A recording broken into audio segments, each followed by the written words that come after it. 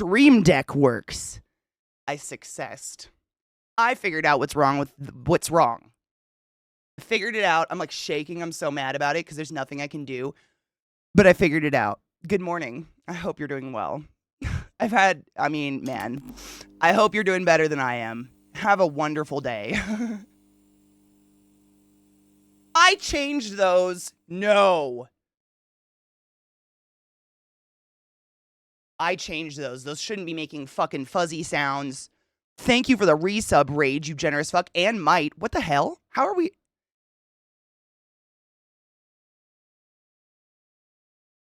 How are we in a level 2 hype train? Is it broke? Okay. Man. So, I figured out why my audio was constantly resetting itself. It's Windows 11. Big shocker. Windows 11 doesn't like GoXLR. So every time my PC restarts, it tries to reset all of my GoXLR shit. Like it tries to reroute all of my GoXLR. So at least I figured it out, but there's no I can't stop it. So it's essentially like every time, I very rarely shut my PCs down, but every time I shut my fucking PC down, if that's what's going to happen, that's life, I guess, for now. But that's what it is. Is music really loud? Thank you. Sorry. Thank you, Vissy. I was just saying, I figured out what's wrong with my audio shit. Thank you for resubbing the class, keeping the classy alive, and giving a fucking anus to wings. Ceramic resin. What the fuck is ceramic resin? Ooh. Fuck yeah.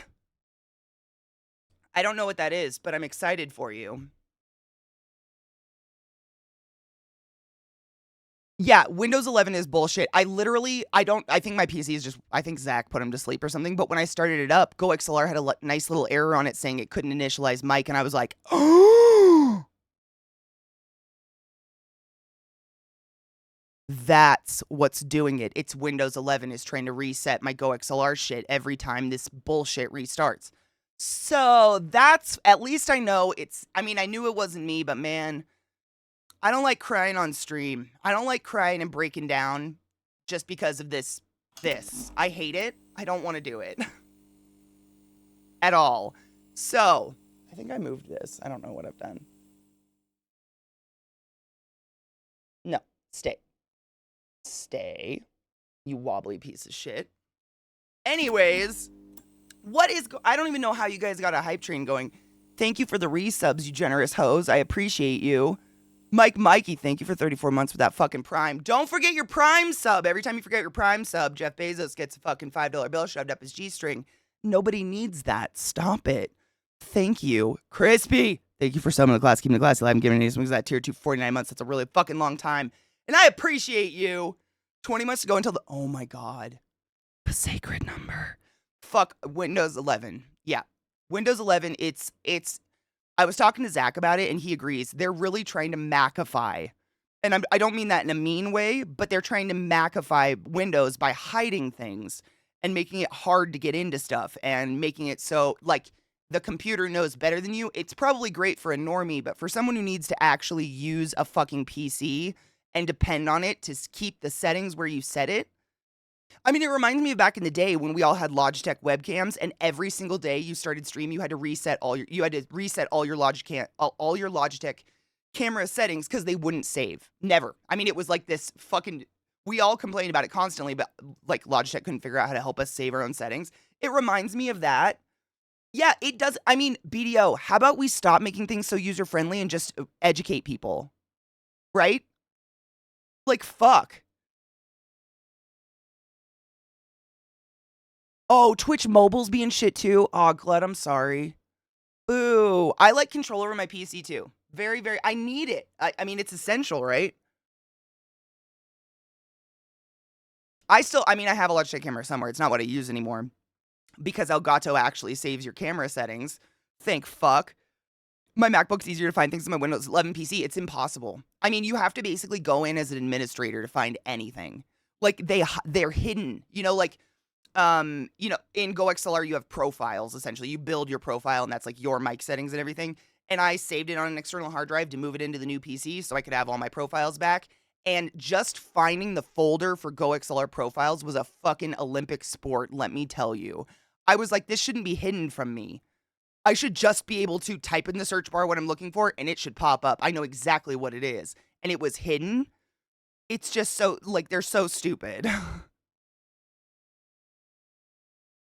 If you just lit your room to suit the Logitech cam, you wouldn't need to change the settings. Dude, imagine. Imagine if that was a thing.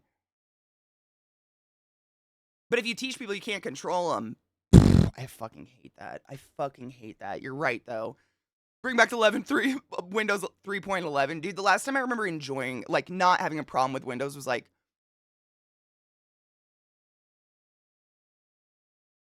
never? I don't remember. Never. Probably never. I feel like I need a coding degree for Windows 11. Like, what the fuck? I mean, it doesn't help it. Like, obviously, none of us are benefiting from the fact that we're all suffering, but it does make me, I'm sure it has to give you guys a modicum of like, peace in your soul, knowing it's not you. Like, I didn't wake up one day and stop knowing how to use a PC. Like, that's what it feels like. That's what Windows is doing. They've made it feel like I've never used a fucking computer before, and I'm like, bitch, I've been here for a bit. I'm probably the reason you have these computers. Stop it. Stop it. Create a new profile and a really unique name and search for it. I don't want to do that. Ceramic resin cures in an hour. So it sounds like Magic it cures. So it's basically clay then, right? So you'd have to paint it. Do you have to like seal it? I would imagine you would have to seal it then, right?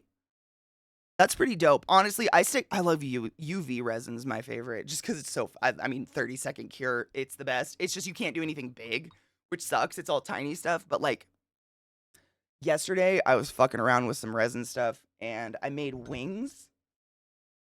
But the fact that you can make them in 30 seconds is the best part. They're like butterfly wings that I'm going to put together into I don't know. I just make shit and then it sits around. I don't know. But I love that I can make it in 30 seconds. I can't, like, the waiting drives me fucking crazy.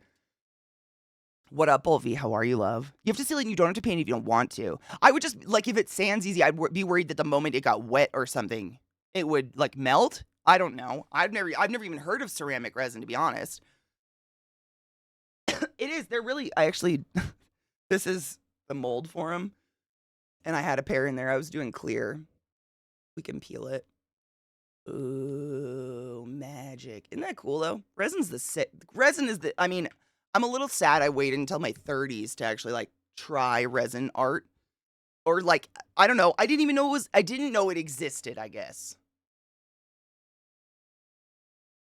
I don't know.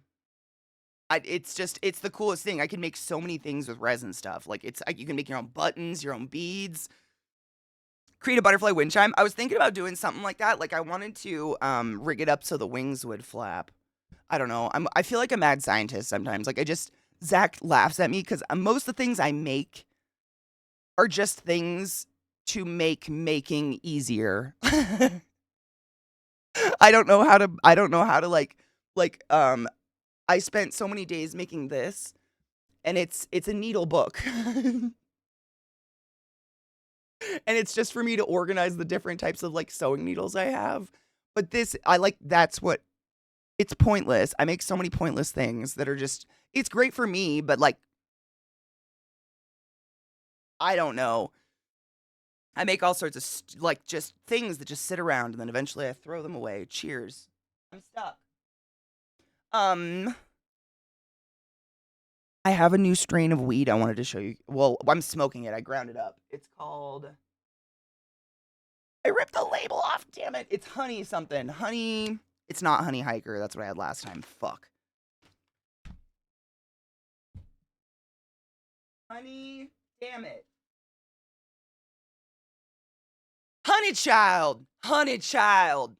Honey child. I already loaded a bowl of it. But honey child, which is allegedly ripped off THC amount every time. Why they put it right where you rip it off? That's the sticker.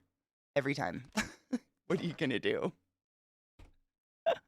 If it's useful, then not pointless. That's true. And it does, like, like, usually those kind of little projects, like, they come into my mind because I'm making something, like, I'm sewing a project, and I'm getting annoyed by something. Like, I'm getting annoyed because every time I reach for a new needle, I have to sit there, like, with my pin cushion like this and, like, look through the eyes, and I'm like, "Okay, is that a sharp? Is that's a sharp, okay."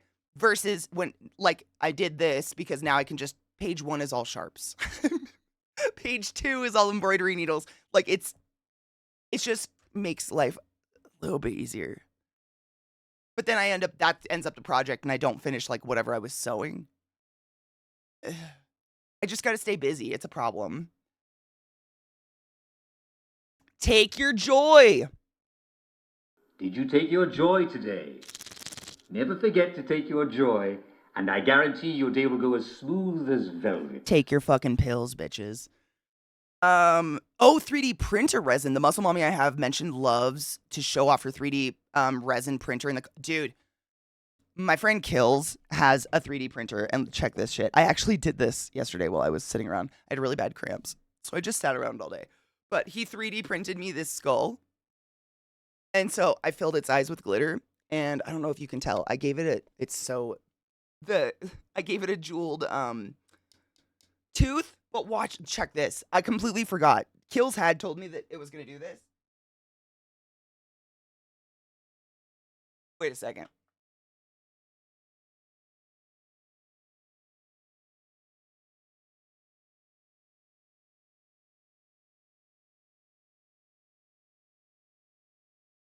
It's rainbow. Oh, it's so oversaturated. The lighting in here is so bright, but like when you hit it with a black light, it glows rainbow. It's like got a rainbow gradient all the way down the skull. It's really cool. It's so bright in here you can't even see the detail on it, but it's a really nice skull and the head comes off. But he fucking 3D printed that shit randomly and sent it to me. But yeah, I remember it. I was looking at it. I'm like, there's a reason why I'm not painting you. I know it. I can't remember why, but there's a reason why I'm not painting this skull. That was why. Good morning, October. How are you, love? Good morning, Captain Stables. How the fuck are you? I got some 2.5 milligram THC mints. Great for microdosing and making work way less painful. Oh my God. One moment.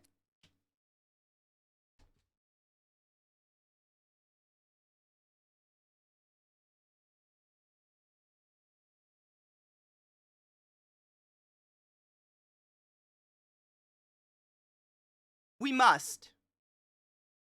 We must. That's all I have is we fucking must. Glut fucking sent this to me. I had no idea. Zach went to the fucking P.O. box yesterday, and he came home with 2 packages for me. One of them was this hoodie, which I like very vaguely remember. I feel like one of you told me you were sending me this hoodie ages ago, but it literally came from Poland. Like, all of the Stoner Gump's so fucking funny. We've watched so many of his videos on the stream. He's hilarious. Glut sent me this. So, no shit. It's a coloring book for one thing. Oh my God, it's so bright in here. You can barely see it. It's a coloring book, but it starts out with all these pages of different strains and the terpenes and like what temperature you should cook them at and shit. And then the last half is the middle is like how do you put it? Like record strains you try and like how it makes you feel and all that. And then the last half is all recipes. It's amazing. I know it's I wish I could show you like it's got some really cool like cool looking like weed mandalas. Broccoli. The broccoli, not broccoli. That's like his thing. Is the broccoli, not broccoli. But there's really cool pages on there. The whole thing's a color. I mean, it's the paper you can color and write on, I guess you could say. I'm going to use it as a coloring book, but like it's like he knows. Dude, Vissy, fuck yes. Coloring books are chill. They are so relaxing. There's no joke about it. Oh, no shit. I'm 3D printing the ghoul gun. Oh my God. That's going to be so cool. What up, Zbot? How are you? Have you heard of Dick Chan or Ding Ding? No. A little anime smiling dick. Wait, I know exactly what that is. Yes. I didn't know it had a name. A friend printed out 100 of them that are about an inch tall and made of glow-in-the-dark filaments so she could hide them all around the house for her partner to find. That's just genius warfare. That's incredible. That's just fantastic. I love that. No, I know exactly the little dick you're talking about. I didn't know it had a name.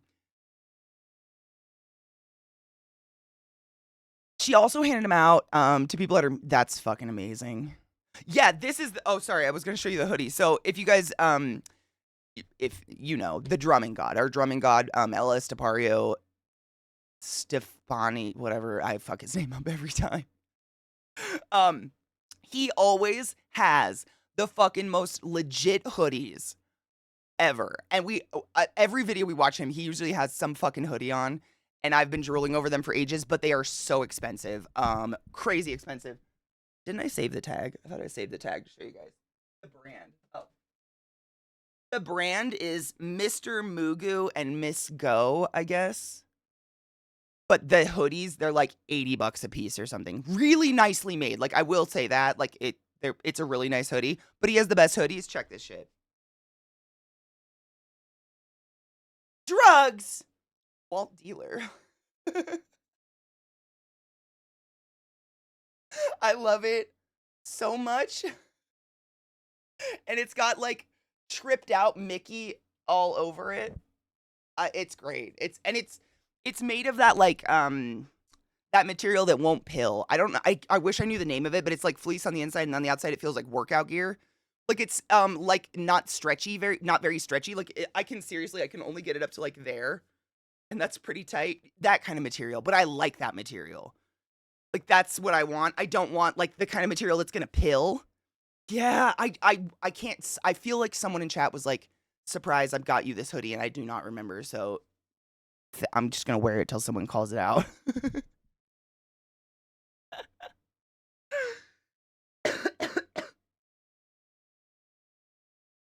Captain Staples, I'm only against AI when people use it to profit off of other people's art. I think people generalize AI hardcore. Like I generalize it. I say, I hate AI as a whole. Like I don't want anyone AIing me. I don't want my voice AI'd. No shit. The other day I actually got an email from like some company that's like, "Hey, ClassyKatie, we love your stream. We'd like to make an AI version of you." I'm like, wow, case in point that you've never ever watched my stream. Literally ever, because I'm pretty sure at least once a day I say I fucking hate AI. Because it's people that make AI and then make these like viral TikToks on AI videos, but it's just stealing art from a bunch of other people. That's where I don't like it. But like there's GPT and shit that people absolutely utilize in a mature and responsible way, not writing papers fully or whatever. Like there's good uses to it, but then, people always take it to the dark place, right? Always. Cheers. Sorry. I cleaned my bong with clean. Look at that shit. It's the best. This hoodie though, right? There's other ones. There's like one that has the Coca-Cola polar bears on it, and it looks like it's like Coca-Cola polar bears, but it says cocaine. Or like I love cocaine or something. There's some fucking hilarious ones out there. And it's all by this company, Mr. Gugu and Miss Go. But again, dummy expensive, and they all come from Poland, which is why I never bought one. But thank you to whoever did this. Cheers.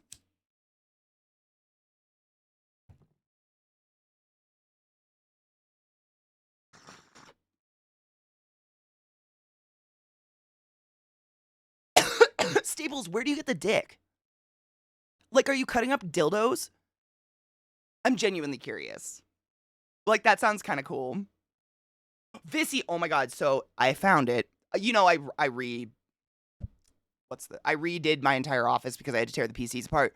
So when I redid everything, I basically shoved everything that's in this corner to the other side of the room and like lost it temporarily. Found it. But I was thinking, oh, it's up on my shelf right there. I was trying to think of like how to, like a cool special way to try it out for the first time, And it's officially what's today? I think like this week. What's today's the 1st, 2nd or something like that. It's like May 5th is the day that my weed is officially cured. My weed. So, and for those who don't know, I grew this. This is not all of it. I grew a lot. But it's a process of like, crap, like it's curing weed. I don't know. Look it up. It's very complex and I don't understand all of it. Sunday's the 5th. I don't want to do it on Sunday. Let's do it later. Let's do it. Friday. Let's Faded Friday this. Yeah? This isn't, I mean, seriously, I actually I brought it all out last night because Glut gave me that book, the Herbally Infused and Chronically Bemused. And the first recipe is how to make his elevated butter. What does he call it?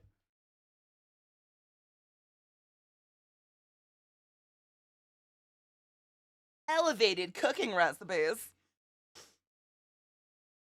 Blast off butter. Blast off butter is the very, very first recipe. And it takes an ounce of weed, which is a lot of weed. That's a lot of money. And I'm poor. And it's like I can only buy an ounce at a time in my state. So I was sitting here and I'm like, fuck, am I going to have to waste an entire trip to the dispensary to get an ounce? My weed. And I broke it all out. I've been keeping it in this little mini fridge that's not plugged in or anything, but it's a dark, airtight place where I could keep the weed and, cure it. It's a thing. You guys know if you smoke pot. But I whipped it out and I was weighing it last night, and I only got two female plants out of all the plants that I grew, and it was 4 ounces. Granted, with stems and shit in there, but if I'm gonna make butter out of it, so I figure I'll pick through it and I'll pick like the stemmiest of the stemmy, the leafiest of the leafy, and then we'll make the butter with that. It's per store. It's actually not even. It's not. I think it's per store. I've never tried to like walk into my dispensary, buy an ounce, walk out and buy another ounce from the same dispensary. I've never tried that, but Zach and I have walked in together and we each bought an ounce. Obviously, it's all for me, but we both buy an ounce at the same time and they say nothing. I'm pretty sure you can buy an ounce and then just go next door to the next dispensary, buy another ounce. Like it's just like that dispensary in one sale can only sell you an ounce at a time, I believe. Correct me if I'm wrong, Coloradans. I'm pretty positive. Yeah, I think it's literally per transaction. I think it's, because it's the stupid, federal legal whatever bullshit. Yeah, Kona, same. Didn't hear this from me, but there's no central database, so you're not tracked. Just got to do it in multiple purchases. Boom. No shit, Viata. I was quite literally just going to say I'm pretty sure that's the way it is because I have, like, gone into my dispensary, done a pre-order or whatever, and they didn't have any more of the strain that I pre-ordered. And so she, like, starts putting together an order for me, and she's like, ooh, it goes over the limit a little bit. And all she did was take an eighth out of it, charge me for this, and then charged me on a separate ticket for the eighth.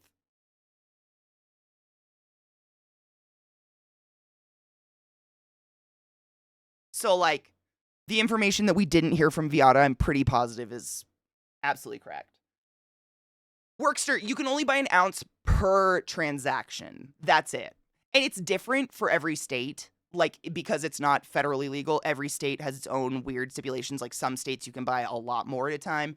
Some states, like, they have edible, edible, like, the milligrams are topped. So, for instance, in every state that I've lived in where it's been recreationally legal, i.e. Colorado and Washington, the max dose in one serving of an edible you'll ever be able to buy is 10 milligrams. You can buy a bag of 100 milligrams of 10 milligram candies, but each candy will only have 10 milligrams in it because that's like the max they're allowed to put in a serving.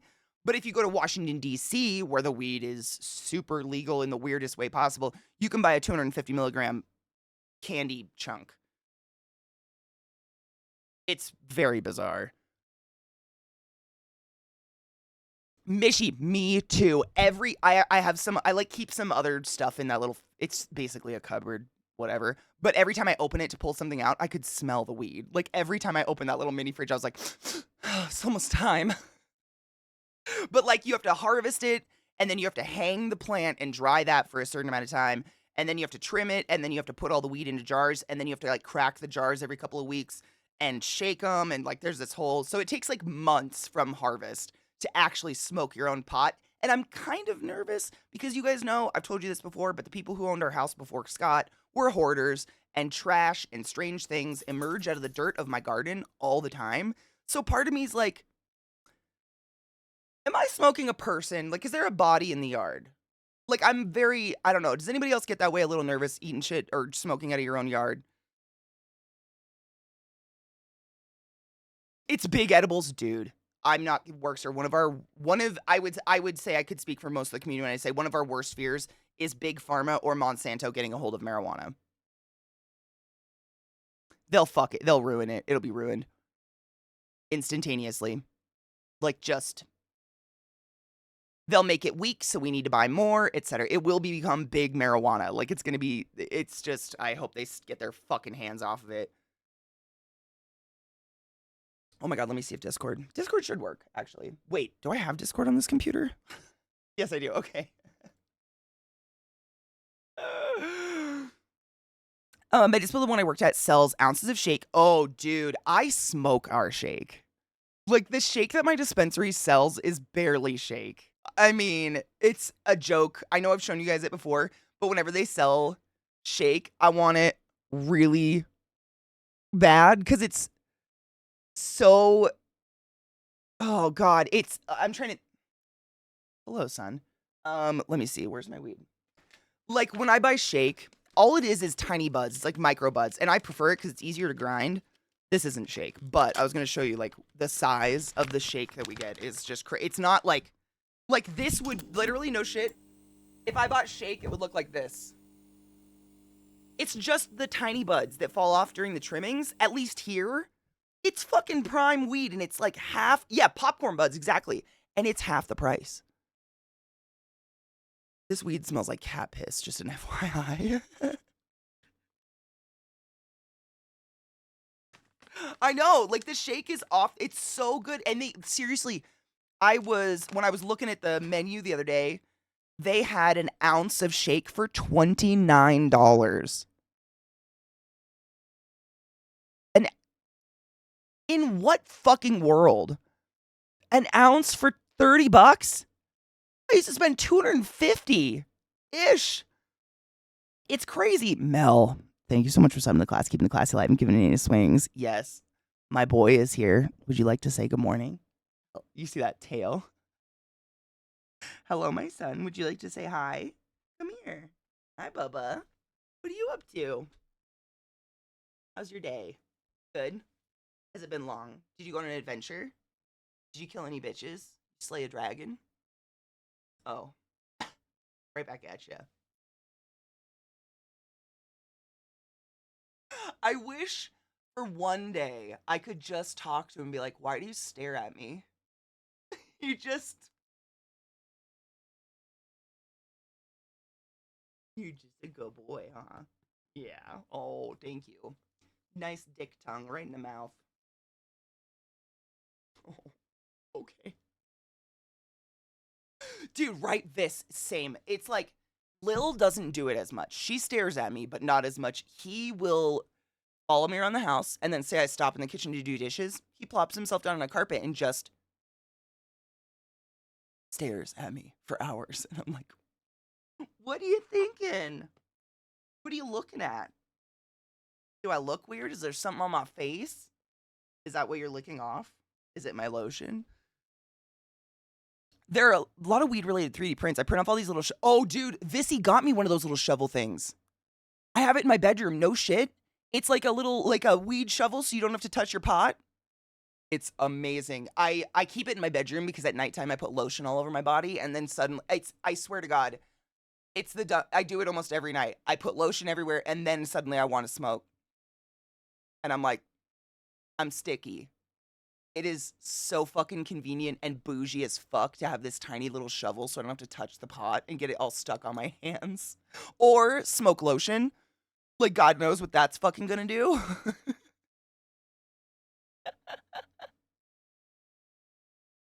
He really is the gentlest, sweetest boy. I got very lucky. He just wants a snuggle all the time. That little shovel is fucking fantastic. I never thought I'd, like, because you guys, if you've ever seen me load a bowl, I load my bowls kind of weird because I don't like touching the weed. It gets under your fingers, like, it sticks to your fingers, even if you don't have lotion on, like, all that, the good, like, you know, not resin. The keef, it sticks to your hands, and it drives me crazy. I sit there like this for 30 minutes, like, trying to get it off my fingers into the bowl. So I turn my bowl upside down into the grinder and, like, press a bowl into it so I never have to touch it. But in my bedroom, it's so nice to have that fucking little shovel because I cannot stand having weed on my hands. Trick loves Rod and Vissy, honestly. I'd love to see him with both of you. Like, just as an experiment, like, leave Trick on camera alone and then have Vissy and Rod come into the house from different doors and just see what he does. He might die.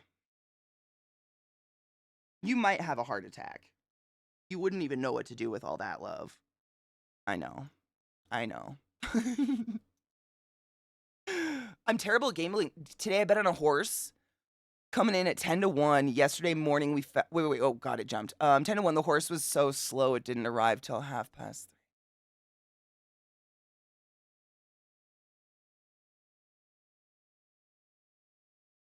What horse? God damn it, Leaf.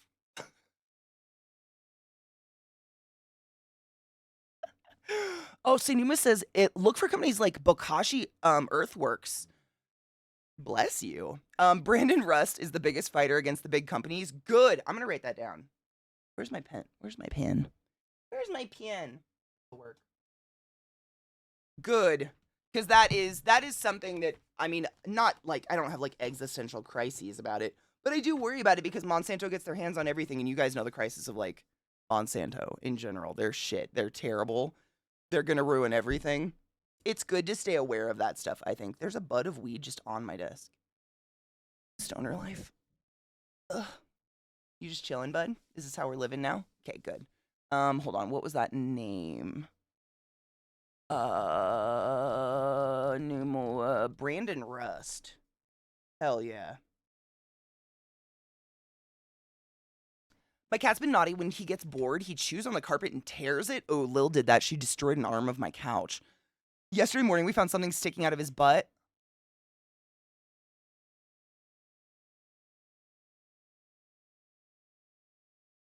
What? I pulled a 2-inch piece of carpet out of his butt. Oh.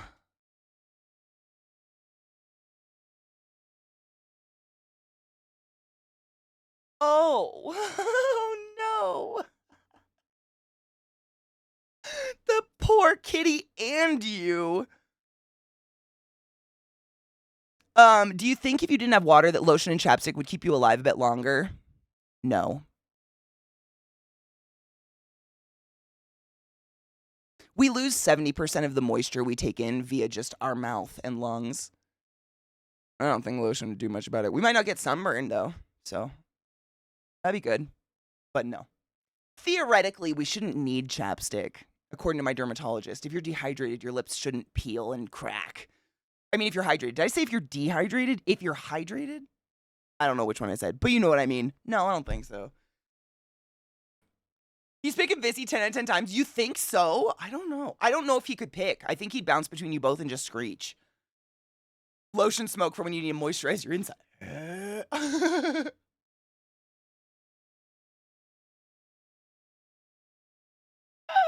Fuck that. If you had Trick in your lap and Rod came into the house, Trick would kick you right in the overseas grammar, and he would jump over my computer. He's done it before. He loves people. Like, I went somewhere the other day and I had to go through a drive-thru, and I swear to God, he almost climbed through the door to get to the drive-thru person. Just for love. He needed it.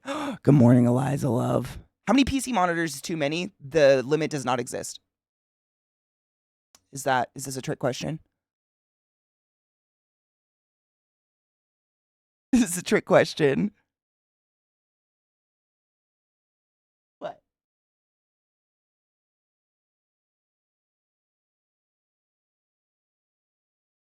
All right. I don't know what you want from me. What's up? You need a potty? Already? Do you see him? He answers me. Do you need a potty? Do you need to go outside? I swear to you, if you would, I wish I would have had the camera on him. He stomps and does this head shake at me, and it means he answers me. I swear my dogs can talk. I swear they can talk. It's so weird. They understand things, and I don't get it. I still can't believe he jumped out of the airport. Do you really not believe that? None of that shocked me. My poodle grown up liked to eat the Mylar tinsel. Oh, fuck. Isn't that really bad? He'd have tinsel hanging off his butthole. Shut the fuck up.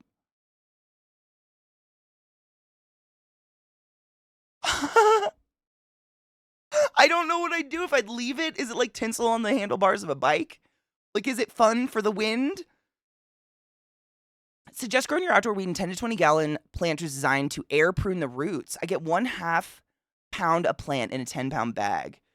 Have seen 2 pounds grown in 20 gallons. pH your water, defoliate around 3 weeks flower. I didn't defoliate last time. That was a big problem. Make sure the root zone goes through adequate dryback at least once a week. I can do that. But that I didn't like. I remember I was so nervous because I couldn't tell if my plants were girls or boys for the longest time. Like, I didn't trust myself that I didn't prune them at all. And then I went away. Was it like Burning Man? And like 3 or 4 of them turned into boys while I was gone. I was so pissed. Such a waste of time and energy on those boys. I had 5 and I got 2. Bastards. Yeah, tinsel. I think tinsel, like people, I don't even know if you can buy tinsel anymore because it was really bad. Like animals would eat it. I caved and bought the TikTok Arzopa portable monitor. What is that?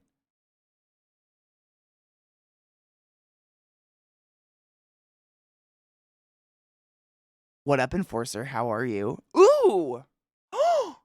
I just want to mention I had my first mental health therapy session today. It's something I'd wish I'd done years ago. Did you take your joy today? I Never forget identify. To take your joy, and I guarantee your day will go as smooth as velvet. I couldn't identify with that harder. If someone had told me that there's a non-biased human out there that'll tell me I'm not crazy like once a week, oh my God. I'm so happy for you. Pills, that's what I'm saying. Like a cat running down the road and just like a little tinsel streamer out the beehole. Mom said the vet had told her not to put it out because it may damage things. So just trim off the bits to get, oh my God. My asshole just clenched so hard. Can you imagine pulling tinsel out of your asshole? Oh my God.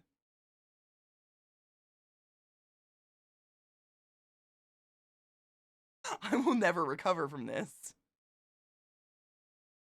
Oh no. What up, Taco? You've come at the perfect time.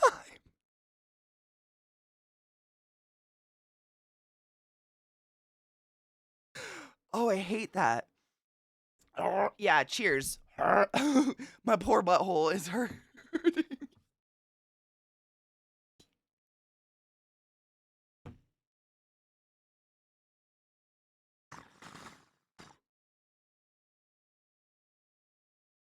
Well, Mel, I guess that's the sad thing is because I culled all the boys, I have no seeds now.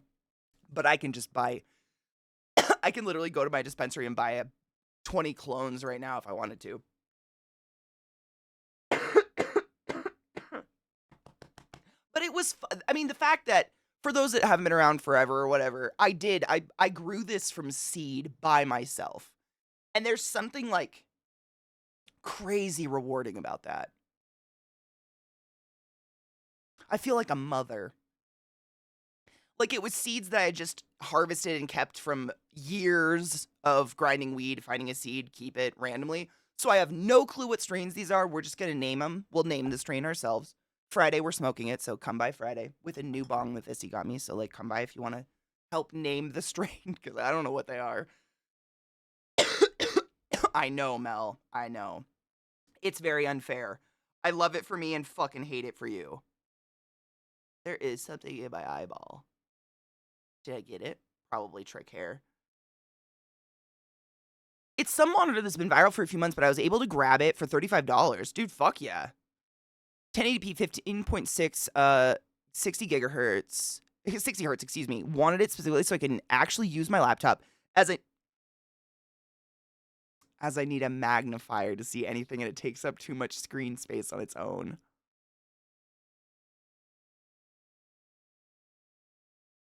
Do you guys want to know how Eliza has to use her cell phone? So the text on Eliza's cell phone is this big. Like imagine this on this. But this is how Eliza has to use her phone.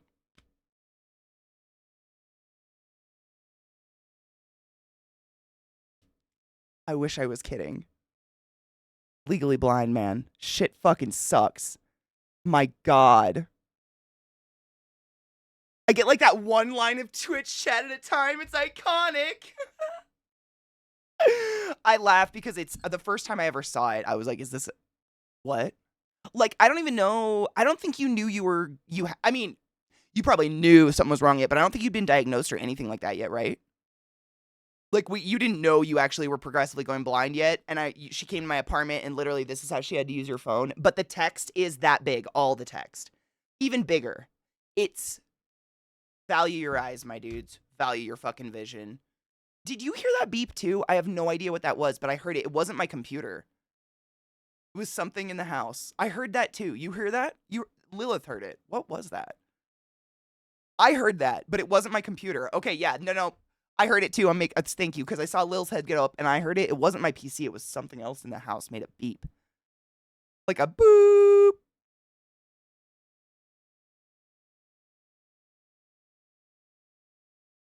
I don't hear anything. Weird. It might have been a truck outside or something like that. I am right on a street. That was weird though. I'm glad I wasn't the only one that heard the strange beep because I definitely heard like a boop. Okay, where's the dick? Where's the dick, Captain? I wanted to see it. Hold on. Time in my love. I hope you're doing well. Oh, I love all you beautiful souls are the magic of sunshine after a hard night's rain. I love that. Hold on. I bet it's in pics and shit or something. Where's the dick? I gotta see the dick. The dick creatures. We were Genova, my love. How are you? Where's the dick? Where's the dipstick? No, Captain was saying that he like gives people dick dinos and literally chops dicks up and puts them on dinos, and I just need to see this.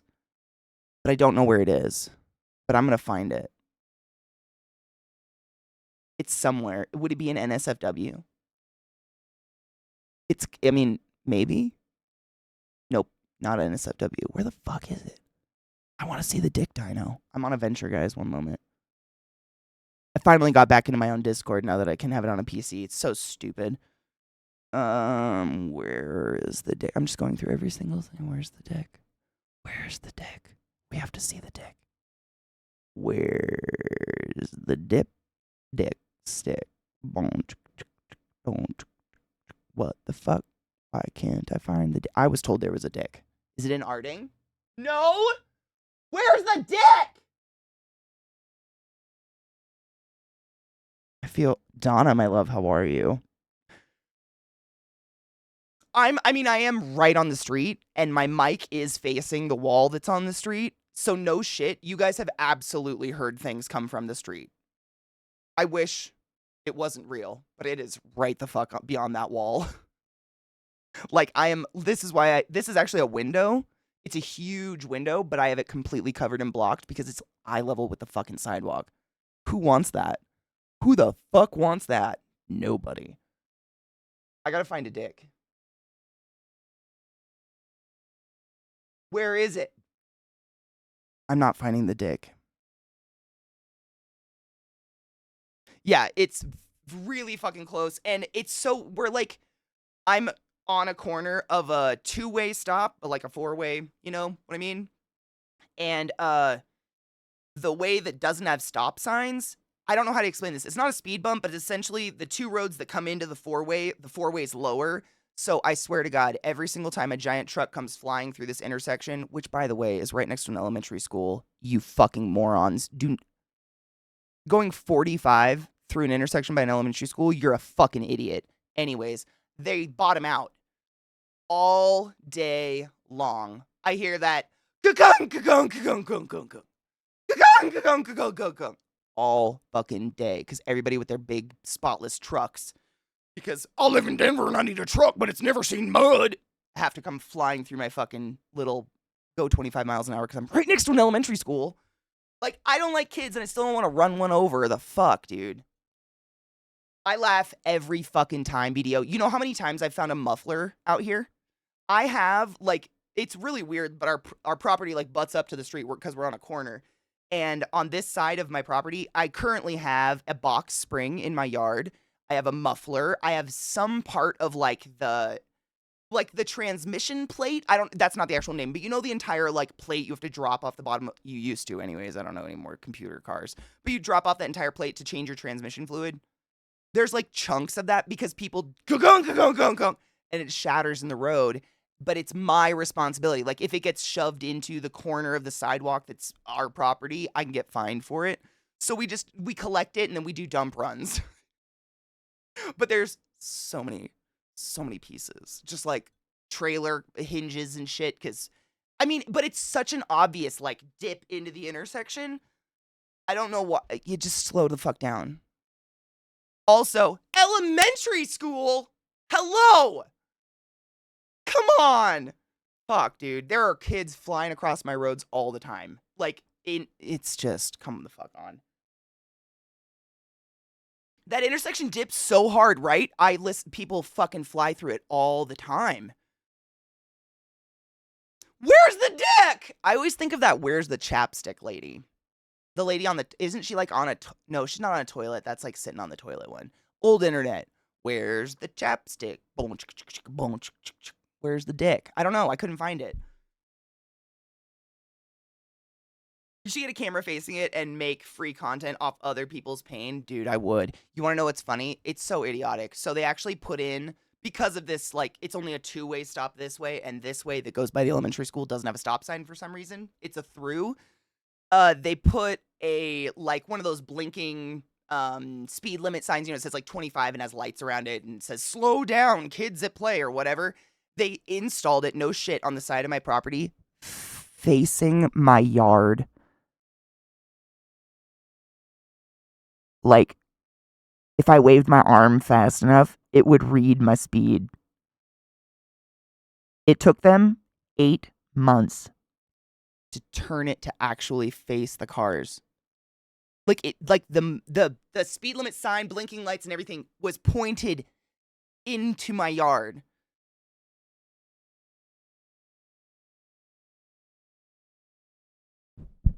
Hey Denver, anyone home? What's happening? It's just come the fuck on. It was hilarious. It was fucking comical. Because if you don't know, those signs, wherever they're facing, that's how they speed check. So, like, obviously, if it's facing my yard, I don't know. It actually took us a couple, like, weeks to realize what the blinking light through our fence was, and we realized the fucking thing was facing our yard. Like, how high? And I realize it's set in cement and stuff, so it takes a while to get it out and move it or whatever, but man, what the fuck? It's just a whole level of dumb that's unbelievable. I have a picture of it. Oh, it's an NSFW. Thank you. I thought I went to the NSFW. I thought that was literally one of the first ones I went to. Thank you. Viata found the dick. Scroll. Oh my God. That's amazing. I can't show on stream because it's a dick. But that's fucking, I would be honored to receive a dick dino. That's incredible. Oh my God, Eliza, we actually tried. Like, you know how the dogs will do the low gear speed, like speeding around the yard really fast? We like would watch the sign, like, come on. For months. It was crazy. It's just so stupid. Thank you, Viata. Viata has posted the dino dick. Please just go look at it at your own discretion. Obviously, it's a dick on a dino, but it's fucking, I have to. That's art. That's just art. I love it so much. Today's stream is sponsored by Where's the Dick? The new game by Hasbro. Oh my God, I'd play that. But just put up a sign, lose part of your car, come see me. I don't know if I want to give it back, though. Does that make me a jerk? I kind of feel like it's mine. To the twats who decide it's appropriate to fly through my intersection all day long and go. Like, it's like, or maybe like knock on the door if you're missing car parts and then be like, $20. You want your muffler, bitch? Pay for my services. Yeah, side hustle. That's what I'm saying, Rage. Like, I could be making some bucks off people's, like, I mean, if we didn't dump, we dump a lot of it. Like we really do dump runs because I'm not shitting. There's an entire box spring in my front yard right now that I had to pull into my fence yard because I'll get fined. Like it falls off of someone's truck into my yard, I get fined by the city. It's fucking asinine, and we have to pay the $100 bill to go to the dump and dump this shit. But it's whatever. I'd rather do that than have litter all over my front yard, to be honest. The glories of living on a public street right next to an elementary school is elementary school kids have no sense of anything and they just throw candy wrappers in your yard all fucking day. Love it so much. Anyways, I'd rather just pick it up. I'm not going to leave it there as like a protest because that's disgusting. But if I hadn't have done dump runs, we could have some legit. I mean, we had a lot. There's been some shit. There's been some very weird shit left on this corner or in the street or whatever.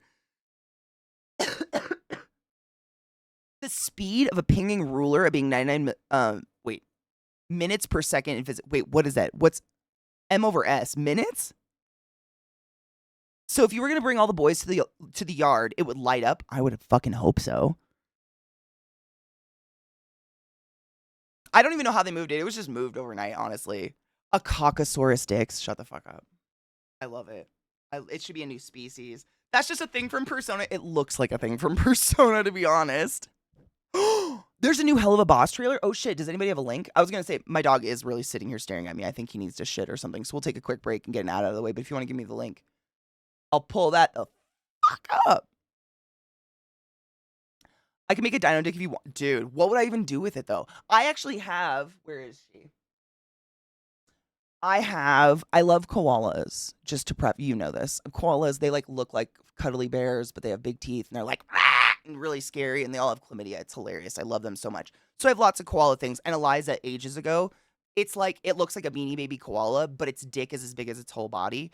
I have these things, but I literally can't even put them in the background of my stream because people are afraid of genitals. It's so depressing. Like, I have this adorable little Beanie Baby with this big impressive dick on him, and no one gets to see it. Because, like, oh no. A penis. Like, we can watch beheadings, but a penis? The fuck? Oh, it was at Drag Miss America. That's where she got it. Yeah, he's beautiful. I have my other koala up here, right there. He's on his back, unfortunately. I thought that might be Dick Koala, but that's my friend Ginny adopted or sponsored a koala after all those horrific fires in Australia for me, and I got a koala, and that's my koala, and I love them. They're just hilarious. Good morning, David. Oh my god. What if I just had the best idea. So you know the Jeff Bezos thong with all the dollar bills? What if I like somehow wrapped that around the koala's dick? Would it be too obvious?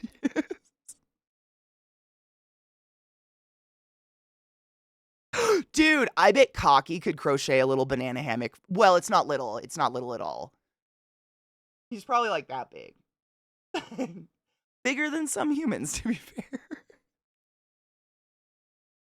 But I bet Cocky can do anything. Cocky literally can crochet anything. Yeah, that's what I'm saying. Like it's just a bowl, right? Well, hold on. What if I have a different idea, not better, but different. What if we just crocheted a skirt? Cuz like anything we crochet that's going to be banana hammock-esque, the dick is bigger longer than the body, it's going to be dick shaped. So like what if it was just a dress that you could like you know? Like give people a little show once in a while.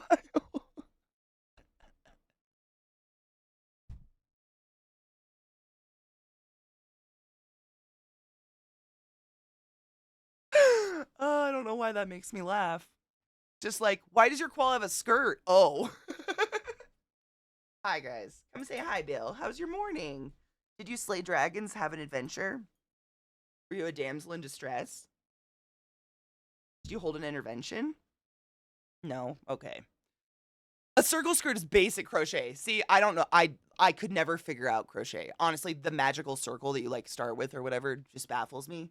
But I know there's a lot of crocheters out there that, I mean, that's like, it's just a circle, right? Crispy. Okay, where is the koala? Oh my god, I see him. Okay, 1 second. Let me grab him. Hold on. Up, Bill. I'm gonna grab him and I'm gonna try to cover it. I mean, she doesn't have to do any shit for me. I was just saying, like, she's one of the people I know who crochet and can crochet literally anything. She's so fucking talented. Um, Side note, until I was in my 20s, I pronounced it crotchet. So,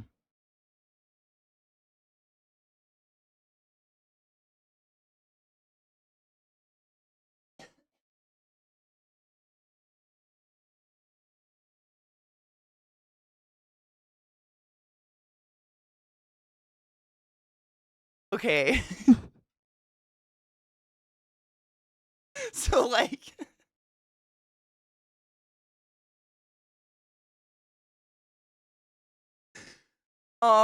this is my koala.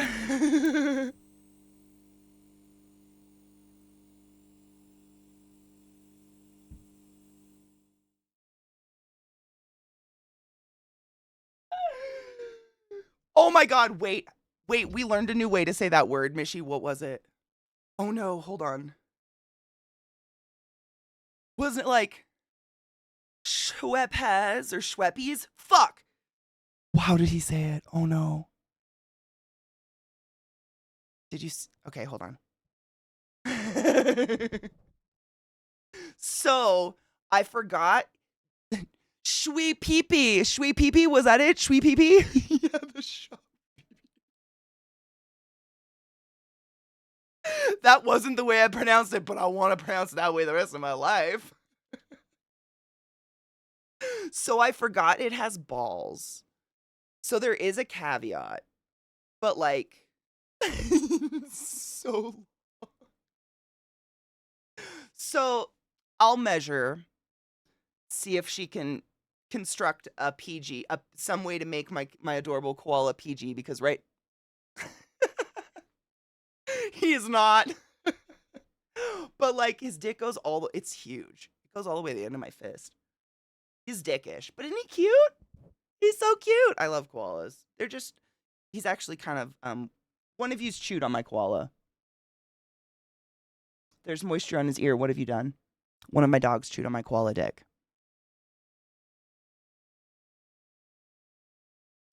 I mean, she's the crocheter. That's what I'm saying. Like, it was Eliza's idea to do a banana hammock, but I was like, I don't know how I couldn't. He's precious. Look at him. Oh.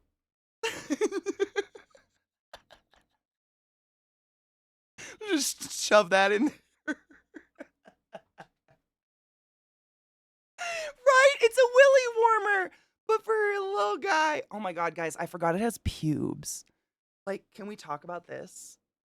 Do you see this? Like,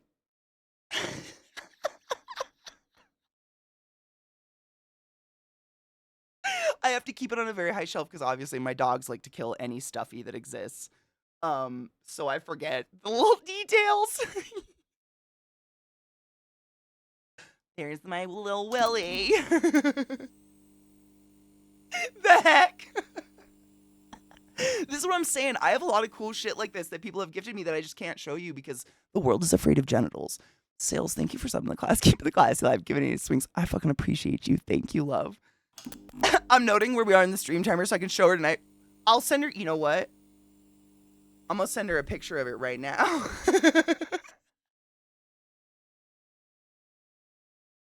I'll put a picture of it in the Discord so you guys can see what it actually looks like. Because I straight up can't show you. What? Lizzie, what? Wait. First off, thank you for sending the class, keeping the class alive, and giving me an anus swings and being my forever lover. Secondly, what year is it that we're getting a Harry Potter commercial? Thirdly, does ClassyKatie support that message? No. Fuck that turf. She's at work with children. Okay, I'm going to put it in the Discord and I'm going to save it and send it to her in the PM hours because this is not for children. Cocky works with children.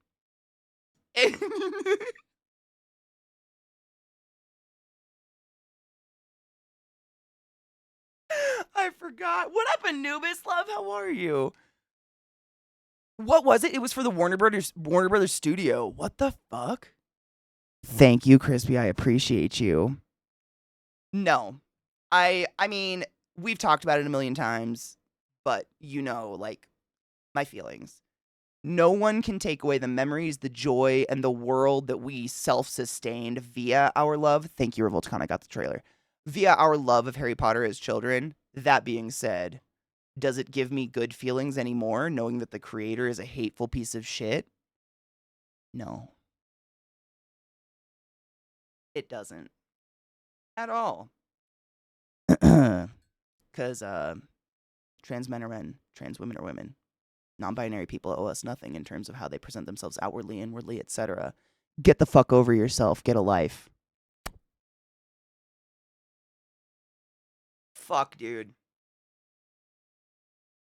Is Mashley Magic and Muscles? Dude, yes. I'm here for that one.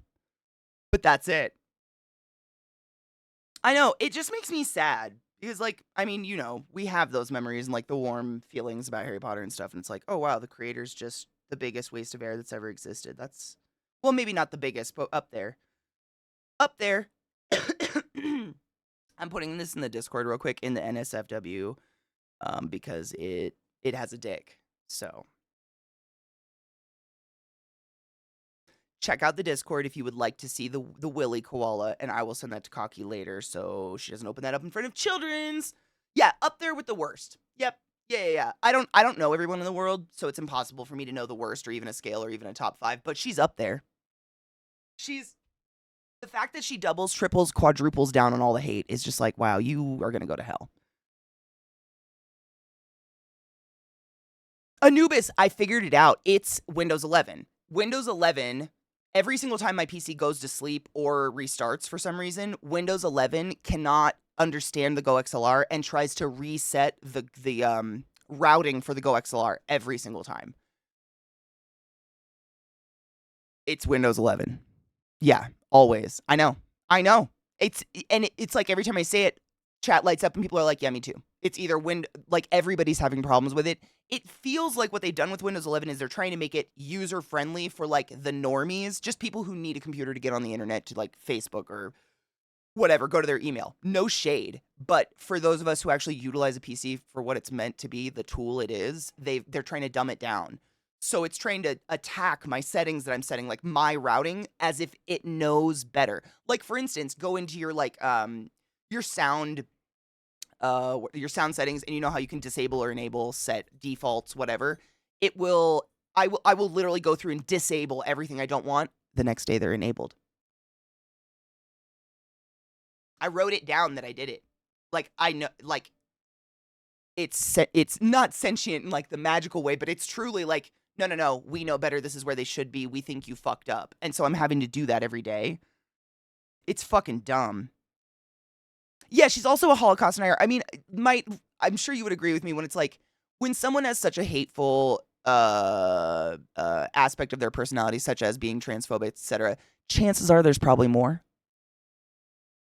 I've never met someone that keeps their hate in one little area. You know what I'm saying? They tend to let that shit bleed over into everything. So they tend to be racist and homophobic and et cetera, et cetera, et cetera. Like, they're just bigots. Yep, GoXLR isn't supported on Windows 11. Yep. I have the sleep problem. I had to turn off the sleep functions. Me too. Same. Did yours get stuck asleep? Oh my God, Zbot, that's exactly what mine did. I have the sleep problem. I had to turn off the sleep functions, or it randomly sleeps and won't turn on or off. Like your power button went non-responsive, right? Same with love, though. What's love. What's love? They love in one area, they love in all areas. Same with hate and love, like you were saying. Oh. True. That's insightful shit, man. That's insightful shit. Way to be a mirror, bro. That was some insightful shit, actually. He's true. That's probably why people who are loving don't tend to drift towards the hateful bullshit.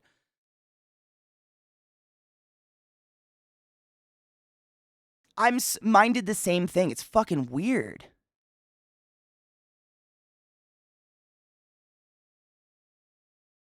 It's like, how many times does JK have to be told that she's wrong by good people before she gets it? That's kind of stubborn bigotry that baffles me.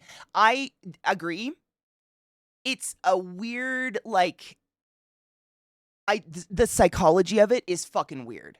Like, her doubling, tripling, quadrupling down on this behavior, attitude, whatever the fuck it is is weird.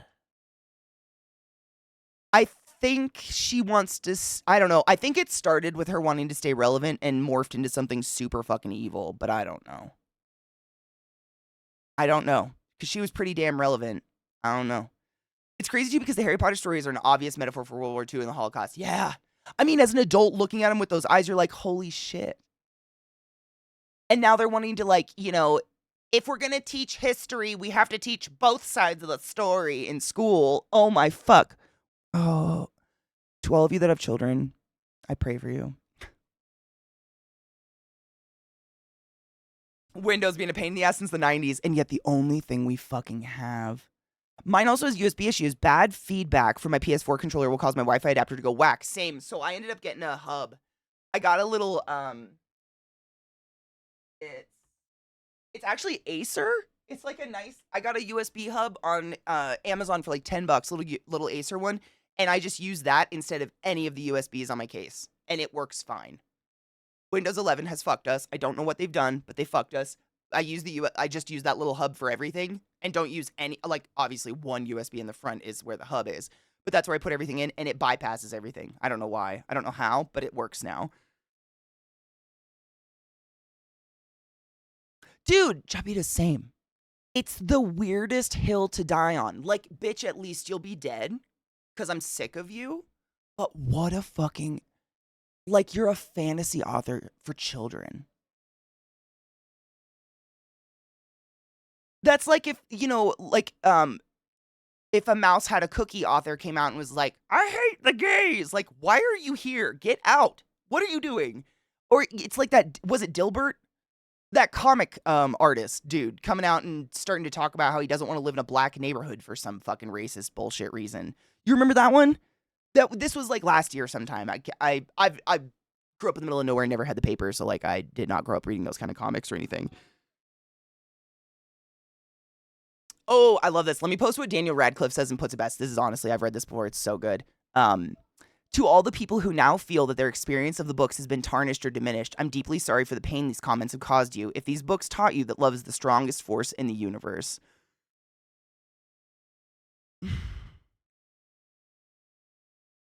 Cheers. Wait, I have 5 minutes. You got the hoodie. Is this from you, dude? Knives. I just got it yesterday. Thank you. Did you know this was coming from Poland? Oh, man, I thought I saved the bag. It came from fucking, I got this and was like, it was all in Polish, like Cyrillic all over it. I can speak Russian, not Polish. Not the same. Similar, not the same. I was sitting there staring at it like, what is this? Is this a bomb? Did someone send me a... no shit, Knives, all day I've been telling... honestly, thank you. Just as a side note, fucking thank you. I love it. It's super high quality and so fucking comfortable. I was telling people all day, I'm like, I have this memory. I know someone in chat was like, I got you this hoodie and sent me the link, and I could not for the fucking life of me remember who or when or why. It was this, I kind of felt like maybe it was a fever dream and I bought it. But don't have that money. I would never. I could not fucking remember. So fucking thank you, dude. It's really not, it's actually like, it's one of those like where it's the, it's like fleece on the inside, but the outside's that more exercise. I say exercise material, but it's like, I don't know how to explain it. I wish I knew the material, but it's really comfortable. You are not forgettable. Shut the fuck up. How long ago was this? Are you kidding me? I couldn't tell you what I did yesterday. This was months ago. Wasn't this a birthday present? Yeah. Months. Stop it. Months, dude. It came from fucking Poland, man. It didn't smell. I always smell things. Is that weird? Things that come from different countries, when I pull them out of the package, I always give them a big, like, didn't smell like Poland. Was it Dilbert?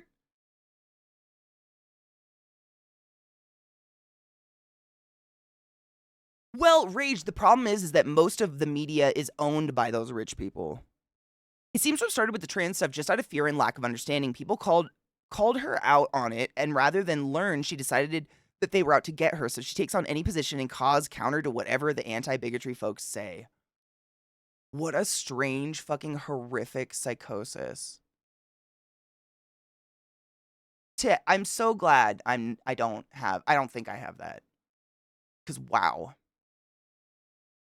Is Dilbert what Office Space was based on, or was that, there was another comic? Nope, I think Office Space was based on a different one. Yeah, fuck J.K. Rowling. Agreed. No shit, Knives. Right before you came in, someone got an ad for J.K. Rowling on my channel. Or for something. Hello, sister. How are you? Oh my god, Sarah, do you want to see my hoodie? Look at this shit. Knives got me this. It's incredible. I don't want to roll over my dogs. We need to take a break because they're both at my, like, literally I have 2 dogs. There's Trick. Wait, no. Lilith, Trick. They're directly behind me because they need to shit. Look at this. It's so good. And like, I know we've seen all these hoodies on the Amazing Drummer God a million times, but I did not realize that the rest of it is just covered in like tripping Mickey. And Donald, like, this is just the best. It's so good. Oh yeah. It's this company actually saved the tag so I could tell you guys. I've been drooling over these hoodies for ages, but they're fairly expensive. And I get it now wearing it. It's really high quality hoodie. Like, it's one of those hoodies where the shoulder seams like are nice. They line up. It's like fits really well. They're nice hoodies, and it came from Poland. But it's Mr. Goo and Miss Go is the brand. They have so many fucking hoodies that are hilarious like this. Like, one of the ones that I know our drum god has worn, it has the like Coca-Cola polar bears, but it says cocaine on it, or I love cocaine or something like that in the Coca-Cola script. They've got so many, and they're just comical. But it's really nice quality hoodie, so I ain't mad about it, and I'm very thankful. Office Space was made by Mike Judge, the guy who did King of the Hill, but wasn't Office Space like the story based on a comic, or am I completely making that up in my head? I could be, 100%. Or no, it was the stapler guy. He's from a comic or something. Like, his character specifically. Right? Why do I think this? Maybe it's just in my head. It could be just in my head. Okay, we have to take a break because my dogs are... They need to shit or something. It was strange she used an alias starting out so people would think she was a male writer, but it was all about calling a trans person by the name for their gendered identity as a problem. Uh-huh. Yeah. She is very contradictory in a lot of senses that way. Dude, Boone, they're phenomenal. We've literally got exposed to them because of, what is his name? El Estebario Siberiano. He is a dude on YouTube who just is a drumming god. We just call him the drum god. He is despicably talented. It is disgusting. And he's always wearing these hilarious hoodies. And every time we see one, I'm like, oh my God, they just get funnier. This is probably the best, though. The drugs. And Walt, I think it says Walt Dealer or drugs on the back. Hold on. Does it say anything? Am I making it up? I might be making it up. Oh, it's just like the Disney thing right there, right? I can't see my own back. It's really nice, though. They're really, like, I would drop the money on another one. Really nice quality hoodie that's just, sewn well, good material. It's thick. The hood is double lined. Oh, and get this. It fits. With a bun. The audacity.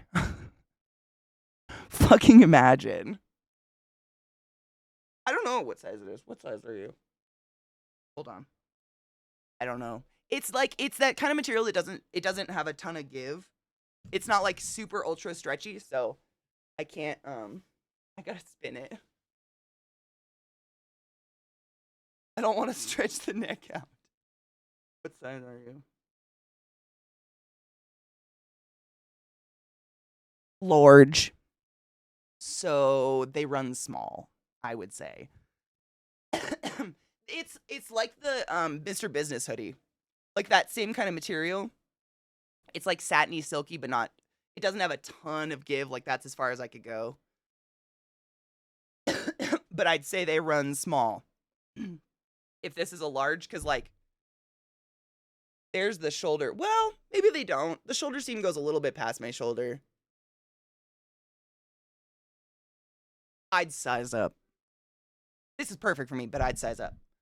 Because a hoodie, you like if I was buying this for myself, I probably would have bought a medium and probably would have regretted it and wanted a large, because usually when you're wearing a hoodie, you've probably got clothes underneath and you want some, I've never wanted a skin tight hoodie. That doesn't seem fun. Yeah, hoodies are normally like a size up situation. Exactly. Yeah. Like you want the baggy, like comfy, the comfy aspect. And I don't think it's comfy if it's skin tight. I would size up. I'm glad it's a large. A medium would be not. I feel like my wingspan wouldn't be able to go anywhere. It's all a combination of a lot of trauma in her life, resentment of her parents matched with her privacy, and kids being exploited in 2011, 2013 when she noticeably changed. She got sucked into that alt-right pipeline. It's so sad. It always makes me wonder, because many people in the world, I mean, I would venture to say the vast majority go through some pretty horrific shit, and shit happens to them all the time, and we don't do that. Like, none of us are out there sucking into QAnon or the alt-right. I feel bad. I pity people whose brains can flop into that, because I don't know. I go back to it all the time. Like there's a personality type. Cheers, and then we'll take a break. Thank you for the ad redeeming. I keep forgetting. Lilith's literally staring at me across the back of the couch in front of me right now. I always go back to like for me, I can only speak to my own experience, but for me, when I'm like sad, depressed, something bad happens, I punish inwardly. I punish myself. I go for myself. I have never, ever, ever, ever, ever had an instinct to attack others because I'm hurting. But there is a personality type that when they feel pain, they lash out. And I can't help but think there's something about that in the psychology of it. Because there's so many of us, and by us I mean you and I, who I would argue to say, and you don't have to say anything, have probably gone through some dark, horrific, don't even talk about it shit. And yet, we're not shooting up schools and concerts, probably don't even have a gun. We're just going about our day-to-day trying to, get through it. There's something different there. Something. You know what I'm saying? Cheers.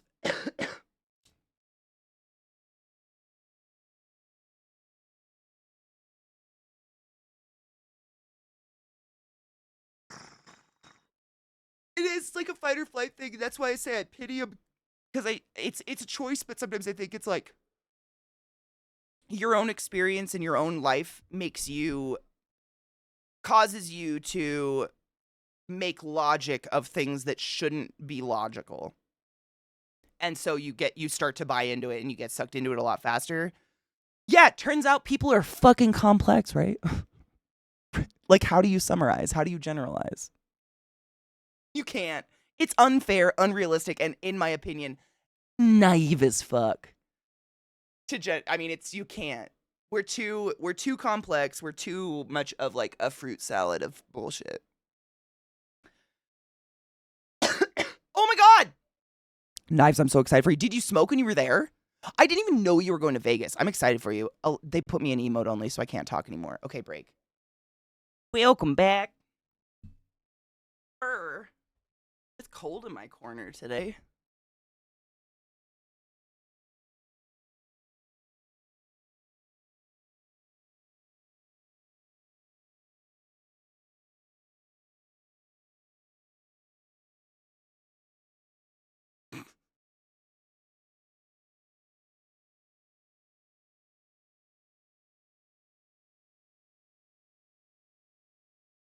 Yeah, we can all dream about the death and dismemberment of people, but unfortunately, when we put it into text, they can use it in court. People are the worst. I have an itch. I was gonna try. I haven't, new computer things. I haven't logged into Instagram yet, but there were a few Instagrams I saved that I wanted to show you guys deeply, but we're gonna watch this Hell of a Boss trailer, because that's importante. Muy importante.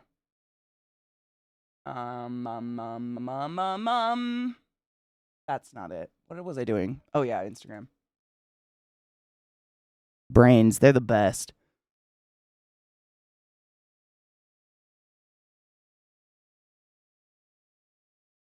Ooh, Lizzie, fuck yes. I remember Leaded Gas. It was a very, very short amount of time for my childhood, but it was there.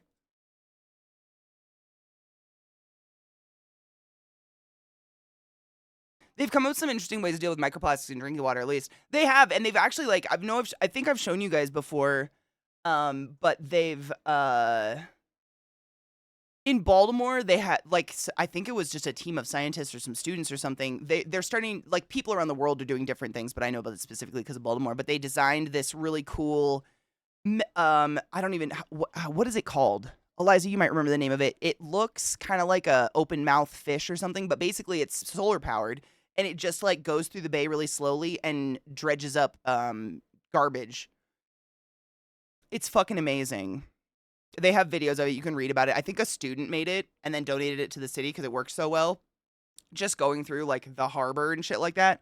But they're trying. I mean, there's they're trying. They're trying. No. Ugh. Don't autoplay. I fucking every time. Every time. I got Instagram to work. Don't autoplay. Got it. Bitch. Suck my balls, motherfucker. Have you heard of that one? It's really cool. And I think a lot of places around the world, because you guys know those huge like garbage islands in the ocean and shit like that. They're nauseating. Or like the fact that there's islands in the ocean that have animals that when they die, I mean, there's islands out there that people have never inhabited ever. And the animals die full of like toothbrushes. You know, like the trash that we have effectively just destroyed the earth with it's so bad. Yeah, the North Atlantic rubbish patch. It's like how do you know how far across it is? I want to say miles, but I think that's exaggerating. It's huge. And it's just like a mass of fucking rubbish. Of garbage, plastic, shit that doesn't break down. It makes me anxious. Like, it's so gross. Getting it out of the water will help it out of the food, but I don't think there's a functional way of filtering it out of the oceans yet. Yeah, it's so, I mean, how do you create a filter that specifically only targets like a molecule that may be the same size as other molecules, but it's microplastics, you know? I want to say I've heard so many people like talk about how big it is. I want to say yes. It's unfathomable how large it is. It's not quite visible from space because it floats below the surface, but it's big. Ships have to go around it since it binds the propellers. Wow. I mean, the people exactly. I mean, think about like like I think they're literally garbage floods that happen in India where it's mountains of trash like it's an avalanche of garbage that kills people. It's so crazy what we've done. I read about the garbage we make that we'd send over to China got so bad China pretty much decided not to continue taking it. Yeah, they stopped. They don't take it anymore. I'm pretty positive I read the same thing. Yeah. Aerogels really? How would you like I guess the next, and I mean, I'm not expecting you to know the answers to it, but like my next move would be like, how do you apply that to the ocean without harming anything in the ocean, I guess? I don't know. Sincerely, no idea. It's fascinating. Yeah, this is fine. Flames? Yeah. Okay, hold on. Hold up. Pause. Oh my god, kitty cat. We have to watch Hell of a Boss. And a funny. I set up my scenes on this. Please work. Oh, well, that's not it. Wait.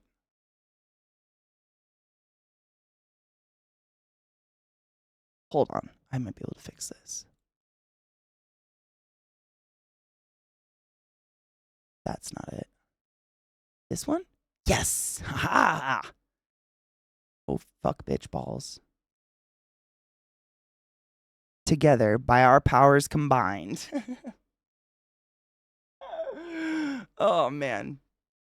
The Ocean Cleanup Project. They're basically vacuuming the Great Pacific Garbage Patch. Good. Oh, fuck. I haven't heard about this. Let's submit the Star Trek transport and beam it all out. To where? I feel like it would end up... What was that movie? Oh, my God, Anubis. This was... Oh, dude, you guys will remember. It was a movie where someone invented like a spray that would make the poop in your yard disappear, like the dog poop in your yard, but it was all going somewhere else. Like I feel like that's what would happen. You know what I'm saying?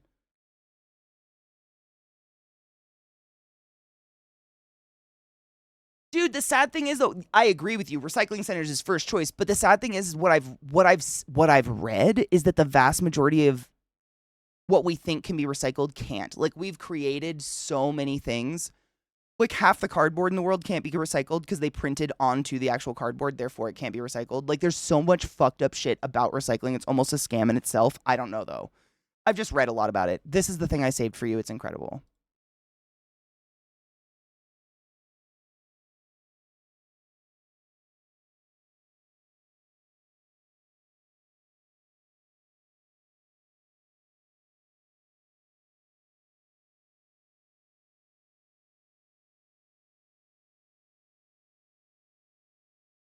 Don't do that. Right? The song and the performance is based on Chicago about all these women in prison who killed their shitty husbands. But this is just this came across my Instagram today. Look at those cheeks. Are you kidding me? Look at those kicks. Are you kidding me? If you'd have seen it, you would have done the same. Dude, I love Chicago. Chicago is one of those rare ones where the modern one with Catherine Zeta-Jones and Renee Zellweger is actually phenomenal. Like, they so rarely redo a musical and do it justice. It's Richard Gere, Queen Latifah, across the board. I just watched it recently again. It is so fucking good. All the music is off the charts. And, like, Catherine Zeta-Jones and Renee Zellweger, they learned how to dance to do this, and they do a phenomenal job. It is, like, the movie plays out like it's on a stage, you know? So, like, there'll be these intimate moments where two characters are talking like it's a movie, and then all of a sudden a spotlight drops on Queen Latifah, and she stands up and sings, and it's like a stage all of a sudden. Kind of plays back and forth between that. They do such a good job. I'm a little picky about my musicals because I love musicals. I like musical theater, but I want it to be like jammin' music. I don't want it to be like theater kid music. I'm a theater kid. Like, am I allowed to say that? I think I can say that. Like, you know, the obnoxious theater kid music. I don't know. That's like I hate. Yes, David. Like, I don't want to listen. I've tried. I don't like Hamilton at all. It's theater kid shit. Whereas that, like, Chicago, the music is just fucking spot on. It's so good. Wait, the sign in the background? Wait, this one? This one? Or from the video? That was from when we played Portal the other day. That was I was trying to think of quotes from Gladys in the first one. And, like, I think she says something along those lines. I rapid wrote that before we played it the other day. It's like, every time you survive, oh, it's you.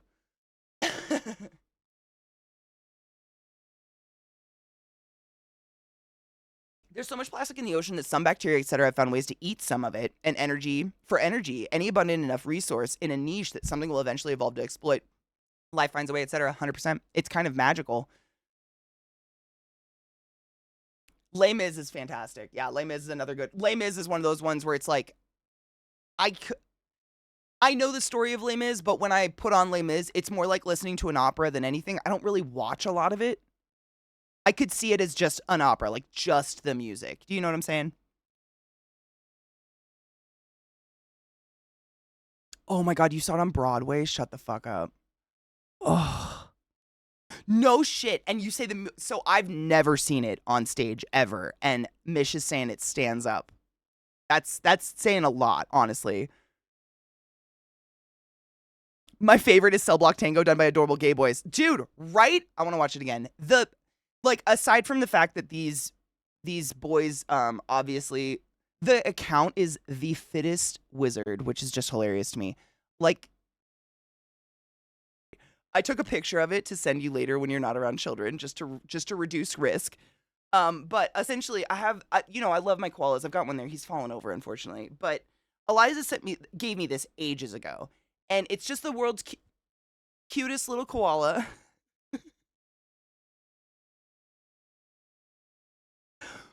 But his eucalyptus is overgrown. Yeah. He's got a huge cock that, as you can see, is larger than my fist, and balls. And like Eliza had the idea that we could construct him a crochet banana hammock. Side note, I realize he has pubes. Like, can we talk about this? Look at those. They're adorable. There's so many details. He has balls too. Like, I'm doing my best here. Doing my best censor here. But Eliza came up with the idea for like a crocheted banana hammock, and you were the first person. I just said, like, I was like, Cocky can crochet literally anything. I bet she could come up with a strange koala cock. Cocky's cocks.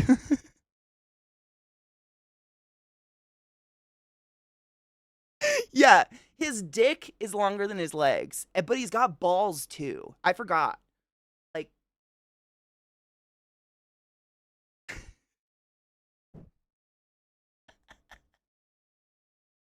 Cocky's cock socks. Have you ever felt your little man getting cold in the winter? Try a cock sock. Crocheted by, oh, there's so many C's we could play with here. Crocheted cock socks. Cocky's cock socks. Crocheted Cocky's cock socks. Oh, God. Yeah, that's it. Yeah, he's very girthy. It's asinine. It's a little ridiculous, but I love him so much. And all I was doing, I brought him up. I don't know why I even brought him up, but we were talking about something earlier, and I was like, I have all these really cute little like plushies and stuff that people have sent me, but they either have penises or vaginas on them, and the world is so fearful of genitals that I have to have them, and I have to like literally censor them from my stream. God forbid anybody sees a plushie dick, because none of us know what a dick looks like. Like, come on. But Cocky's cock creations, concoctions.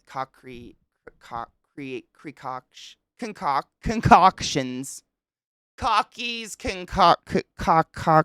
Nope. It's too much, isn't it? That's too much. Katie went too far. That was it. I took a picture with the dick revealed, though, to send you later. I just didn't want you, like, all of chat was concerned you might open it in front of the children, so we did not send. I put it in Discord, though. So if you want to see it and you have a moment away from prying eyes, it's in the NSFW of our Discord. With the dick.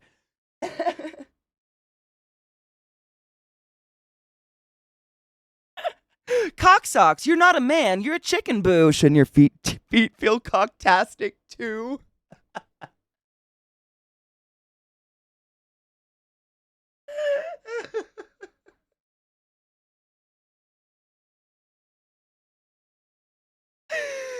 You take those. Those are for you, Cocky. If you like any, I mean, seriously, she really is. Cocky sends me pictures of what she crochets. She could crochet anything. Like, she's so nauseatingly talented when it comes to that stuff. Not even a joke. They're phenomenal. Cocky's concoctions. We could make like a dick butter. Like, safely masturbate. Stop using mom's soap. Mom's expensive lotion. Buy some cock cream. Cocky's concoctions. She really is fucking magic. Like, whenever she sends me a picture of something, I always show Zach. And like, he'll be like, oh wow, that's really pretty. And I feel the need, maybe it's the ADHD urge to over explain. I'm like, no, but you don't understand. You see how that's like 4 different colors? Like, she did like a diamond and then that color and then so she's sitting there with like multiple skeins of yarn and like crocheting that color in when she gets there. And then she does that. And then she's like, you don't even understand. And he just looks at me like,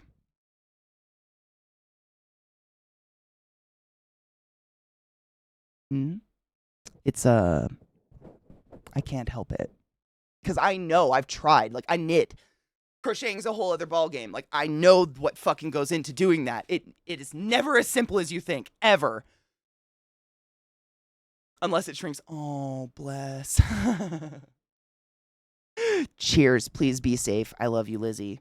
Hold on. I was going to load a bowl and cheers to you. That's what I was going to do. You don't even know he does. I mean, seriously, like and he like thinks they're very cool. And does not care how it was made. But my crafter innards have to be like, you don't understand though, because this and this and this and this. So little fucking extra. Oh, Lizzie, I actually got a new strain. And of course, check this. It's so annoying. But the way that they sell weed, they, sometimes it comes in a bag, whatever. They put the sticker right where you tear the top off. So, like, every time I'm like, it's called receipt. Honey Child. Honey Child. It's pretty nice, though. It didn't say a THC on it. Again, I ripped through the fucking sticker like an idiot, but I like it. It smells like cat piss. I would say that. But it's tasty and I like it. Cheers.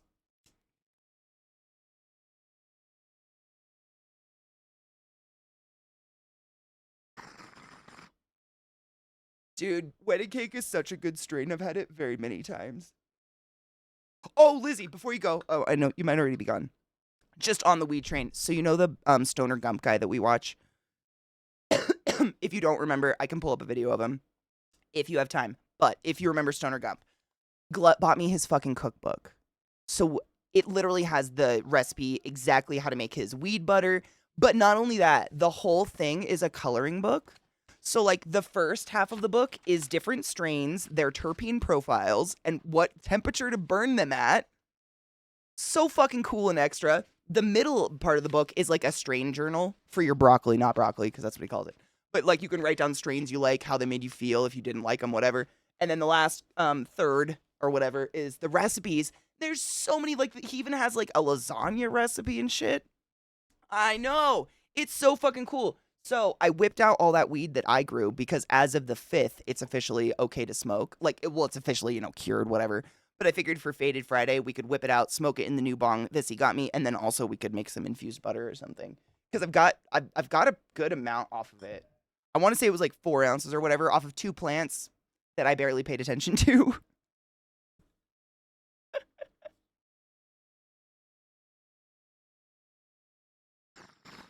Does the boys lady smoke? I always find, like, it's interesting to me. I have never been in a relationship with a stoner. Ever. Not on purpose. Ever. It's just not ever happened. And I find that's more often than not. One person in the relationship smokes themselves to like we do, and the other person doesn't at all, but doesn't mind it. They just don't partake. It's interessante. I don't know. I gotta clean my bowl. There's my ashtray. Beginner, the dabbling level. Man, I wonder how she would feel like, cause like I smoke a lot, like we all smoke a lot, I think, comparatively to the rest, to like how would you say, like, there's a term for it. Eliza said it, like we're considered, I love you, Lizzie, please be safe. There's like a term for people that smoke like daily versus recreational. That's the word. Recreational smokers. I always think of myself as like a pretty fucking heavy smoker, and then Vissy visits me. And I'm like, oh shit, bitch. Like, she puts me under the rug. She's a tiny little bitch, and she puts me under the fucking rug. It's crazy. Like, impressive. Eliza, same. And I don't know what it is, like why. I think because what's the term? Oh my god, my dispensary told me this term. Let's grind up the other. I got another strain, but I've had this one before. What is this one? Long bottom boogie. We've had this one. It's a good one. Ripper versus a sipper. I think I tend to be a ripper versus a sipper or something, or the other way around, one of the two. Like, I get really high, and then I get up and I just go do shit. And I don't think about it. Whereas these bitches carry their bong from room to room and hit it and keep hitting it, which is awesome. Like, I try to keep up and get really fucking high. But, like, for those that don't smoke and you hang out with me all day and you're like, wow, that bitch smokes a lot. Let me tell you, no, I do not. These bitches outdo me. I'm 6 feet tall and I could not smoke them under a table if I wanted to. I think I'd go out. Like, I don't know. I think it's just because I get busy and I get doing shit and then I don't think about it, but I don't know. A sipper, is that what it is? When you, like, nurse the bowl? Because that's, I noticed Vissy, like, and this is just, everybody has a different way of smoking. In no way, shape, or form am I throwing shade or saying there's a right way. There ain't no right way. There's a wrong way, like, don't be gross and dirty, but, like, there's no right way as long as you're smoking weed safe. Smoke your weed safe. But, Vissy, like, when she loads a bowl, she loads them not super shallow, but she cooks the whole bowl. Like, she roasts that bowl. She hits it until it's gone. Whereas I take one side of the bowl, cover it with my lighter, and then hang for a while. Maybe that's it. She one-shots them, yeah. But they're a little bit smaller. Like, it's not like she's one-shotting the bowls that I load. That would be, no one could do that. I don't even think your lighter could get that much, unless it was super fucking dry. I took him an ounce in a pre-roll yesterday. He looks at the joint and was like, oh, that may be too strong. I love it. Bless them. I honestly, very jealous. I know, I think I could speak for the vast majority of us. Like, I like having a tolerance to a certain level, but there's something I remember. You remember the giggles? Do you fucking remember the giggles? Like, I know we get kind of the giggles, but there's a different level. My partner doesn't get high from weed at all. What an unfortunate. I mean, I guess if you'd never felt it, though, would you miss it? No. So, yeah. Weird, though. I wonder, there's got to be something like a THC receptor, like, block or something. I mean, I only smoke when my knees are killing me, smoker. I get it. I would die and hack a lung. Same. I would literally. Yeah.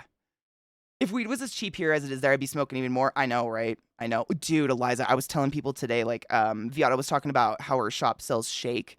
And I was like, or shake pre-rolls, like, infused pre-rolls or whatever. Like, you remember, we got shake when you visited. Like, the shake here is just little buds. It's popcorn buds. It's not shake. Like, it's not shake by any means. And when I was shopping for weed the other day, no shit, they had an ounce of shake for $29. I almost got it, but I had points to spend, so I got nicer weed.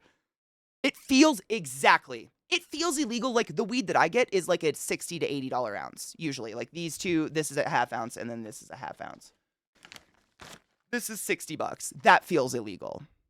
I feel like it's illegal or it's gonna be bad. Like, I have this weird mental thing where, like, oh, is it skag? No, it's not. It's sometimes the highest THC in the store.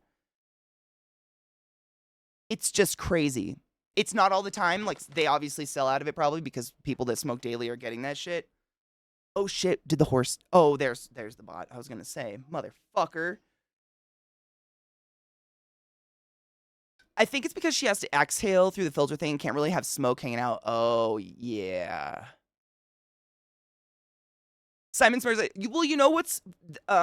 Zach has made... He's like, I can't tell really the difference. Like, there's no, like, drastic change in your demeanor when you smoke. He said, because I've asked, I'm like, is there like, do I suddenly like, do I whatever? Is there some noticeable change that you can tell? He says no. But I don't know. Maybe that's because I'm always high. Like, if you're always high. The brand, it's what is it? 777. Unparalleled 777.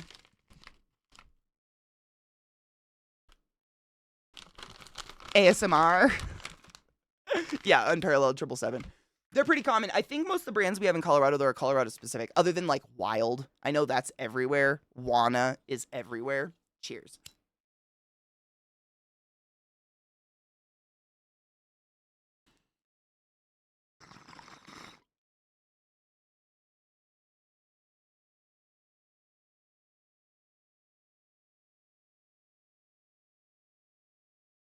If you didn't cough for like 2 minutes after smoking, I'd never know. Yep. That was a hot one. Give me a minute. Whoa! Oh, the filter? Oh my god, what is the command? Is it just filter?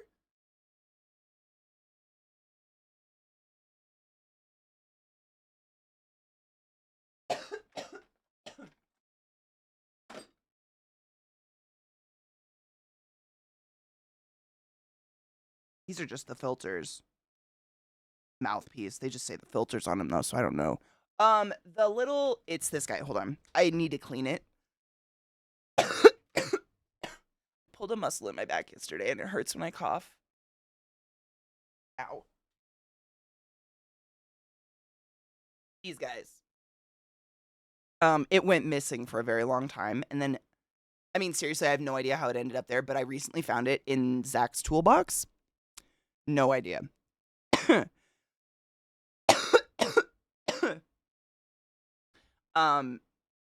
I was gonna try mouthpiece, because all of them say mouthpiece, but it's Peace.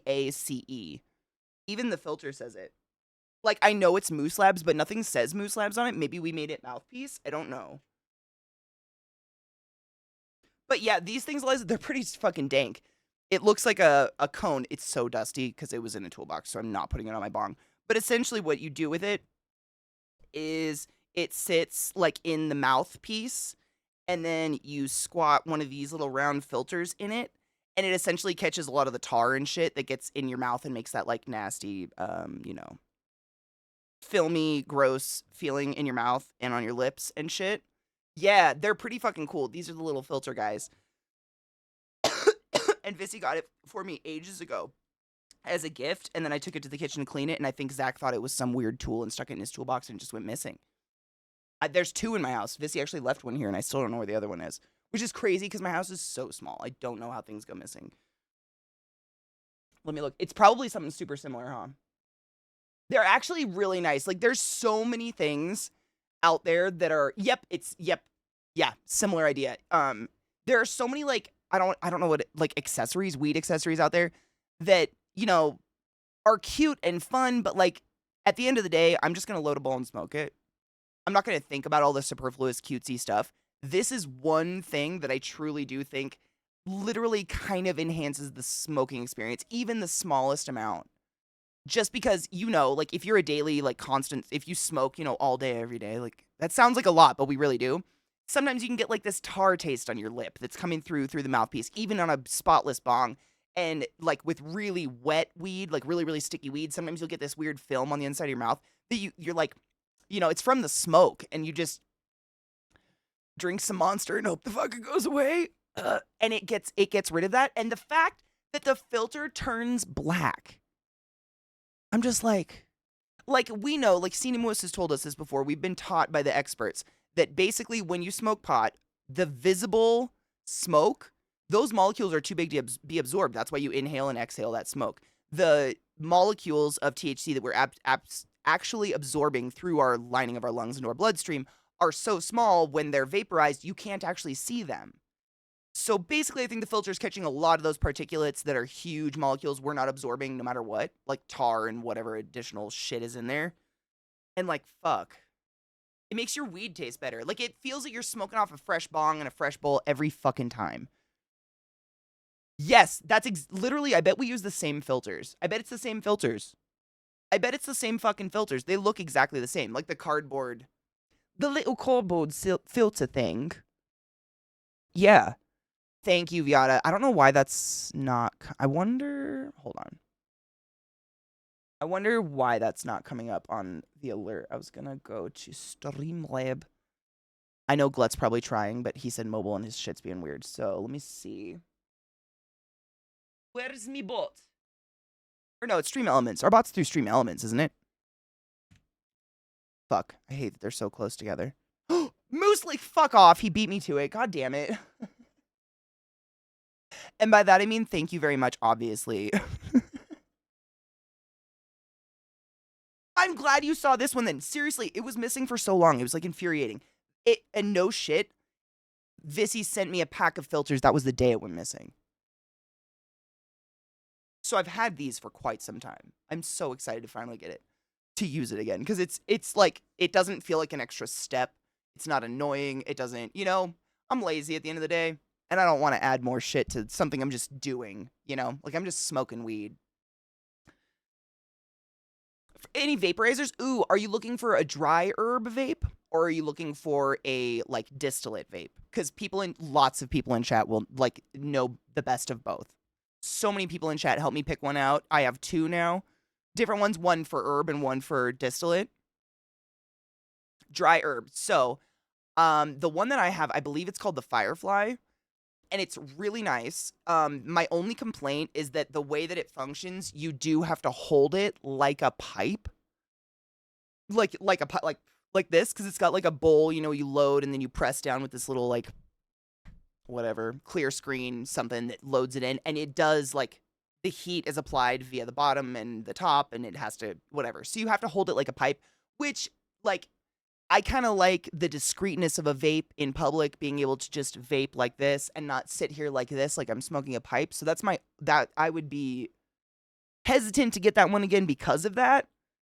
Because it absolutely, I mean, it kind of looks like you're smoking crack, honestly. Like it's a weird thing that doesn't look like a vape. You're holding it like this and smoking it. You know, it kind of looks like a weird drug thing. Not my favorite for that. I've heard really good things about, I think it's called the Da Vinci. No shit, Eliza. I was trying to think of the one that I got recently. I really like it. I have a PAX that I use, obviously. PAXs are the best. They're not the best, I'd say the most universal. Like, I feel like everywhere you go, you can find PAX pods. But I have, oh God, not a dab pen, excuse me. I'm sorry, my brain got mixed up. It's just a vape, like a vape pen. But it's in my purse. Let me go grab it, hold on.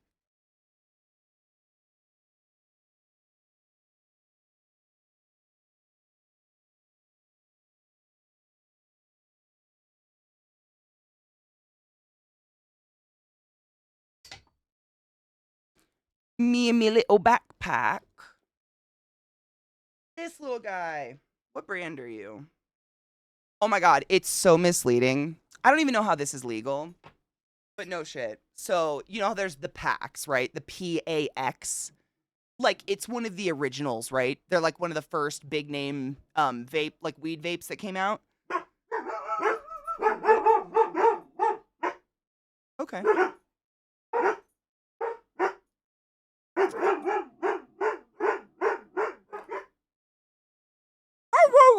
Whoa, whoa, whoa. I can sound stupid too.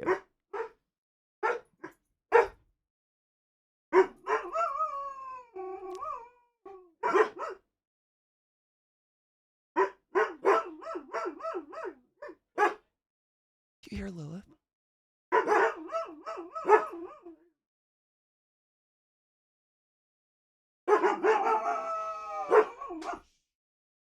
I think there's sirens. She was howling. Yeah. I think there was sirens outside. That's the only time they will howl. They try to howl to the tune of the siren. It's so weird. But I heard it's so weird. I know.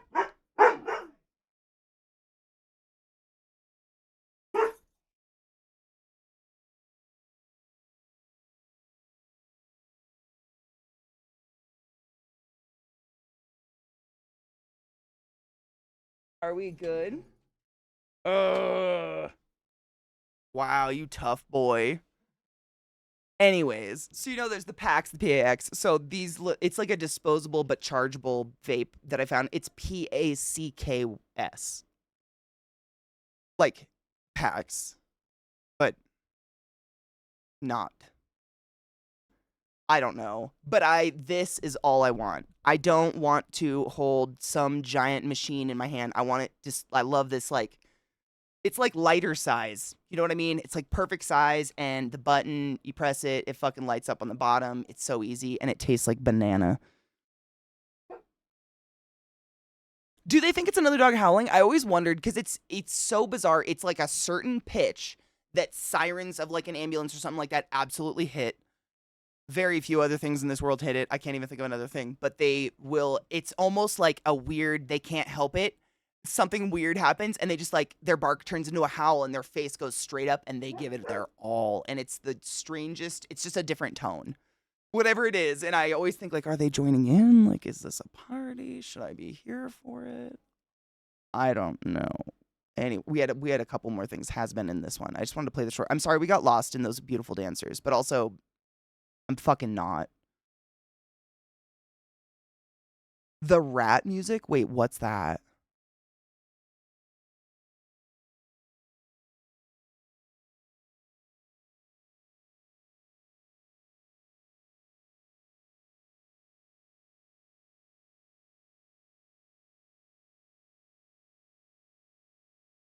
Oh my god. Oh my god, I get it. The rat music. Oh my god, my heart.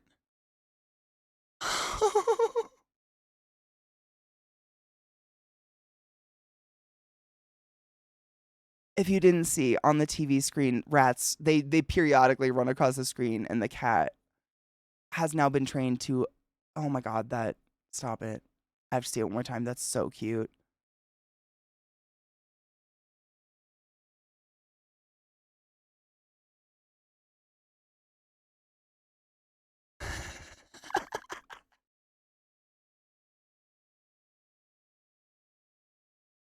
Oh my god. I've never seen a cat react to anything like that before. That is so cute. Oh my god, this is a really cute cat in general, though. What a pretty kitty. I mean, every cat is perfect and deserves all the love in the entire world. Like, I think we're universally agreed on that, right? But, like, that's a really pretty cat. Those eyes are stunning. I fixed those. I'm pissed that they're still making that buzz sound. I apologize. We'll work on those after stream. Helltard, thank you for subbing to the class. Keeping the class alive and giving it a swing so fucking long. I appreciate you. Yeah, like, it was funny. Fuck it. I called it. Did I not? I said it like 2 seconds before. Solus is gonna break our hearts again, isn't he? Oh, he did it in the trailer.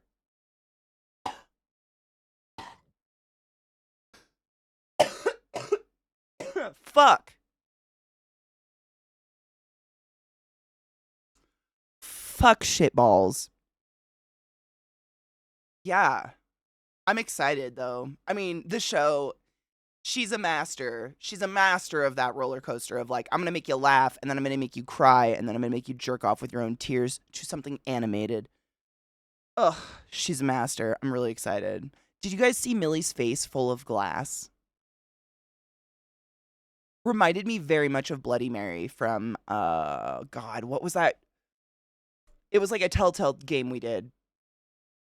Oh, it was really good. Telltale, was that what they, like the Decisions Matter click through story? Oh, fuck, it was so good. Wolf, not Wolf Among Us. Was it? It was based on Fable. You guys know the exact one I'm talking about. Oh my god. It's based on Fable, but not called Fable. I don't remember. Oh. Anyways, I don't fucking... Whatever. Oh my god, Helltire. So last week, I think, Glut managed to actually someone managed to make an actual lurk alert in our channel for the first time ever.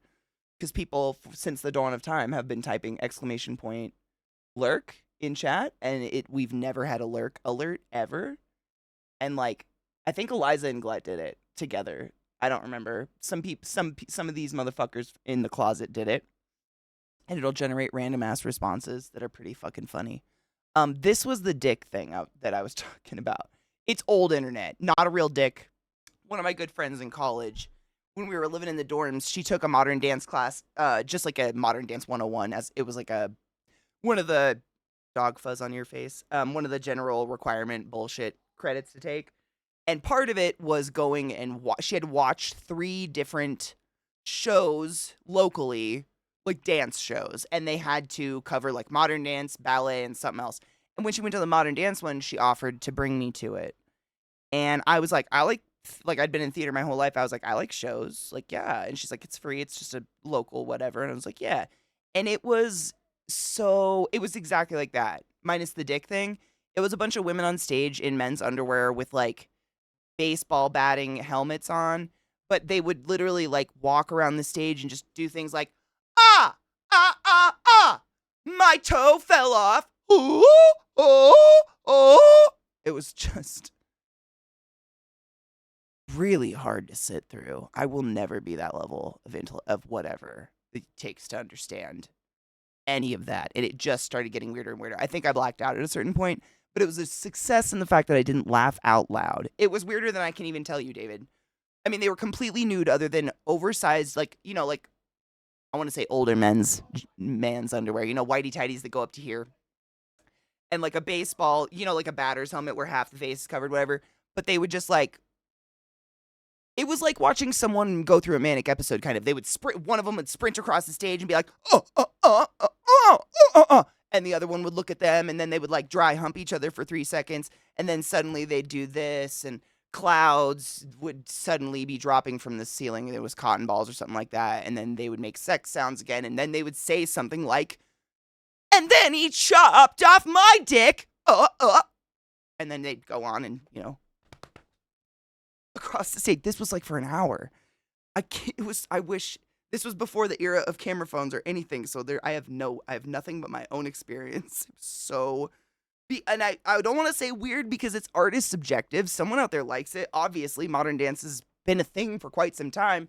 It's just not me. Probo, shut up. No. Wait, I think you have a Bellingham in Texas as possible. Yes, David, exactly. Yeah, where like the crotch slit is like so long you wonder. You're like, how far do you need to go in there to pull? You don't need to pull your balls out. Did you know? Yes, those.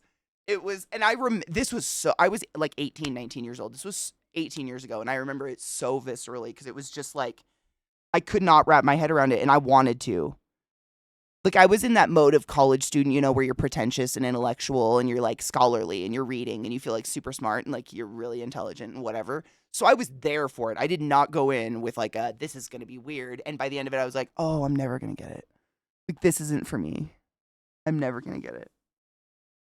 I'm never going to understand. I think there was, if I remember correctly, there was, like, a brochure or something you got when you went in. And it said it was like the timeline of a youth or something. Like a child growing up. Which I don't. Sure. Again, subjective. I probably like some weird shit other people don't like. I ain't here to judge. But I'm not going to force myself to understand that because there's just, I don't get it. I don't know. I've tried. I don't get it. It doesn't make sense to me.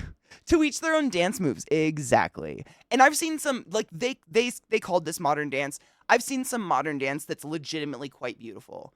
Like, there's different levels of whatever. I don't know. Maybe there's a different category. Maybe it's like music genres at this point. Like, there's different levels of it that I'm not a dancer. I'm not here to judge it at all. It's just, that one's not for me. If you've ever seen, Billie Eilish's music video for not Behind Blue Eyes. I think it's just Ocean Eyes. Ocean Eyes, the original music video, it's all modern. That's modern dance that I knew was modern dance. Where it's like not really identifiable as like R&B or ballet or anything. It's just kind of people in leotards flipping around, but it tends to look beautiful and like look like a choreographed performance of some kind. Dude, yes. Knives got me this for my birthday. It says drugs, and then it says Walt Dealer. I know. Fucking phenomenal. Right? It just came in the mail because it came from fucking Poland. But it's my new favorite, and it fits really well. It's quite comfy. Where'd my music go? That's not it. Get out of here. Dude, yeet. That's gorgeous. That's fucking stunning. I would ride a train just for this. Ugh. That is so pretty.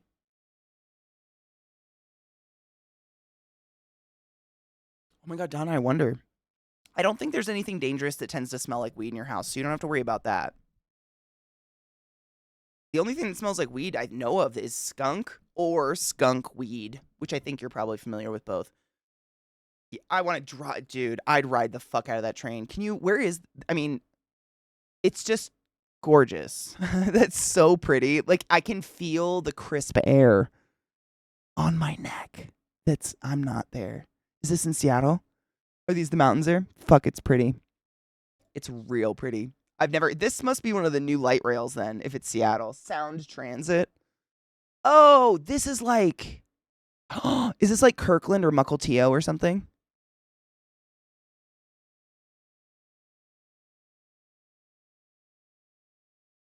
I'm trying to read the road sign and I'm not succeeding. This is rich people.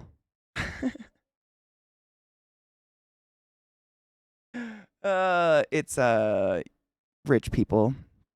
They got some what do they call them? Light rails that go to the airport.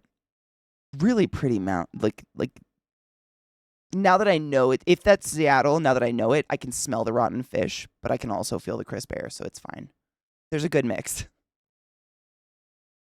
You get used to the rotten fish smell, honestly. It just kind of like goes, you know?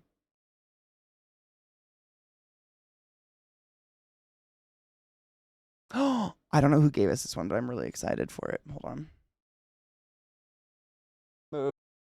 These people are so hungry. All of them. Like, they're so hungry. Like, the unrealistic portrayal of the thin, abbed out high schoolers. It's not real, Robo. Like, I was the early 2000s. We all watched like what is it? Oh fuck that model, like the model shows and shit like that, or like the plastic surgery shows like the Swan and stuff like that. And they led us to believe that it was realistic to just like, that fat people didn't exist. Fat people and any person of color that I can see whatsoever. It's weird looking at it as an adult. I have not seen this music video in many, many moons. And it's just weird. Because it was like, I look at it now and I'm like, this is why I got an eating disorder. Like, amongst so many other things. But like, after a certain amount of being fed this shit, you're like, all right, it's obviously me. Better stop eating. But this song is infinitesimally one of the best. What up, music? How are you, love? Dude, do you want to know? I figured out what my audio shit was. I don't want to turn the music down too much. Tell me if it's too loud, too quiet. I think usually there's the good part because I want to hear it. It's great. So my audio shit, like, obviously was driving me a little insane. Broke down on stream the other night. It was still fun. I still had a fucking blast. And I'm forced. Zach will finish that game live with me. It was so much fun. Like, I can't stop thinking about Portal now. The little dudes were adorable. But I figured it out. Basically, Windows 11 does not no likey on Go XLR. So anytime my computer goes to sleep and or is restarted, the Windows 11 tries to sentiently go in and like redo all my routing via Go XLR the way it believes is appropriate. Like, it's like the PC is going, bad, Katie, we know what's better for you. I tested it. It actually happens. It's fucking maddening. And no shit, ghetto, multiple people in chat have told me today the same shit happened to them where their computer went to sleep and then they couldn't wake it up and they couldn't turn it on or off. Like, the power button went non-responsive. I'm not the only one, which I'm glad, but also, like, Windows, get your shit together. This is fucked up. A lot of us work on our PCs and cannot work without them. You must be better. Wait, Sronlin, what? This or The Sweetness? Do you remember when The Sweetness came out, Mike? That song still gives me major chills. It just did, just hearing it in my head. Like, I remember when there was something unique about The Sweetness. Like, I feel like it was one of the first, like, pop songs that had just an epic, like, swell and whatever in it that I'm getting chills thinking about it. I might have to play it. Good old Windows. I mean, my gaming PC, which is running Windows 10, is fucking great. She's great. Nothing's changing with her. Windows 11. You want to talk about it? Bastards. I don't trust the updates worth a fuck. I don't do them unless I must. Dawn, I think it's honestly like most of the people that I hear that don't have issues with Windows, it's just that they don't like, and I'm not saying you don't have to do this at all, but most of those people, like, they're just, I say normies, but not in a bad way, just people that aren't going into their sound settings and changing the routing for, you know, having a mixer attached or doing a dual PC system or whatever. So they've probably made it fine if you don't have to do that kind of shit, but I'm so dependent on that. I don't know how to function on my PC without going in and being able to reroute all my audio sources and work with the Go XLR and then do a dual PC. And it's fighting the fuck out of me. Like, daily. Right? Zbot, same. I've heard exactly. It's polar opposites. It's either people have all the issues I have, like it forgetting audio drivers, just dropping audio constantly, like Viata has that problem, or no problems whatsoever. I envy you. Please. Please don't. I want this. Take me with you. Take me with you. Please, pretty please. Yeah. Honestly, Kendo, wouldn't. It's not the worst thing in the world. Like, I was giving it credit. Like, I was saying that the problems with it aren't necessarily life-breaking. They're just speed bumps. I take that back. I said that the other day. I take it back. Now that I know that it's actually fighting me and resetting my routing settings, like, I took pictures and wrote down when I set them, restarted the computer, and looked at all of them. They were rerouted. And there was a little error that Windows was like, bap, your mic, something. I'm like, oh, really, you motherfuck? And it's overriding my choices. Like, it knows better. I know it's doing it. Motherfuck. We're special. We're special in the worst way ever. I don't want to be this special. I don't want it. Replacing our guitars with carrots? I'm very excited. Hold on. Nope. Did I move? Nope. I'm not saying this, but I'm saying, like, allegedly, maybe I haven't had any crashes today, which is phenomenal.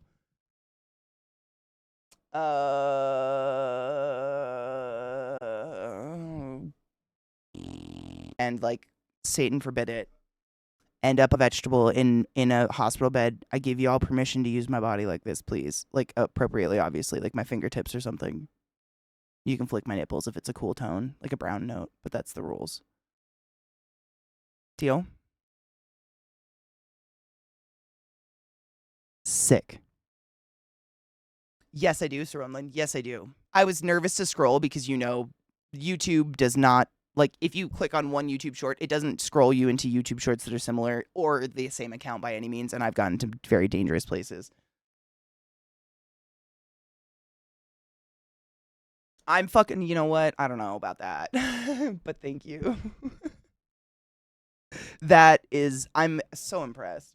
But can you imagine, like, the day you unplug me, like, someone learns how to play, I don't know, Lenny Kravitz's I Want to Fly Away, but using my fingertips? I want to get away. I want to fly away. Yeah, yeah, yeah, oh yeah. You know what I'm saying? I won't haunt you, I promise. That's great. That would be what better use of a body? And I'm saying a vegetable. I better not be in there.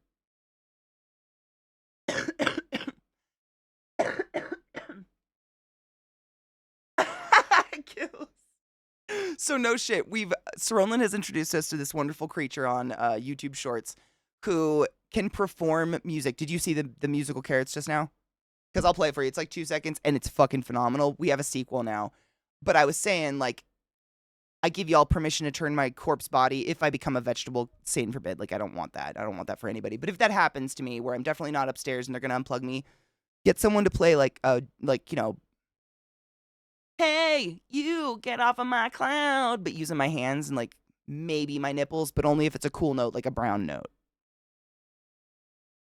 Because there's just, you know what I'm saying? Oh my God, let me show you. Hold on. I was pulling up the other with another musician, but living just with someone who maybe is a little neurodivergent. Because, like, I can just shout a movie line from one side of the house, and if he hears it, he must continue it. And I am hard the same. Or maybe just mimic it over and over and over in an annoying way. It's terrible. And we get stuck on loops. Like, I truly, there's a weird part of me that thinks Zach and I live in just bits. Little 5-minute bits all day long. And yet neither one of us actually have a real personality or any sort of consistency in who we are, because we just live through, like, we are comprised of, like, 90s lyrics and early 2000s movies. That's it. Her voice is fucking phenomenal, though. That is, am I? Oh, no, this is YouTube. I can subscribe to this. Platinum Moon Official, if you're wondering. Platinum Moon Official was Fruit and Beautiful Lungs person, human. I needed to hear this one. Desperately. We talked about it. This shit. I listened to this. This was on so many mixes as a youth. Who gave me the comedian? I love this guy. Josh Johnson. He's so funny.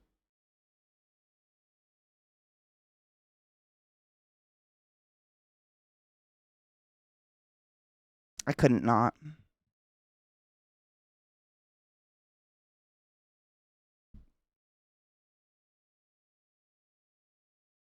Hard same, Donna. All the time. God forbid someone asks, because I'm like, I don't know. Is it from a movie?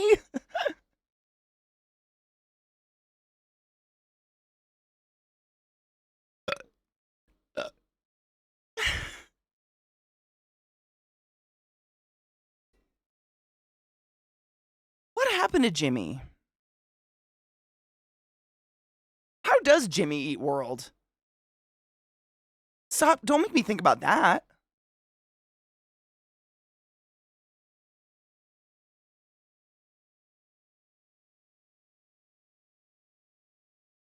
What does that mean? Shut up. Get out. I can't. One person at a time. That's gonna take so long. Like, at what point do you call it? Slowly with sauce. Lubrication is a must.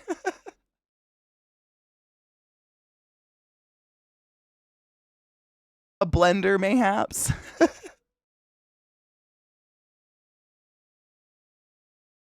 Oh my God.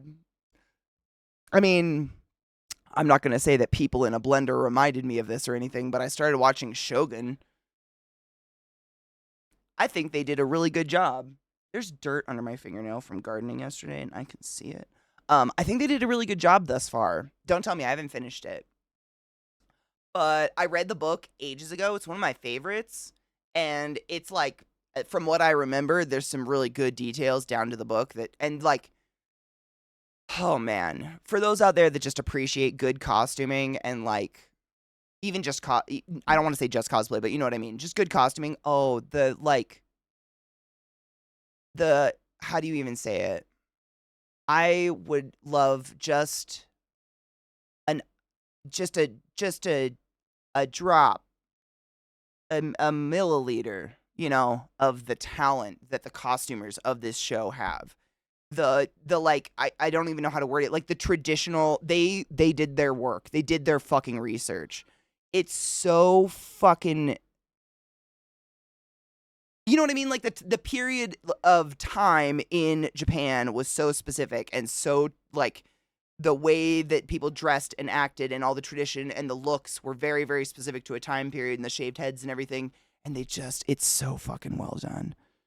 Ugh. Oh, Bolt, you gotta watch it. It's really, I mean, if you like, you don't have to know shit all about the book to enjoy it by any means. The main dude in it, I can never remember his name. He's like, oh, he looks just like Tom Hardy, but he's not Tom Hardy.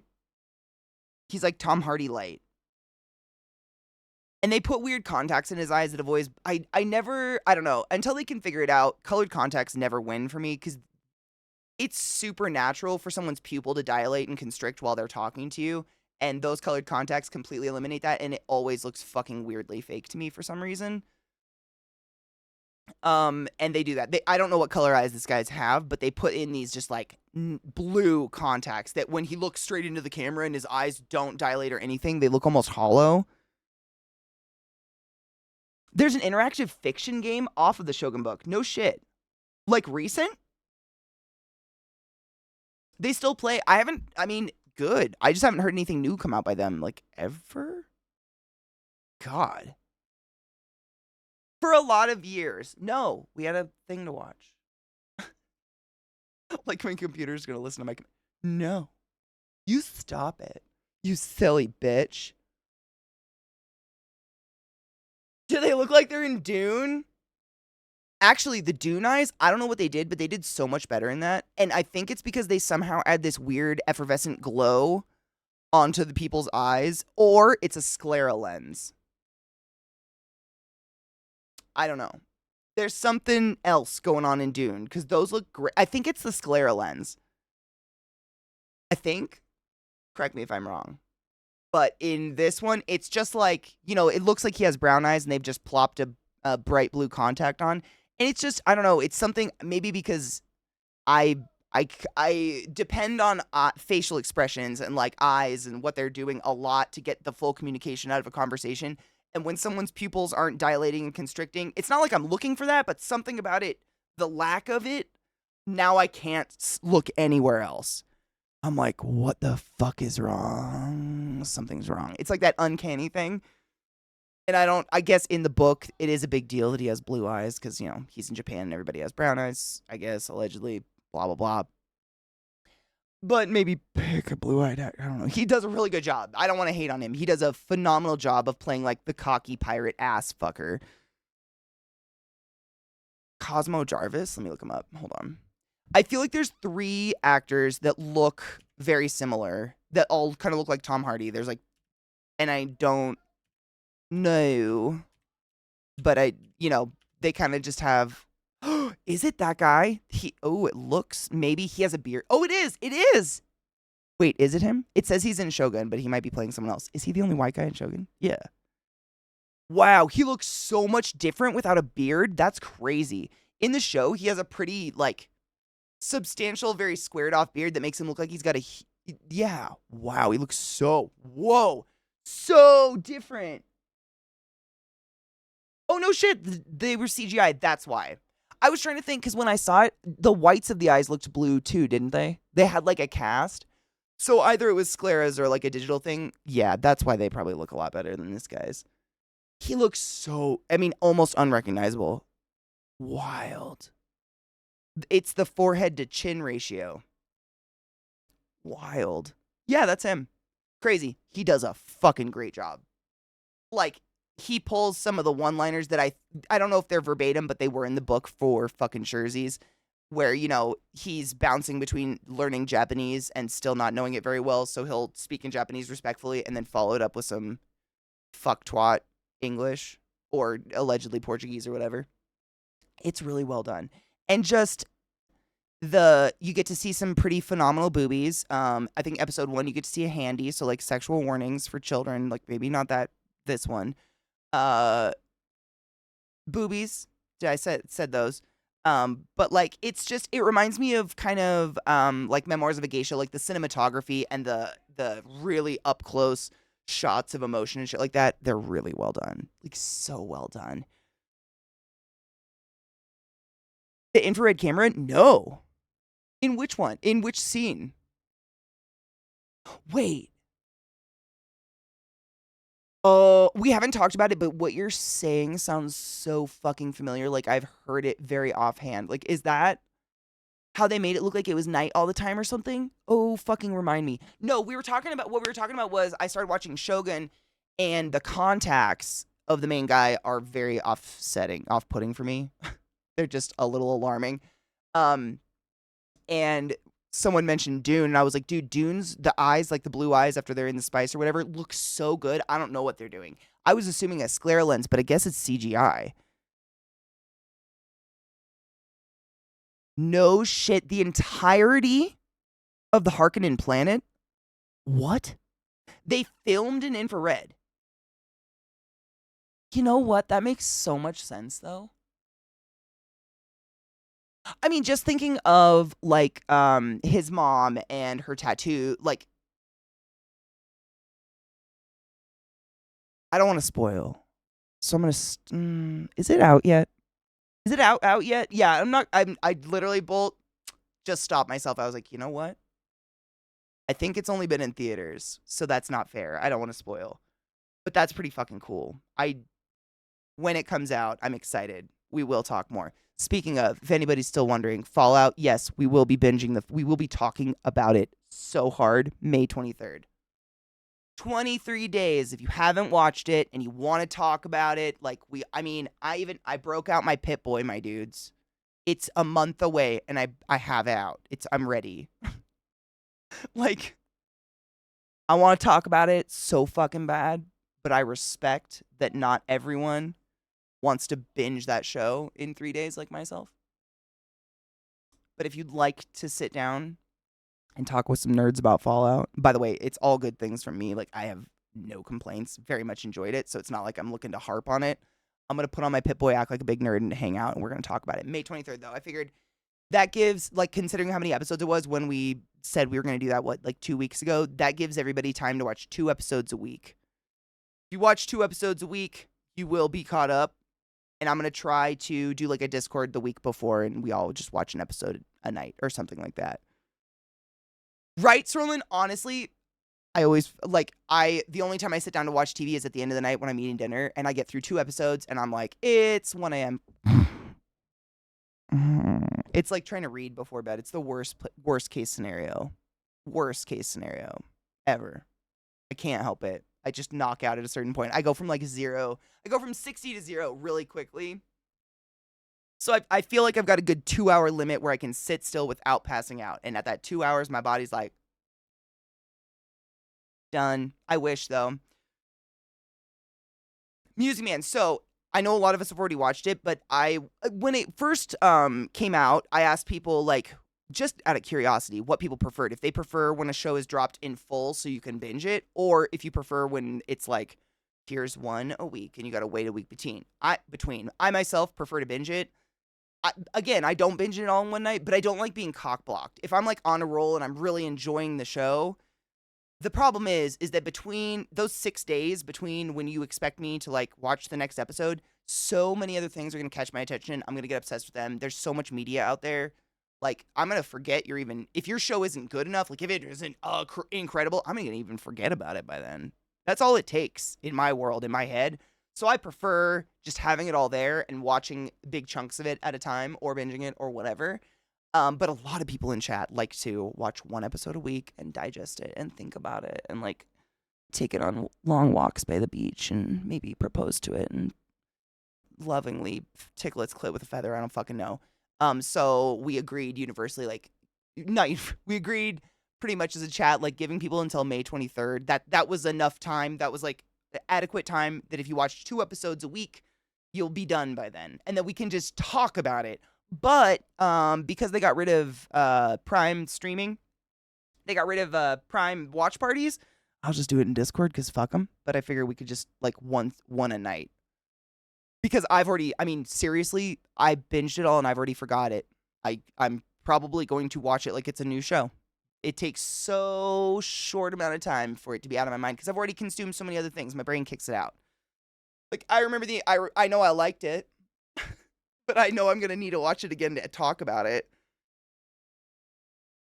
Yeah, not everyone has enough time to binge. Hard, yes. I mean, God, I have dogs. Imagine having kids and having the luxury of sitting down for 2 hours a night to watch a show like that with little kids. Like, fuck. Like, I imagine all y'all are watching on your phone in traffic on the way to work with one earbud in, hoping a cop doesn't see it. Like, I don't even know how you find time to yourselves, right? Like, it's not realistic for me to, guys, the show's been out for 24 hours. Let's talk. Like, I can't even do that. I physically cannot sit still that long. I'd go crazy. Hydrate. Cheers. I prefer to binge all at once. It's nice to go until I physically can't watch another episode. I hate having to wait. I don't watch shows currently being run. It pisses me the fuck off. I'm same. I don't find I hate it. I just find I really do forget shows are even happening. It takes under 6 days for me to completely forget the content you're putting into the world unless it's like The Last of Us. Like, oh, bitch. Burn. Acid burn. Right there. Dude, The Wire is great. It really is. I kind of had a really negative kind of feeling towards it living in Baltimore because, you know, you constantly just get the question, is Baltimore really like The Wire? And you're just,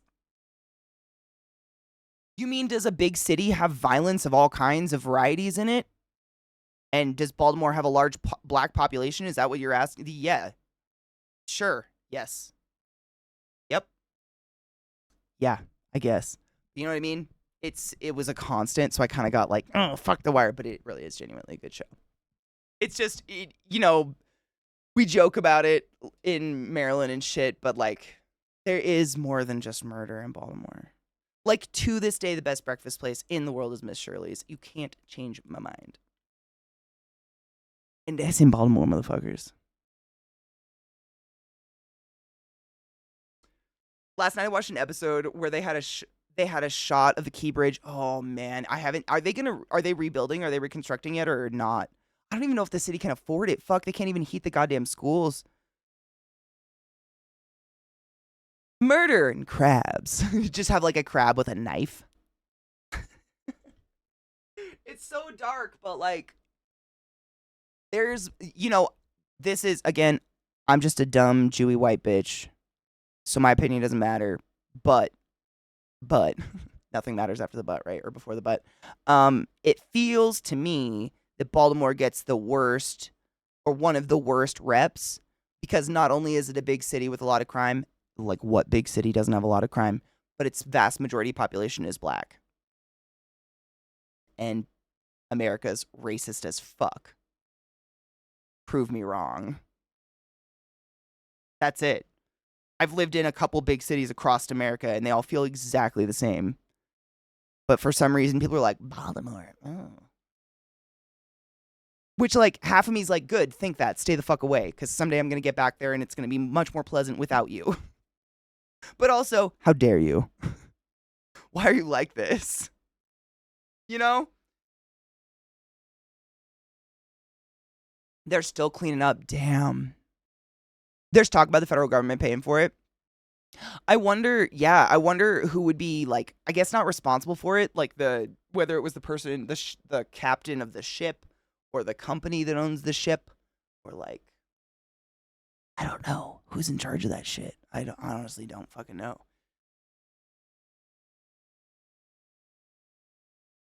Oh my god, Emerald! I got it as a gift, but no shit, I saved the tag to tell you guys because I knew people would be curious. It's, you know, the drum god we watch on YouTube sometimes. He wears these hoodies all the time, and I've been drooling over him. And Knives got it for me for my birthday. The company is Mr. Goo Goo and Miss Go. No shit.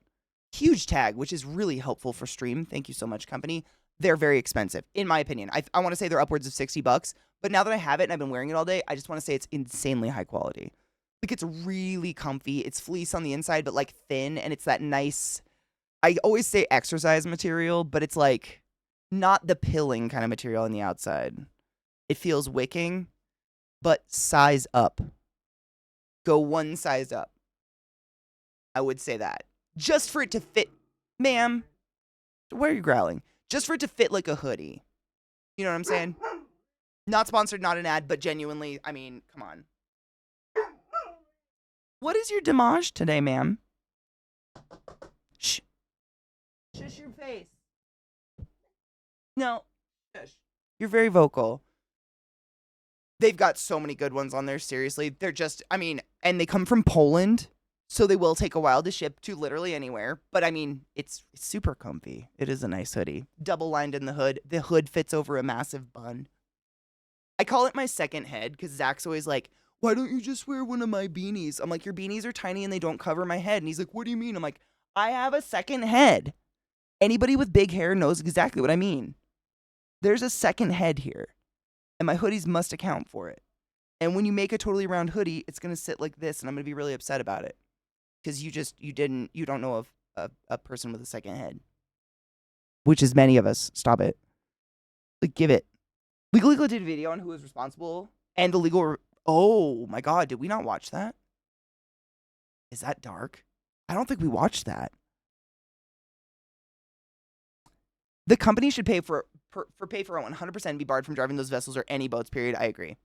From the information I've gathered, it seems super fucked up. The company's gonna get sued into oblivion. No shit. Plus, the federal government has promised to help with the bridge. I don't think it will land on the city to pay. I mean, none of it should land on the city. For one, the city don't got it. I'm not kidding when I say they can't afford to heat the schools in the wintertime and kids have nowhere else to go. I mean, it's horrific. Like, they don't have it. But, like, was it the city's fault in any way, shape, or form? From what I gather, again, I fucking think not. My God. Not to mention, people died. Emerald, 100%. 100. Yeah. Also, it covers the second head. Like, I have a lot of hair, big bud. Covers the second head.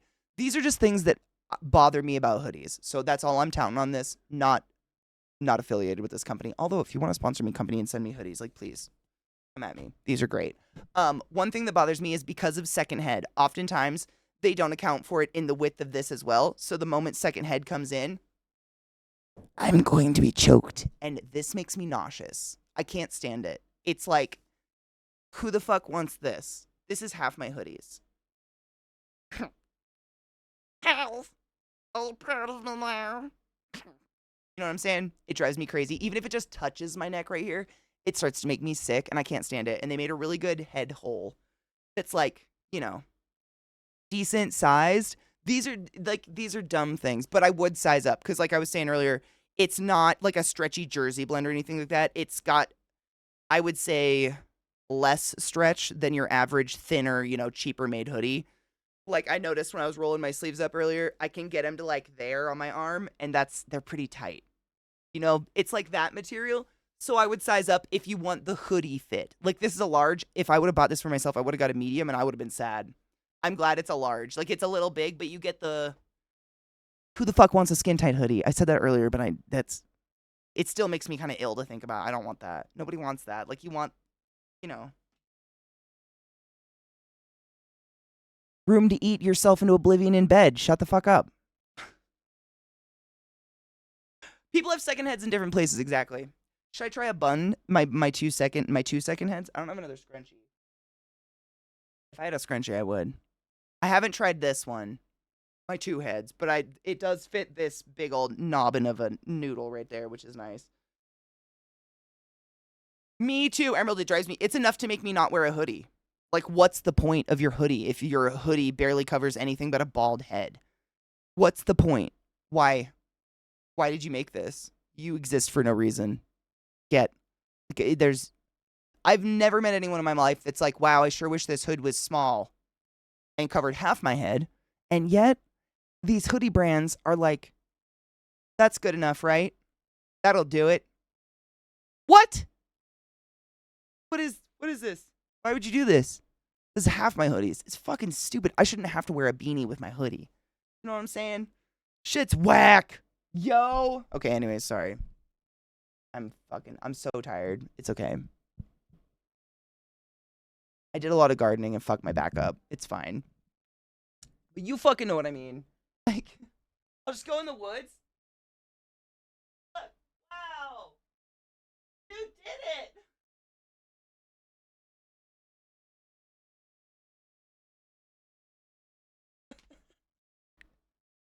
Congrats. You win. Or you could just kill it all. Kill everybody.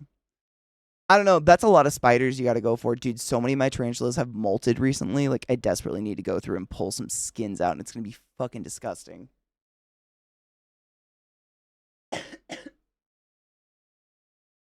I mean, I know it's Disney, but there's a line in Pocahontas, one of the songs, and I still think about it, and I can't even think. I'm just a little high and I'm forgetting the exact line. But it's about the white concept of owning land. And it still kind of is weird.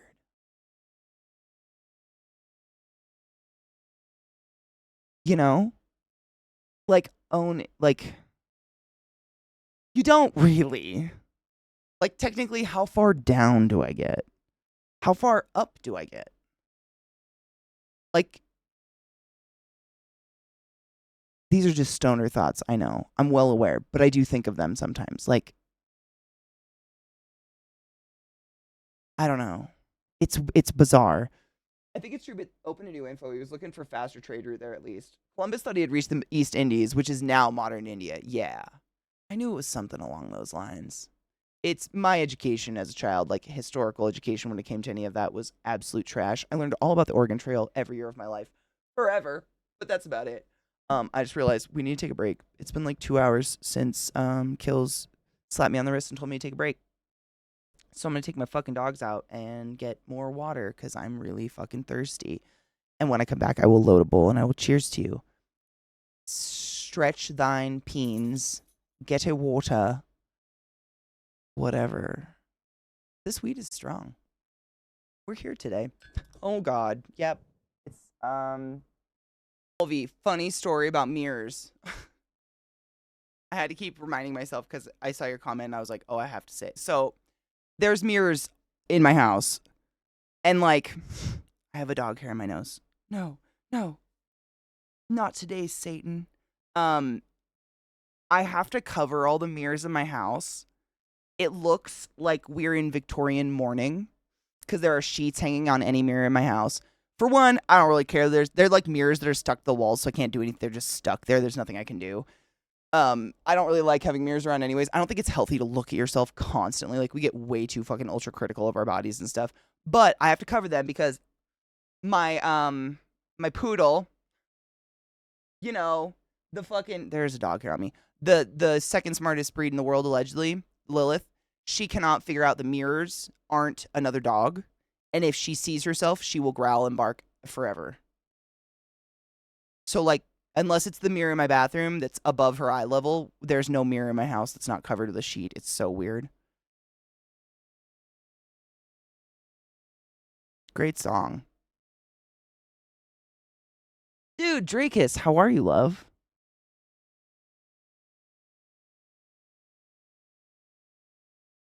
Oh, I know. The concept of land ownership is like beyond any historical knowledge I have, but the concept of it is you know, because we're just bacteria at the end of the day. You know, it's a huge concept. I know it's beyond, but like the way I think of it, we're nothing to the earth. It's like if lice claimed parts of your scalp or something. Not even something smaller and more insignificant. No shit. Or at least, yeah. Or at least until the other dog leaves. No, yeah. And like my couch is butted up against a wall that has one of those big, it's like a body length mirror that's stapled. It's screwed into the wall, so there's nothing I can do about it. And she lays on that couch all day. And sometimes the sheet will fall down. And I know because I can hear her like grumbling and growling at it. And I'm like, bitch, you have to know by now that's not another dog. Like, I don't just say they're the smartest breed. Like, poodles are allegedly the second smartest breed. Like, figure out the mirror. Yeah, the earth will shake us off like fleas. That's what I mean. Like, we're so insignificant. In the grand scheme of time and whatever, we have like this blink of life. And I don't know. Sometimes I think land ownership is part of that, like, narcissistic feel bigger than you really are. But like in a grand, it's such a bigger, I don't know. I think about these things sometimes. These thoughts go nowhere, obviously. Like, they're nothing. They're insignificant. It's just like existential thinking sometimes that I get wrapped up in my head. And I'm like, what a weird concept. Essential for farmers in today's world. Absolutely. Yeah. But you think like back to community farming and stuff. It's just not possible. We are insignificant to the rock we call Earth. Kind of. Yeah. Yeah. A little bit. And I think it's human nature to want to feel bigger than that and feel more important. It's hard enough to go through day to day without thinking of yourself as like a nothing that means nothing. We got to have some sort of meaning. But it gets, I grew up, again, it's only, you can't generalize experience, but I did grow up in the middle of fuck nowhere where people had 10, 20, hundreds of acres or whatever, and property lines were property lines. Like, no one was building up to the line to really give a fuck about it. It's just weird. Problem was the king owns everything. He's just loaning it to you. Well, yeah, dude. Oh my God. We dug into this was a few months ago, but we dug into like tail docking and just the history of it because randomly, because I obviously have poodles, so like I get poodle stuff on my algorithm and whatever on my phone, and I randomly came across like I think maybe someone shared a video in chat of a cute poodle just being adorable, but their tail was docked like this short, and I'd never seen that before. I know some breeders like clip the tip off of a poodle's tail. I don't fucking know why. I don't like it. Mine aren't docked. Obviously, they have their full tail. But I'd never seen one that short, and I think the only reason that would even happen is if there was an injury, like if an injury had occurred, like their tail was crushed or broken or got bit or something like that. But we started like researching what the fuck the history, like where did it come from, and as far back as my research on the Googles and like us in chat we could find was basically like if you were correct me if I'm wrong because this was a few months ago, but if you were poor and you weren't like worthy of hunting, they would dock your dog's tail, and that was a notification to everyone around you. Like they would cut your dog's tail off, and that was just to tell everyone you're not allowed to hunt and you're poor. And it evolved obviously through the ages into many different things, but like one of the weird things we ran across was like in I think it was the Victorian era, they would cut their dog's tail off and bury it in the yard to ward off demons. Also, there was something about cutting off the tail and doing something with it to make your dog nice or not aggressive or like not run away. Like if you buried their tail in the yard, like people went through some weird phases, and then it became like for looks. Obviously, there are some dogs who have their tails docked because of the sport, like they're sporting as a grander term of like, if it's a herding dog and the chances that their tail is going to get stomped on by a sheep or something like that, like obviously there's reasons there. But beyond that, a lot of it just became like weirdly cosmetic. Just, like docking ears, for instance. Like, I don't know if you ever looked into like Dobermans or what are other breeds that they cut the ears up? I can't even think of one. Dobermans are one of the most significant ones because if you see a Doberman without docked ears, they have floppy, adorable, like hound ears that make them look so different. They don't have that like ultra aggressive, mean, I'm an 80s guard dog look. But when they're puppies, they literally cut half their ear off and then they mount them in a cast that is like a headband across their head. And they just have to live in this cast so that their ears heal and harden into pointed straight up like needle points on their head. It's fucking barbaric. Do they do it to Rotties too? My family doesn't do that, so I don't know. We had Rotties, but they had floppy ears. I have no idea. What up, Will? How are you, love? Do they do it to pitties?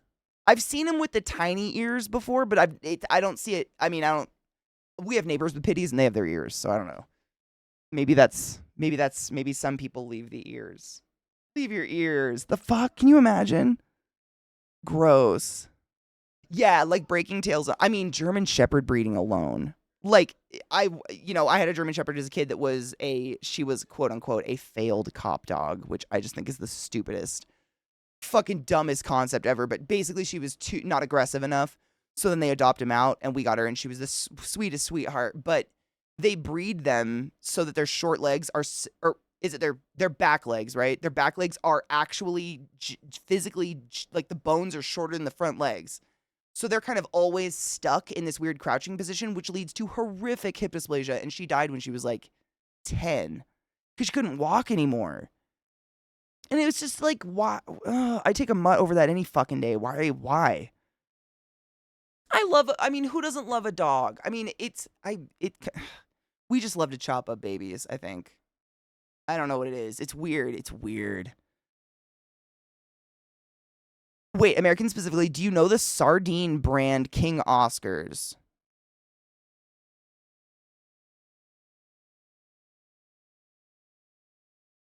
It's been a very long time since I bought canned fish, but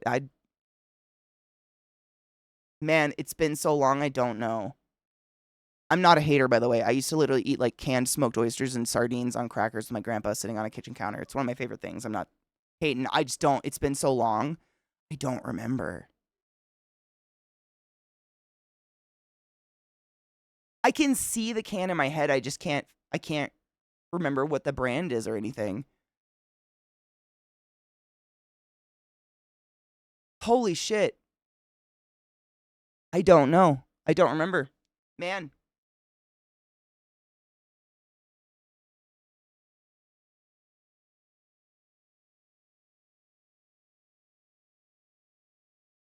Yes, trouble, 100% you would. But I mean, look at all the squished face dogs. Like they keep doing that. Like I mean, obviously speaking to personal experience because I had a pug.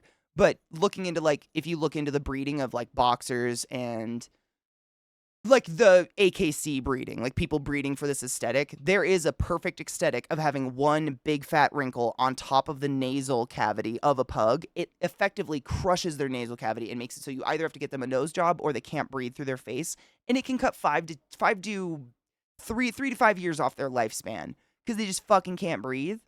Like Millie, my pug, I got her. She was from a puppy mill, but the puppy mill had been busted. So there was a lot of local shelters that were reaching out to people that were seeking small dogs. Like, hey, we busted a puppy mill. We have a lot of healthy small dogs. We're trying to get fostered or adopted, whatever.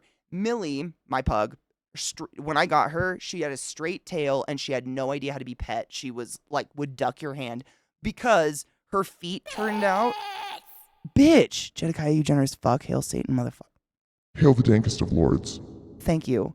Her feet turned out like a ballerina, and because she didn't have that wrinkle. And because of this, what they did, this is what I heard. This is what the puppy mills do. So if the puppies are deemed imperfect at birth, they're just thrown into a pile, into like a kennel alone and never given any affection, and they're not allowed to grow up with the other puppies. So they have no social skills whatsoever because they're ugly and they just don't even care. They're just kind of hoping they'll just die. And so that's how Millie was treated before I got her. Little did I know that this was actually the best case scenario because without that wrinkle, she could breathe. Like she lived good 13 years. And never had a breathing problem, ever. I never had to go into the doctor. She didn't have a fucking collapsed nose cavity because she was imperfect to aesthetic breeders. You know what I mean? Like, it's grotesque, kind of, if you think about it. Like, the fact that you got a pug that couldn't breathe, and it's icky. But her tail did curl eventually. It was because she had no joy in her life. She didn't know how to curl her tail. She had never wagged her tail before. It was the saddest thing. Like I had to teach her what affection was. A puppy. When you pick up a puppy, it should lick your face off. She didn't know she didn't know how to snuggle. She was always kind of weird. Like she would sit behind me. She always had to be in the room with me, but wasn't a snuggly dog. But she was fucked up because of that shit. Same. Viata, there is such a special circle of hell for these people. It involves dismemberment and lots of glass.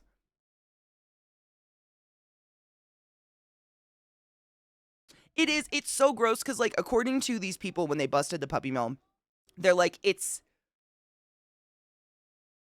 illegal in that once the puppy mill is busted, the puppy mill is classified as a hoarding situation. That's the only reason they can get busted. So that's why backyard breeding doesn't get busted or anything, because there's nothing against doing that shit, which you guys know how I feel. All puppies deserve to be loved, cherished, and adopted. Like, period, end of story. I'm not PETA. Fuck those fuckers. But, like, the backyard breeding of purebreds and shit and just inbreeding dogs to get some fucking wrinkly little dog that can't breathe, which I adore and want all around me. Like, I'd kill to have smushed face things around me all the time, but it's disgusting what we've done to them. Yeah, oh my god, right, Viata, and I am so guilty of thinking they're the cutest thing that's ever existed. Munchkin cats. Oh my god, I hate how much I love them, but they're so... It's the opposite of what they did to German Shepherds, right? It's tiny, tiny front legs. Or are Munchkins the one that have the itty bitty, all the legs are nubby little fucks. And it's just horrific. I mean, it's the cutest thing I've ever seen in my life, but I am 1,000,000,000% in recognition that I would never support that, never buy that cat. Like, that is a fucked up abomination. What have we done? To, like, a predator? Yeah, there's another type I want to say where just the front legs are nubby. I don't know. Correct me if I'm wrong. I used to sell, like, no shit in college. One of my dorm mates, her aunt and uncle were like world-class breeders of Maine Coons. Like they had this in a floor of their house was dedicated to just Maine Coons. Like it was all like they had like 15, really well taken care of though, not a hoarding situation. These cats had a better life than I did.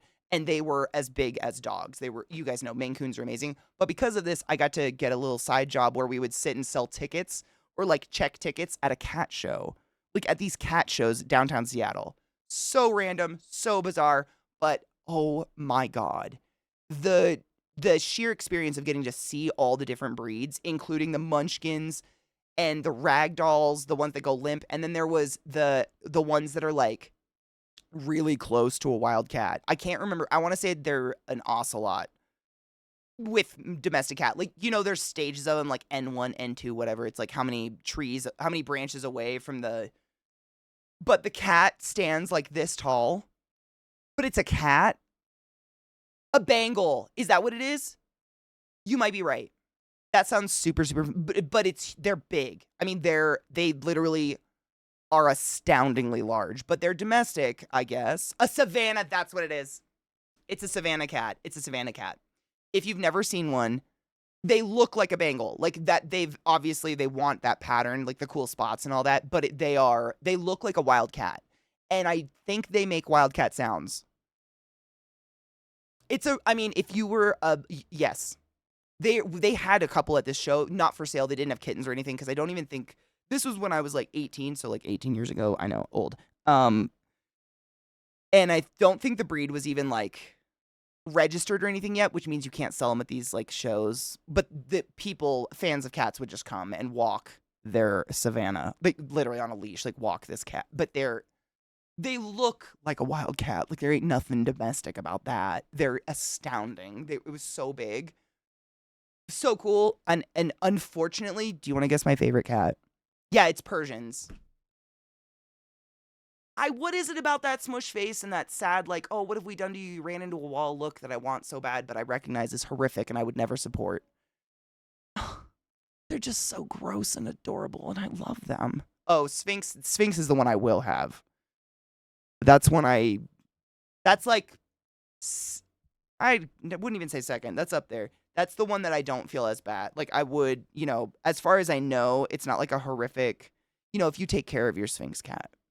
They didn't have them there though. No shit, Glut. I don't even know if they were, when did Sphinx cats become like established? Because no shit, these were like, I don't know what the cat version of AKC is. I can't remember what they were even called. This was so long ago. But it was like official cat shows where people would bring kittens and you could sell them, but they were showing their cats. Like I saw pixie bobs, which are like cats that were bred to look like bobcats, but have no bobcat in them at all, actually. They're crazy. They have extra toes. They're huge. Super cool, but I don't think Sphinxes were like established or whatever. I don't even know if I'd heard of them yet. At this point. Yes, Tara's kitty is absolutely a Sphinx. Yes, Sphinx are the naked ones, and then the ones that have a little bit of fur or like really, really short fur that's almost looks like a wave. Like, that beautiful wave pattern like in the 20s people would do with their hair. Those are Rexes, correct me if I'm wrong. I think that's like the stages. It's like short hairs, Rexes, and this is all just me pulling shit from so long ago, so please feel free to step in if you know more about cats. It's been a really long time. And then it goes Sphinxes, like totally naked, right? Devon Rex, yeah. Those are the ones. And those are, I think Dita Von Teese has a couple of those. Beautiful. Like, I'd also adopt one of those if I ever saw one. Adoptable. Like, they're super cute. They just have such a unique look to them. They're hilarious. But the Sphinx cats are ball sacks with teeth. I need one. How can you not look at one and not laugh?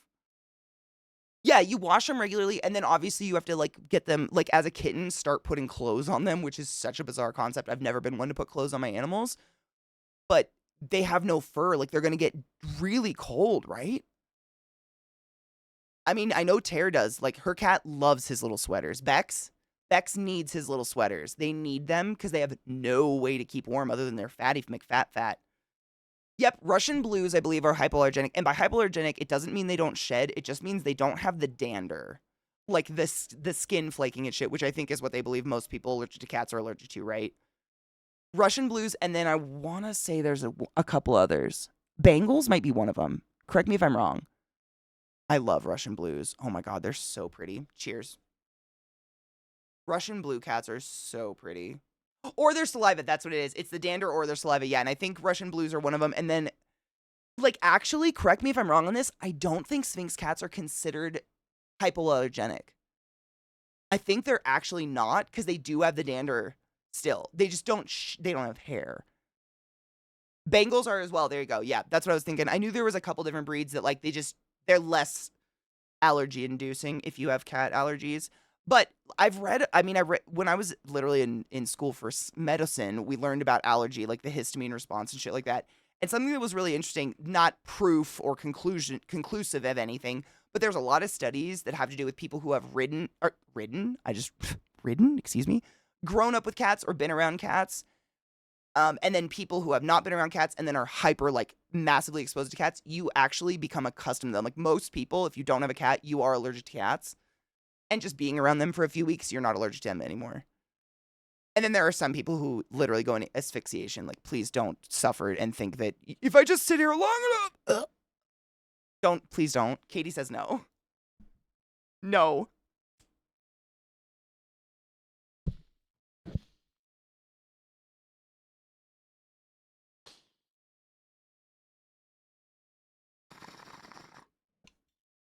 Sphinx cats are beautiful, right? I love them so much. I used to have a photo on my computer way back, like, in college when I had a little MacBook. And it was just this one sole photo on my desktop. And I remember I saved it because I considered it my happy time photo. Like, if I came home from school and was just having a really stressed out day and nothing could make me feel good, I would open up this photo and it would inevitably make me smile. And it was a photo of, like, a Sphinx cat that its back was turned to you, but it was turned around like this and hissing. And it was sitting on its own nutsack. So it was like a nutsack sitting on a nutsack. And it was like, that's all it was. I found it on Reddit one day. And I wish I still had it because it really did make me smile every time. It was so great. You can feed cats eggs and it helps with allergies. No shit. I wonder if it has something to do with just like the all the proteins and stuff in the egg and how good it is for their skin. No, is it like was it proven? Like, does your brother have bad allergies around his cat or anything, or did he? I just straight up got a black cat because I heard that people avoid them. They do. Midgard, I think I can speak for the community when I say we stand void pets. Please adopt a black cat. It's like, what? My sister adopted a black kitty this past year, and she taught me no shit. She learned all about this. And if you didn't know this, I'm here to enlighten you. People are existentially stupid. In today's world, modern ass people will not adopt a black cat and oftentimes throw black kittens into gutters and abandon them over superstition. Like, that's it. They're superstitious. Are you fucking kidding me?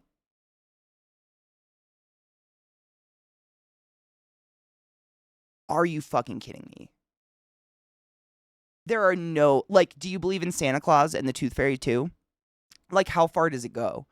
I want to show you my void baby right now. I'm afraid my camera is going to get weird, but look. Can you dick up to the world? I'm telling you. This is how we should all live our lives.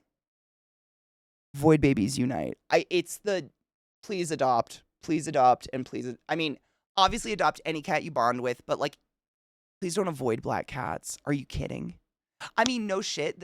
So this was years ago, but the cat shelter in my college town used to do a special on Halloween where you could adopt a black cat for $1 because they had such an overwhelming amount of black cats, and it was Halloween, so like, why not? They had to stop doing that because disgusting people would adopt these dollar cats for disgusting reasons. You know exactly what I'm talking about. People are sick. Egg whites are bad for cats. Well, cats are really sensitive to protein, right? Correct me if I'm wrong, but I think cats get like kidney disease and stuff from overdoing protein, and I think egg whites, that's all they are. So maybe it has something to do with that. Donna just said they put a ban on black cats totally in October here. That's good. Like, but the fact that we have to, are you fucking with me?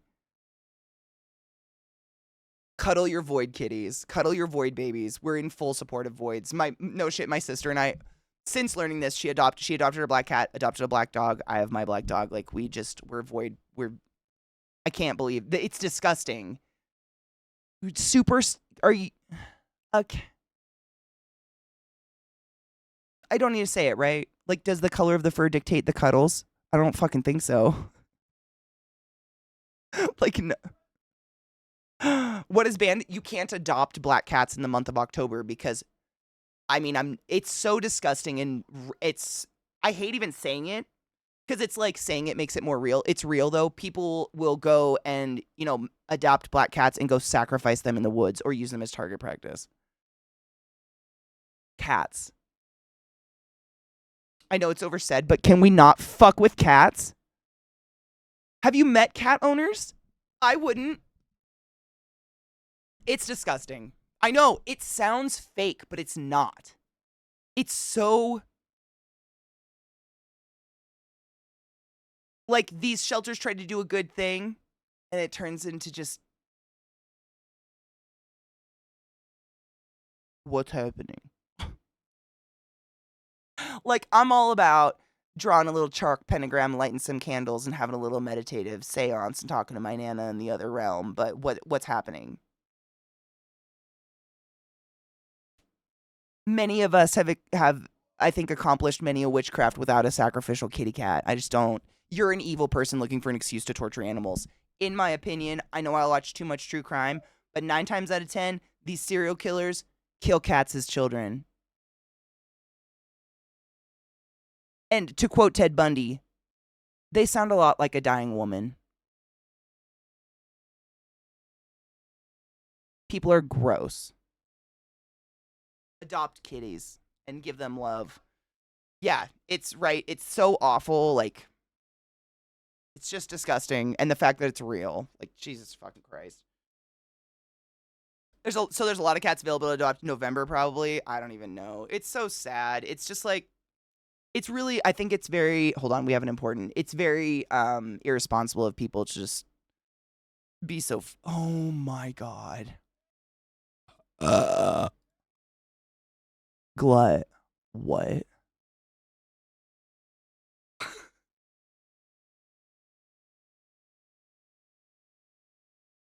Wait, no. Bobo, no. Are they hurting animals? Because I'm with you. Do I need to gather the bitches? Wait. We don't light the torches of Gondor. We...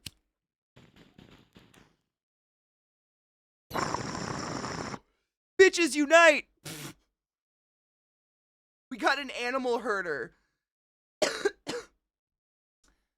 I mean, I can, hold on. If that's their name, I can probably give us a Cliff Notes, because I completely understand. It's like how I feel gross just telling you guys what people do to black cats in the month of October. It feels gross to even say it. I get it. It makes it, oh my God, I typed KRI, and that is the first person who came up on the Google auto search.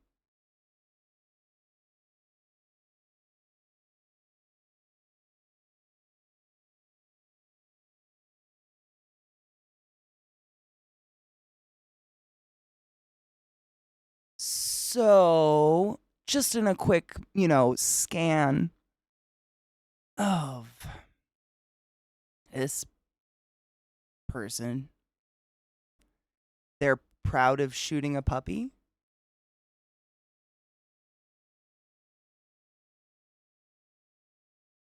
So, like, they're cool with being the victim in John Wick. I mean, not the victim, the bad guy. That's just a real quick. Now I'm going to soothe your souls. Hold on. We have soul soothing via Glut. Don't worry. I'm here for you. Maybe. Look at this cute shit.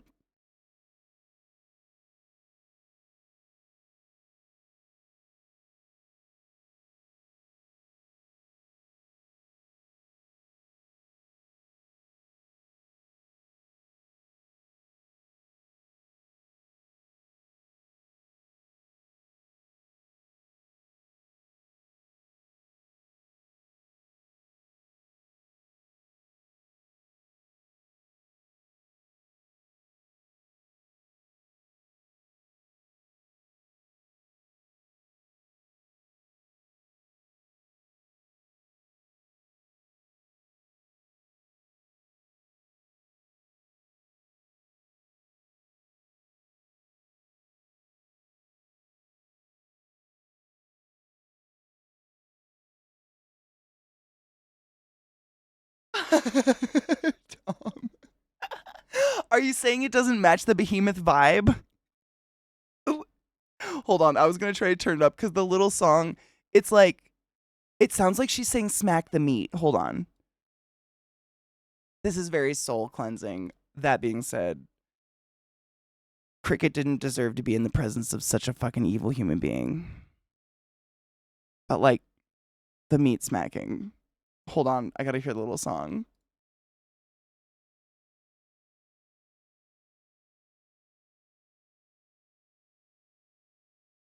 She does say, does she say smacking his meat? Finding her cat and smacking his meat.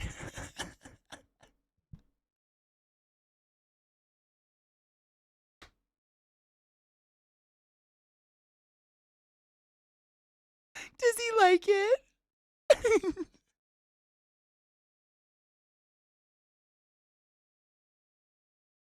I really love it though. It does kind of soothe my soul. Why?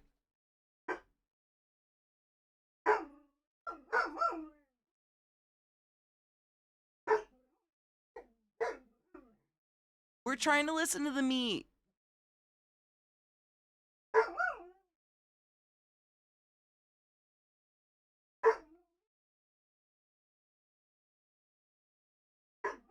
Hey! What are you barking at? Ah! Oh, bleh. Yeah, I can sound stupid too. He loves it. Okay, this is the song. The most important part of the week, finding a cat and smacking his meat.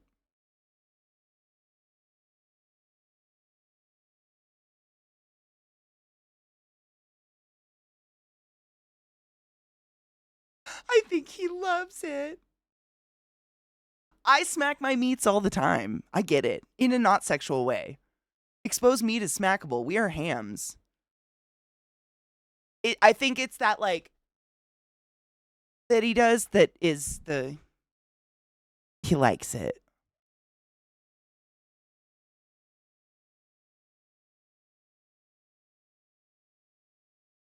Biff. Yeah.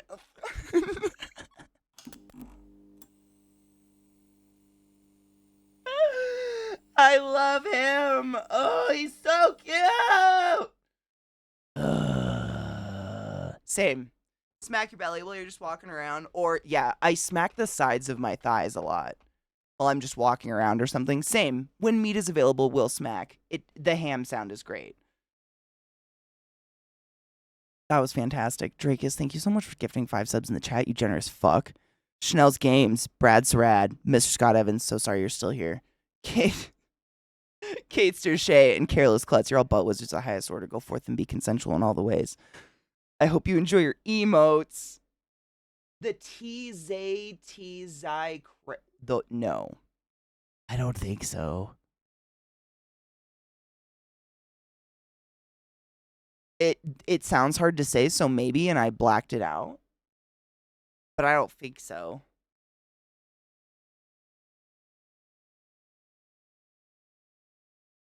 Hold on. My shit jumped.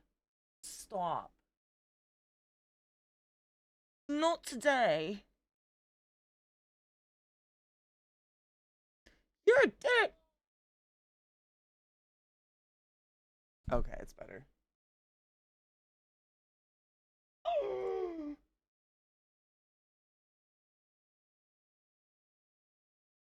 I do love me a kitty. I don't have any because I think my dogs would kill him. But like,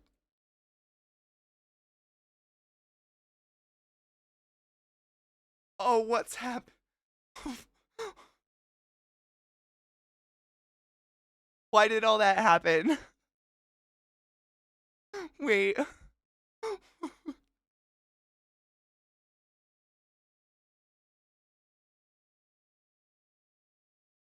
What's he doing? What's he doing? What's he doing? What's that? He's so cute though. I fucking love him. hurt them.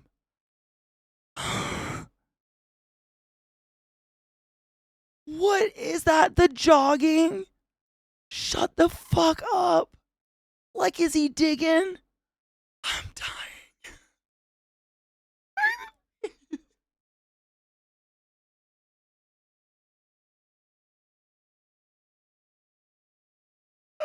Right, it's there.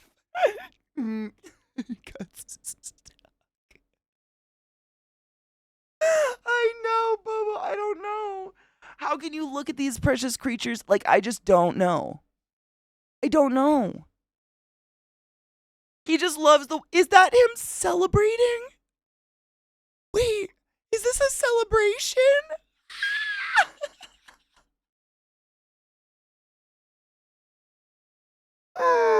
What the fuck?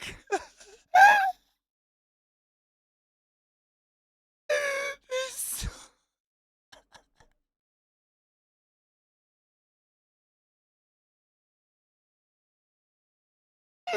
This is the cutest shit. What the fuck? I know. It's like they're either, it reminds me of a cat digging or making bread. Like when they milk, like, this is what I've been told. Correct me if I'm wrong, but I've been told the kneading thing is a behavior that they learn as babies. It's like how they get milk out of their mom's teat. Like maybe your puss is milking the floor. Like, oh, look, the sky nipple.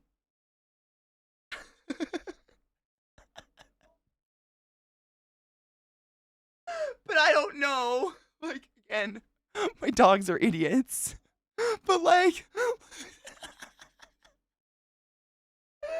why is that so funny? My fucking face hurts.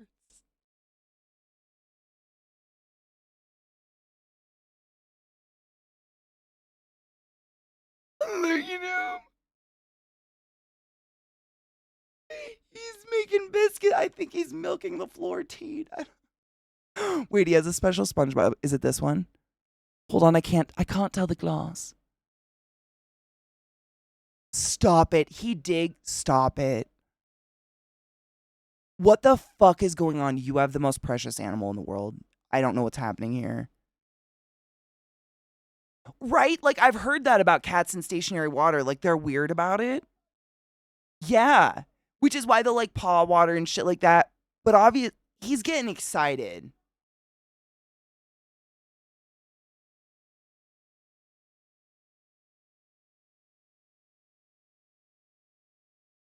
What is this?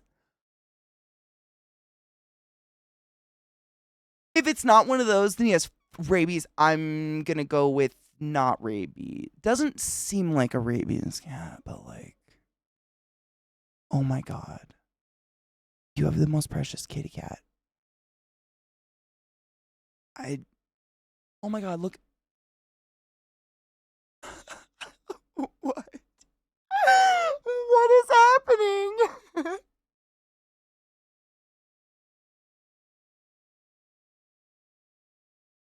To see it happen.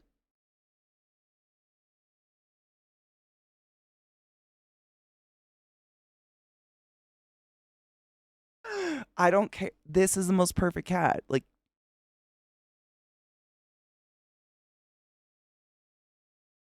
I love this. That cat is so excited. No shit, my dog's like running water. Honest, Trick likes ferocious water. He's a little psychotic about it, to be honest. It's really hard to use a hose outside with a spray nozzle because he wants to like shove it in the back of his throat. No shit, and then choke on it. It's like watching weird porn. He's so sweet. Yeah, like no, I don't. Slow, whatever. Are you kidding?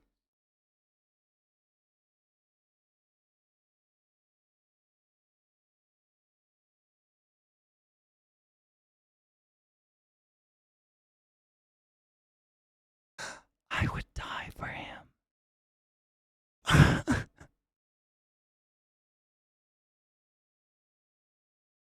Cheers, Deloney. Absolutely. Yeah, my dog's like, if I have to This cat is just. I'm so happy.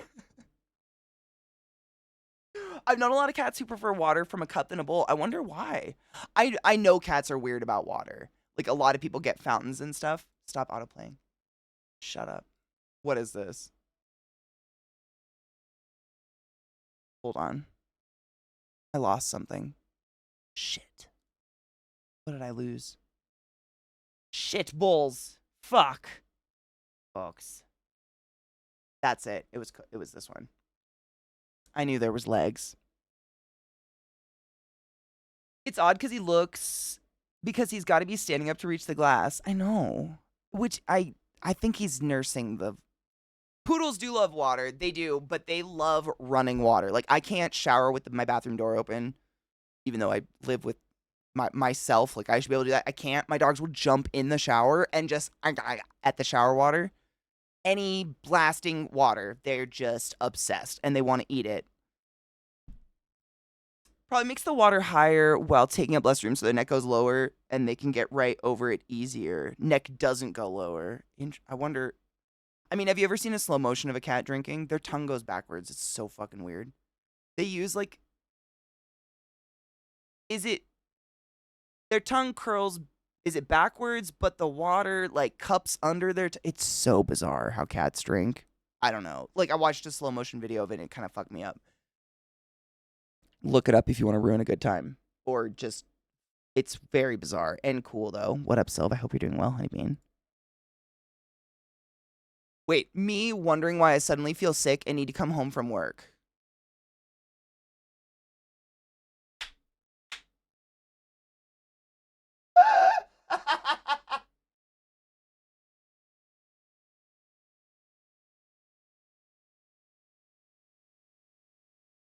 Shut the fuck up.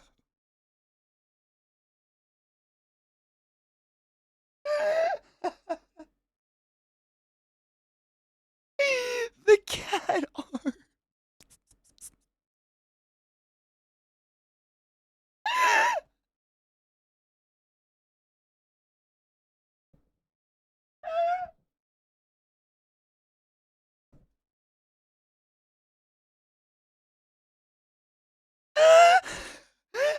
I was gonna say, man, I'm pretty sure Millie knew this type of magic.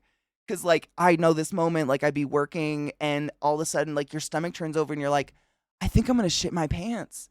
Like I've been here an hour and I think I'm gonna fucking shit my it's our animals. Yes, oh my god, Rod, I saw that yesterday. Actually, you know what's crazy?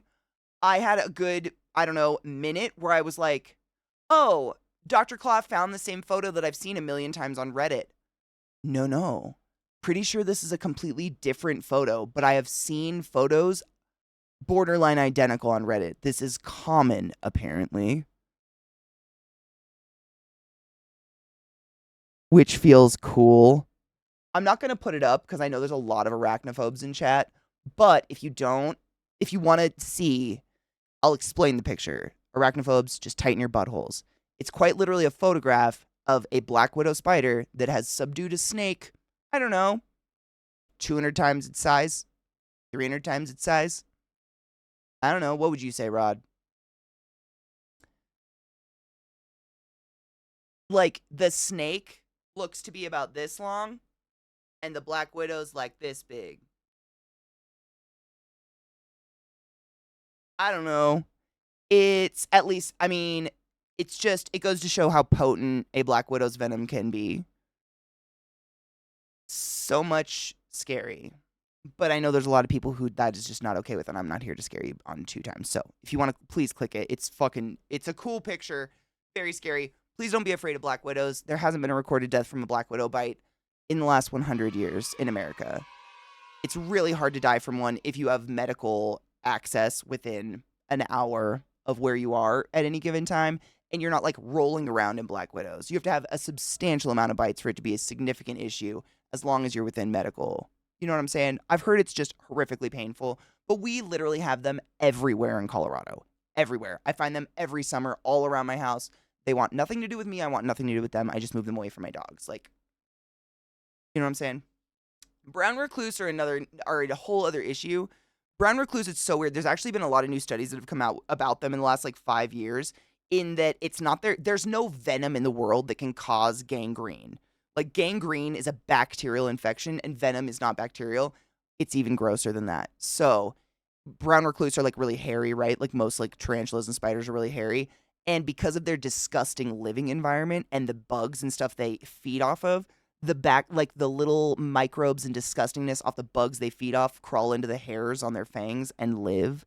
And then they bite us. But because their bite isn't that potent and doesn't hurt and they've got really tiny fangs, oftentimes you won't even know it.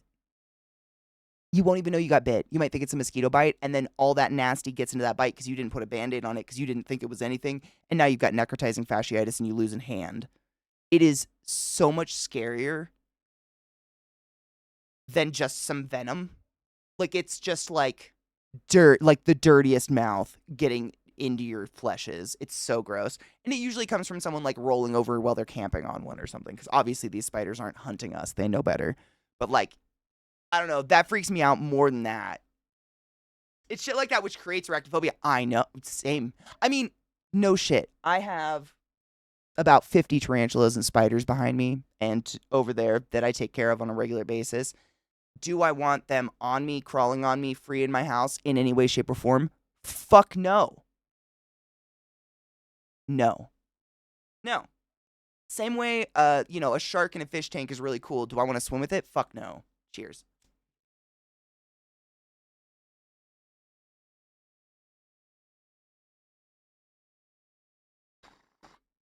Same Midgard. I mean, I think we have, correct me if I'm wrong, guys, but I think in America, we only have 2 spiders that people in general, cheers, happy 420, I need to load a new bowl. I think brown recluse and black widows are the only thing people in general, like, those 2 have the potential to actually do some harm. Again, in the last 100 years, no reported cases. Like, unless you are assaulting one and roll over on one, they're not going to come at you. Like, they have no need or want. They know their venom they know they can't eat you. I could get really nerdy about it, but I don't have to go there. But yeah, sharks are fucking gorgeous, but I don't want it. I'm not about to go diving with a great white or a Humboldt squid or something like that, but I'd look at it behind glass because it's probably beautiful. Oh, 3 times? Well, that's the thing. The necrotizing fasciitis, it comes from, it's really gross. I try not to give people, like, phobic. I don't want to, like, feed into hypochondrias. But, like, we have the bacteria that causes gangrene, Fournier's gangrene, necrotizing fasciitis, whatever the fuck you want to call it. It's all the same thing. It's rotting of our flesh. It's our flesh just dying and feeding upon itself. So the dead flesh touches live flesh, that live flesh dies, etc., etc. It's caused by a very specific bacteria, Staphylococcus aureus, which, again, not trying to feed into anything, be a clean person and wash your hands, but this shit lives on your skin all the time. It's on your skin right now, which is why I advise you to wash your hands, because if you touch your mouth or touch a wound or touch your eyes, you're just upping the chances of getting an infection from these things.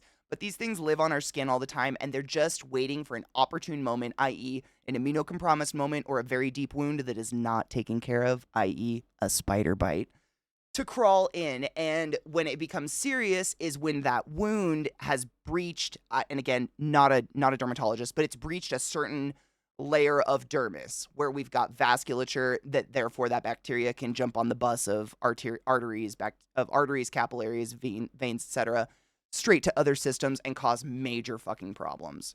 But we've got it in us all the time. It's on you.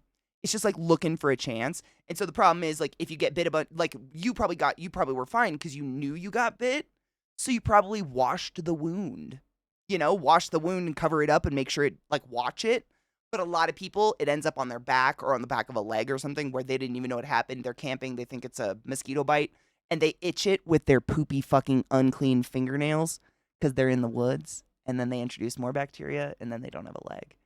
It literally became a joke at my old hospital at Hopkins that every time I was on shift, someone was going to come in with a rotten genital and lose their dick. And it was the same thing every time. It was like small wound, itched with dirty fingernails, turns into fucking staph, horrible infections. It's so gross. My bowl is huge. It's fairly shallow. I was pressing it down, actually. It's pretty, it's not that full. This is huge. I mean, I don't hit it all at once. I don't know if you ever noticed, but I nurse my shit. Just because I do smoke all day with stream, if every time I took a hit and I roasted this whole bowl, I'd go unconscious, I think. Even me, I don't think I could do it. I nurse my bowls.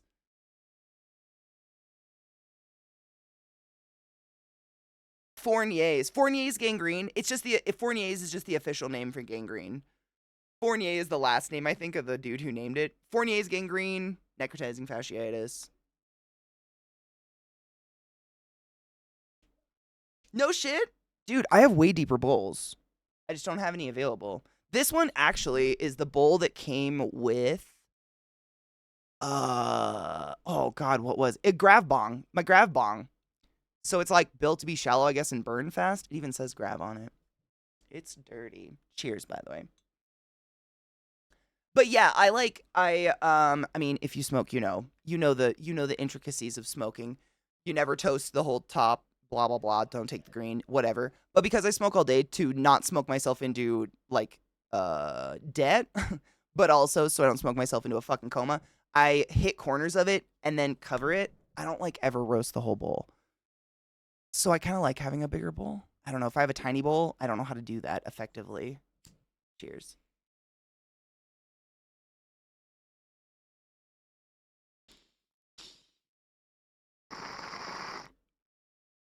And then I've still got my whole bowl ready to go.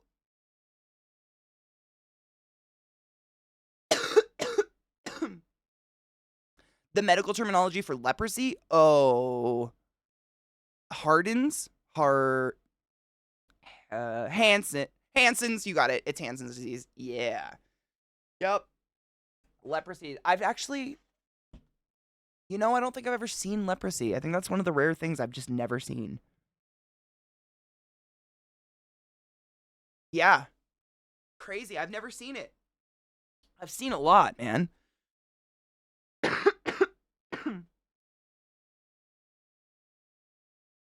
Shark bites are just curious nibbles. Oh, I don't.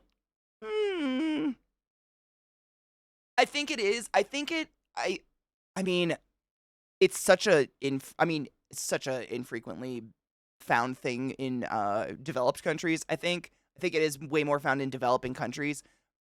It's so rare now. Yeah, I mean, I've never really thought about leprosy. Weird, I know.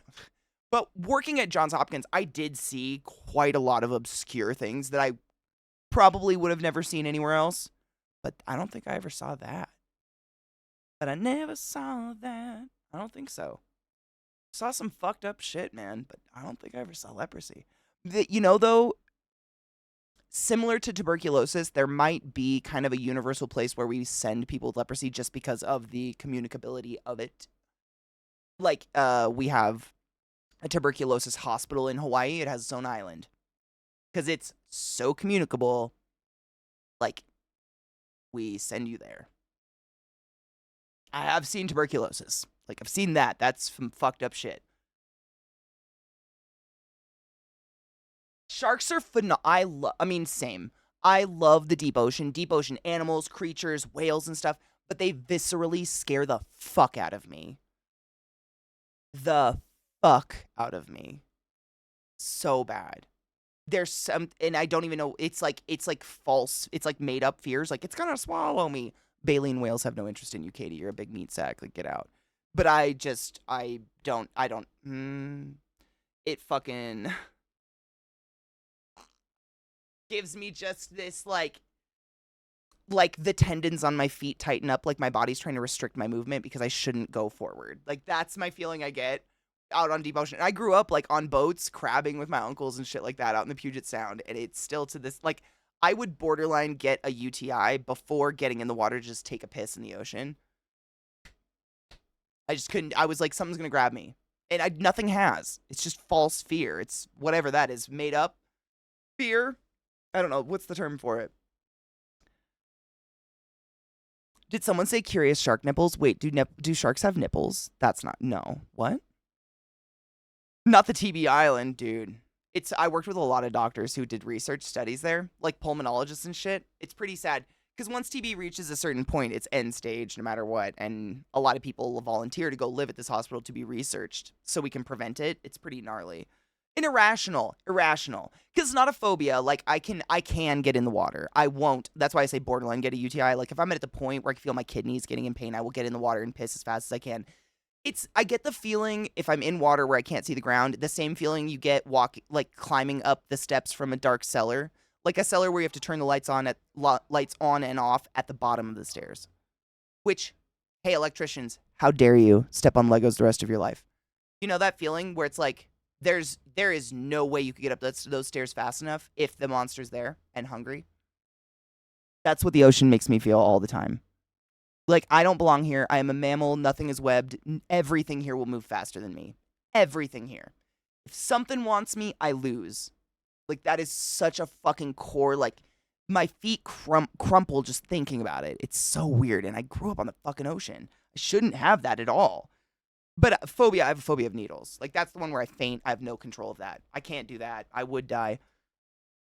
Makes me think of the Typhoid Mary, I believe, was a lad's name from a century ago who was spreading typhoid to people as a cook. No shit, Workster. It's crazy you just brought that up. I just listened to like a true crime historical podcast all about Typhoid Mary, an Irish woman who, crazy. It's such an elaborate story. I might be hazy on the details, but they believe she was born with typhoid because her mother had it while she was in the womb. And therefore she was born with it or born with some sort of resistance to it or always had it. But unfortunately, she became a cook in like high-end homes because she was a real good cook. But like they didn't wash their hands, probably had poopy hands. We still have poopy hands, let's be honest. People are fucking disgusting. And she was spreading typhoid like crazy. They put her in prison and no shit, they made her the prison cook, which I think is hilarious. When she got out, she like ran away, even though they were like, we're going to keep an eye on you. You can never be a cook again after prison. She ran away, became a cook again. They literally had a trail of her infecting homes with typhoid because of her poopy fucking hands. It was wild. It was so crazy. And she was like, she acknowledged it and still kept going and working. But yeah, that's the thing. She was like asymptomatic, but could still spread it. Like, you know, no washing your hands and stuff, probably sneezing, spitting, whatever, poopy hands, who the fuck. Scott! You want to know what's funny? Is when you were gifted the sub, I said, I'm so sorry you're still stuck with me. C-Town, how are you? Thank you so much for subbing to the class, keeping the classy alive and giving native swings. I appreciate you. Oh, your old Void Kitty passed last night. Oh, honey, I'm so sorry. You know what? I don't know what it is, but maybe the spirits told us, because I'm not kidding you. We just got done watching a slew of adorable Void Kitty cats, and like, borderline cry laughing about how adorable they are and just celebrating void kitties. I'm not kidding. For the last hour, we've just been celebrating void animals because people are superstitious and won't adopt them. Yeah. I will not inundate you with that because you're probably like, this is not the time. But I don't know, man. Maybe there was something in the air because we just seriously an hour of beautiful kitty cats and void kitties, just like, because, you know, I'm sure you've heard about this, but people will not adopt them because of superstitions. And then people will try to adopt them around Halloween to sacrifice them and do creepy shit. Like, people are disgusting. It's so gross. So we just had to celebrate them for a while. Glut, you click the gift sub button under the stream. Enter the number of gifted subs you'd like to refund. Click the pay button. Known bug. 100%. Yeah.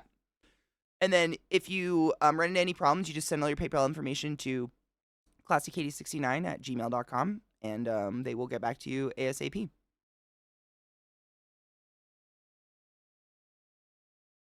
Yep, it's trouble. The only water that truly, really gives me those creeps is the deep, deep ocean water. Like, I could never do a cruise, like a deep ocean cruise. But lakes and shit, like, I grew up on a lake, Lake Isk River, whatever, that was deep as fuck, couldn't see the bottom, but it didn't freak me out. It's that deep, oh, my toes curl even thinking about it. It's such a weird visceral fear. Nothing's happened to me. Nothing's ever grabbed me in the ocean. Like, I grew up on the Puget Sound. It's so weird. But there's something where it's like a giant squid's gonna grab me. Something's gonna, even if it just touched me, my toes are gonna cramp. Yeah, that's it. It's just that where it's that point in the ocean where I know we've only gone so far and there's deeper. And it just, what's there? Humboldt squid's enough. I know those exist. I can't breathe. I know I talk about those too often, but that's probably one of my number one fears in the world. It's just too much. It's just too fucking much, man. Dude, Ethan, hard same. That movie came out, I think, when I was like in 4th grade, and I think it may have fucked me up. They're the least adoptable, which is fucked up, because tell me you're not racist and you think you think the amount of the cuddleability of your kitty cat depends on the color of its fur. I know I'm not applying racism to cats, but like we've heard that way of thinking before. Stop it. Oh, no shit. Dude, cupcake recipe is so much smarter, Scott. I keep trying to think, like, I find these cool recipes and they're always massive. And I'll just text you next time I find one. Because I find these really cool cooking recipes and shit. And no shit, Glut got me this. Which, if you've never watched this guy on TikTok or on, I don't TikTok either, Instagram, Stoner Gump, he's hilarious. Like, he reacts to people who, eat too many gummies and go to fucking space. And he's so funny. He's a really good guy. But, yeah. It's a coloring book. No shit. It's like a coloring book and like a journal for strains you try. It's really fucking nerdy. But I find a lot of cool baking recipes that I want to do on stream, but they're massive. And like that cake, I cut it into 3 massive like movie cake chunks or like Matilda cake chunks, wrapped it in tinfoil and saran wrap and had to freeze it. There's no human way. Even Zach and I, like I know, cows couldn't do it. Can't eat it all. Like, there's no fucking way. And that's all these recipes are just so big. I want to try a cool recipe, but maybe just not 6 pounds of it, Like, it just seems really, excessive. Who needs 6 pounds of cake? Dude, swimming, as long as the jellyfish won't hurt me, I'm here for that. Ooh, the algae. Oh my God, trouble, dude. I had an experience like that when I was a kid. There's this weird, it's not an algae.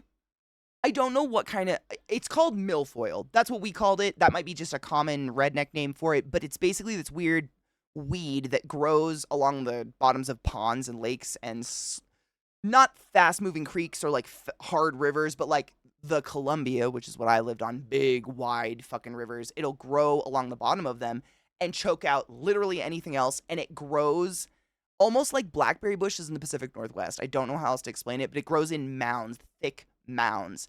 Oh, my toes. I just cannot. I hate it so much. And there was this lake we used to go to all the time called Brown's Lake. And one year the milfoil got so bad, it grew tall enough to touch your feet while you were swimming in the lake. I'm going to vomit. It's so viscerally not okay. I know. And no. And turtles and shit lived in it. And I always thought they might snip my toes or something. They were little turtles, but they grow into big turtles. Ugh, it's so gross. I hate it so much. I know, my feet. I'm sorry I even talked about it. Because we didn't know, we'd swim in this lake for years. So we weren't expecting this. But, it was really warm that year or something, so the milfoil grew really tall. And it's one of those things where if you put your boat in that lake, you almost have to get your boat borderline inspected before you can leave that day to make sure you're not dragging any of the milfoil out because they don't want you contaminating other lakes because it's, impossible to get rid of. It's really bad. I use MILF oil when banging ladies over 40. I'm going to be honest. If you're banging a mom, you should be fucking proud of yourself. Show me something more hardcore than giving birth in any way, shape, or form. Those bitches know what they want. And if you're it, pat yourself on the fucking back. Fuck, dude. I know ladies whose, inner pleasure spots have been ultimately moved via pregnancy. These bitches, though, that they're, feel special. I think it's one word, but literally spelled like MILF oil. MILFOIL. E, though. I think there's an E at the end. But it's just a weird, viney, cover, gross. It doesn't grow up. It grows like this, like blackberry bushes. I don't know how else to explain that. If you've never seen those in the Pacific Northwest, they can create mounds that are 12, 15 feet tall. It's insane. They are really noxious. It's really bad. Oh, my feet. I cannot. I have to, like, hold on. We have to cleanse our brains of something. My feet are just curling from even thinking of any of this.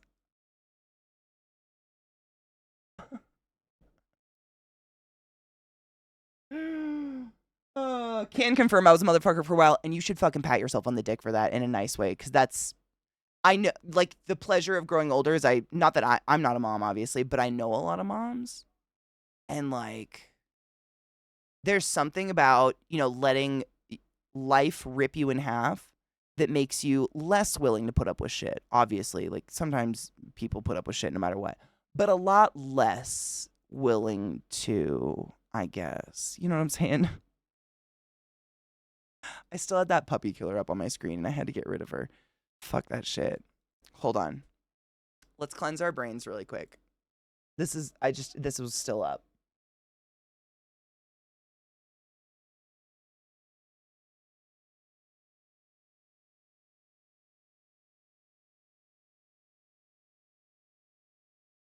Hello, sir.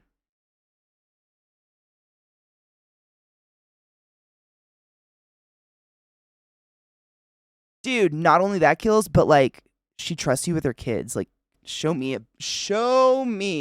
a better compliment. She lets you touch her with your no-nos and trusts you with the kids. And lets you put arms on the chicken. Like, there ain't, I mean, I have a hard time trusting people with dogs. So far, the list is Rodney. Like, children, I don't even know. I have no idea. I mean, your wife's a nurse. She knows, like, I'm not going to say more than anyone, but more than most, that you can only control human behavior so far. As a child that did the same, like, I think I've told you this, I have these cowlicks, Like, I think everybody has this kind of shit. These, like, curlies where your hair moves in a spiral and it just grows into these weird baby hairs that never grow into full hairs and they just tickle your face forever. And when I was, like, 5 or 6, I went into the bathroom and I was like, I could solve this. Took some scissors and just cut this entire chunk of my hair off to the scalp and came out of the bathroom and was like, notice anything different, Mom? She was like, what? And Katie had to go to the barber and I got bangs pulled from like the middle of my head forward. Thick ass fucking like, ugh. It was a hard time for me for a bit to wait for these chunks to grow back out because you can't shave or remove your cowlicks. Katie learned the hard way. But I mean, I wasn't alone. My parents were in the living room and thought I was taking a pee. It took me the amount of time it takes to piss to completely obliterate my own skull. There is only so much control you have. You know what I'm saying? I found moms were less bullshit as I got older. They didn't have time for fabricated drama and bullshit. It was more direct. If I get a babysitter, I have 5 hours to myself, and you better fuck me for at least 3 room.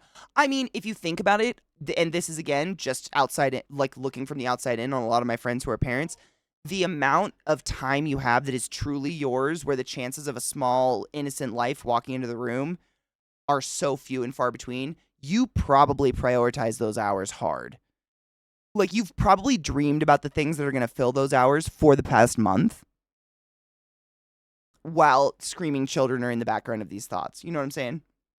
No shit. She's just now getting back to all hair the same length. I did it. I was that child. Which is probably why I can't bring myself to trim my own disgusting fried hair. Oh my God, side note. So, like, last summer, I got paint in my hair. That's what I'm pointing at. I got oil paint in my hair, which is never going to come out. All the tips of my hair right here are dipped in paint. It's a great time.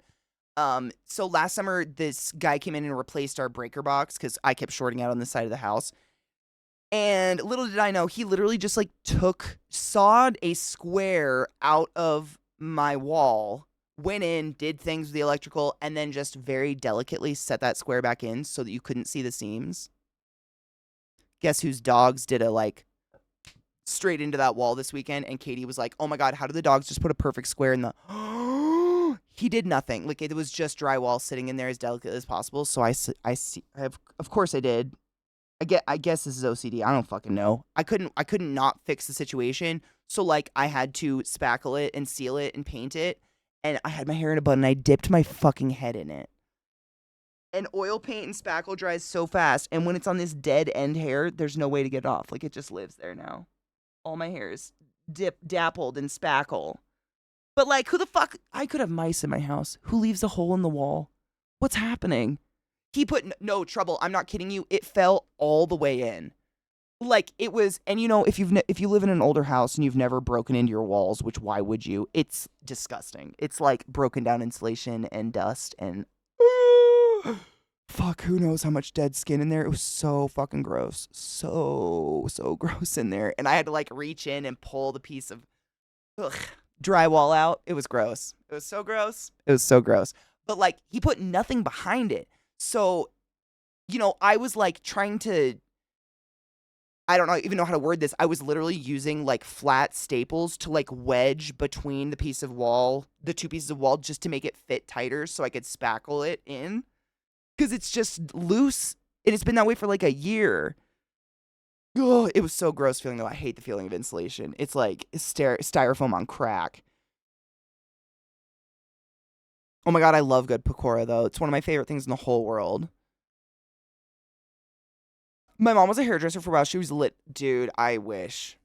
I think it's a pink tax or whatever, because I've looked, you know, you can look online at a salon or whatever, and it's like, if you have hair past your shoulders and you are a female, quote unquote, your hair is going to cost $115 to cut.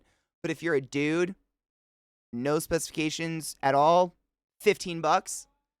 And I'm like, you don't even need to use clippers, man. You just look at the dead parts and cut it off, please. Why is mine $115?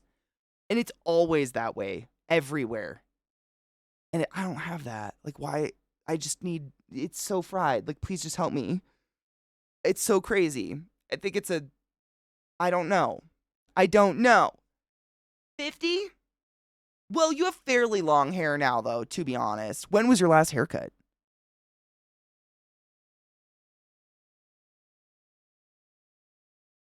No spider webs. Actually, no.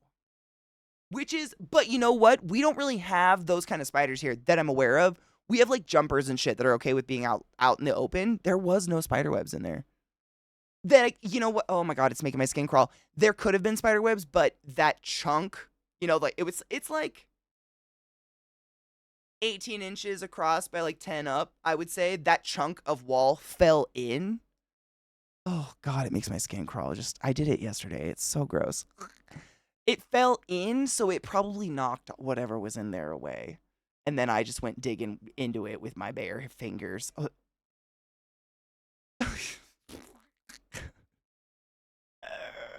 It's just it's that weird squeaky insulation. It was like, it's old, so it's like kind of broken down in there and it was on everything. And the feeling of it is just, I don't like it at all. I don't like to think about it. Makes me skin crawl. I'm gonna grind some weed because that's necessary. No shit, you get charged women's rates. Oh, there should be a flat, right? Like, don't charge up.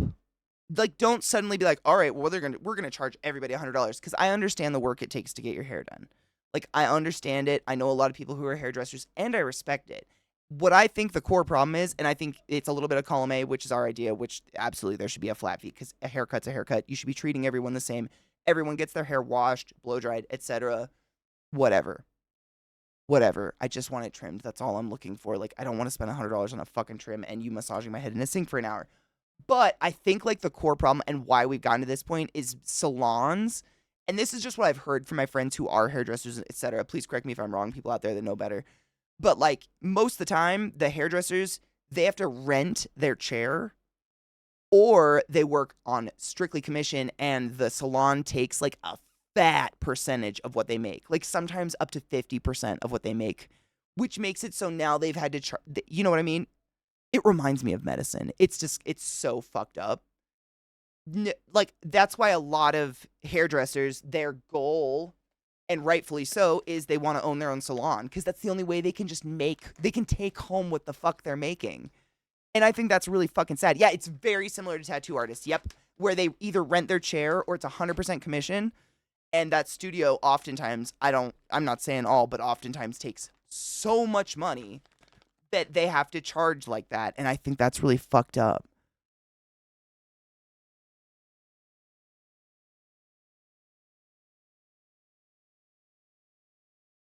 comment is why? Because of the hot.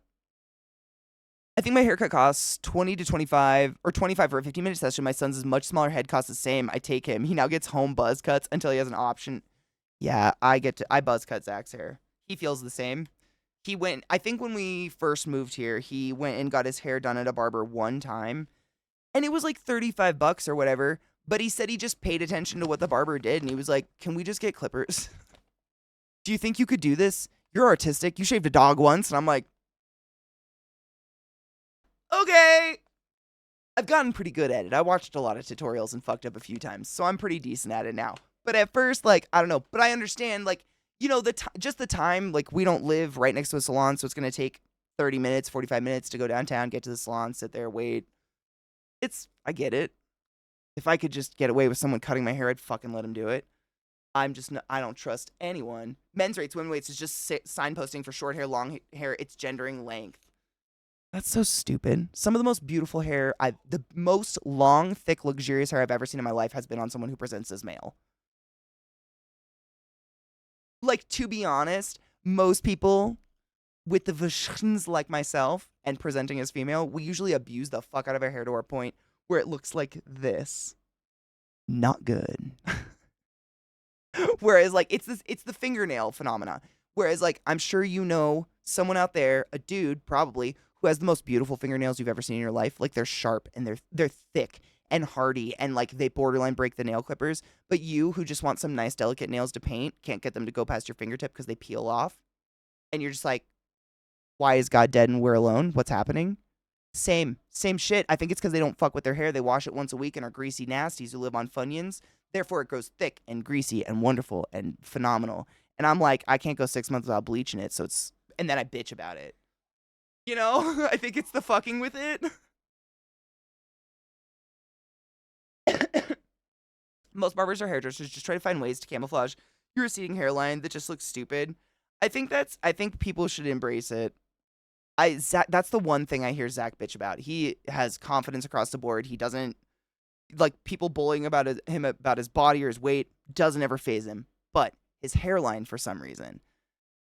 And I don't know if it's just me, but it in my mind, that, you know, where the hairline inevitably on all of us, it does. It's just if you have a lot of testosterone, it goes a little bit faster. Starts to go fast. That identifies as just like masculine to me. And I in no way, shape, or form would judge someone on their hairline unless it was a really weird cover-up. You know what I'm saying? Oh my God. This was like, in my college town, there was this guy who worked at a grocery store I used to go to regularly, and he was just a bagger. And I mean, I don't know if this was I don't know what was happening here, but his hair was shaved to here, dyed black, and then combed into a point like this, but gelled hard into the middle of his forehead. Like this. But like all of it. But like not to look like a mohawk, but to look like a widow's peak. So I've never quite understood what was happening there, but he always stood out a lot. Very interesting choice of comb forward, I guess you would call it. To each their own, I understand. Question, wait, I got a text from my hairdresser telling me she thinks she accidentally shorted me 5 minutes of processing time and that I should come back next week to fix it.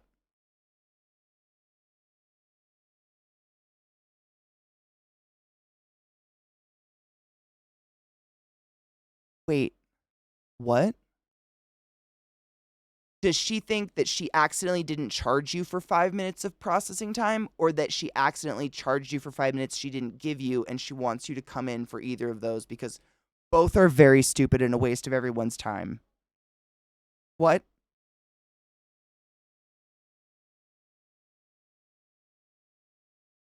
$5 minutes? So what? Does she want you to come in to refund you? Do you have to come in for that? Or is she going to process you for 5 minutes? Like, I don't know what we would... Like, maybe she could just add 5 minutes onto your next appointment, like your next full appointment. Would that be like a reasonable offer? Because, like, what are you accomplishing in 5 minutes? That's where my brain goes. Like, I don't know what you would do in 5 minutes, but maybe we could just tack that 5 minutes onto the next appointment and you could give me a nice, like, the head massage. She's gonna redo your hair. Oh, fuck yeah. Oh, the whole thing? Oh, fuck yeah. I thought you already had it redone. Oh, my bad. I thought you already got it redone.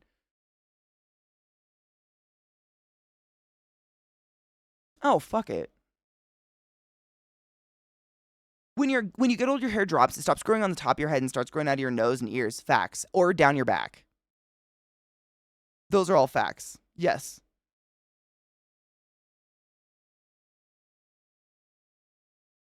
I don't live near anything, so 5 minutes seems like such a... But I mean, if you're getting your whole thing done, fuck that.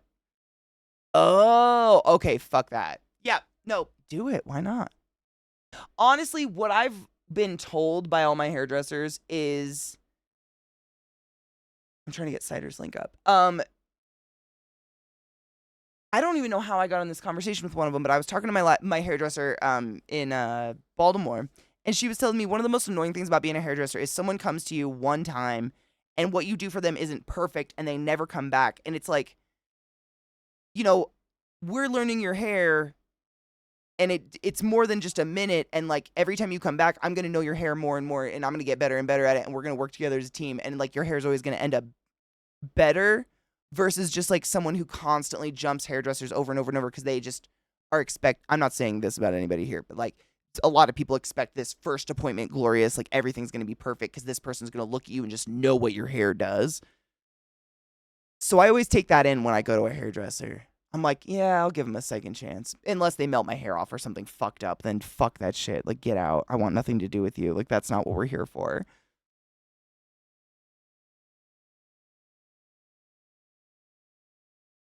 If I'm supposed to tip her, I'd say depends on the experience.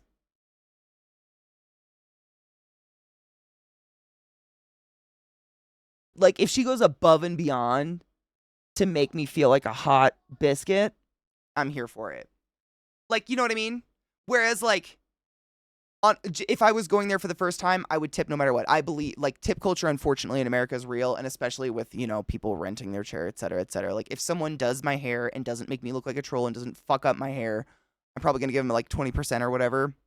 I don't even know. I usually Google what's appropriate at the time because it changes. America's fucked up. But if it was a fuck up to be fixed, it would just, like, you know, if they acted like I was a pain in their ass and they had to squeeze me in and they were just, you know, my hair was kind of fried and it was probably on me, I should probably do less of this and I should use this. And if I use these products, their job would be easier. Then no, I would not tip them.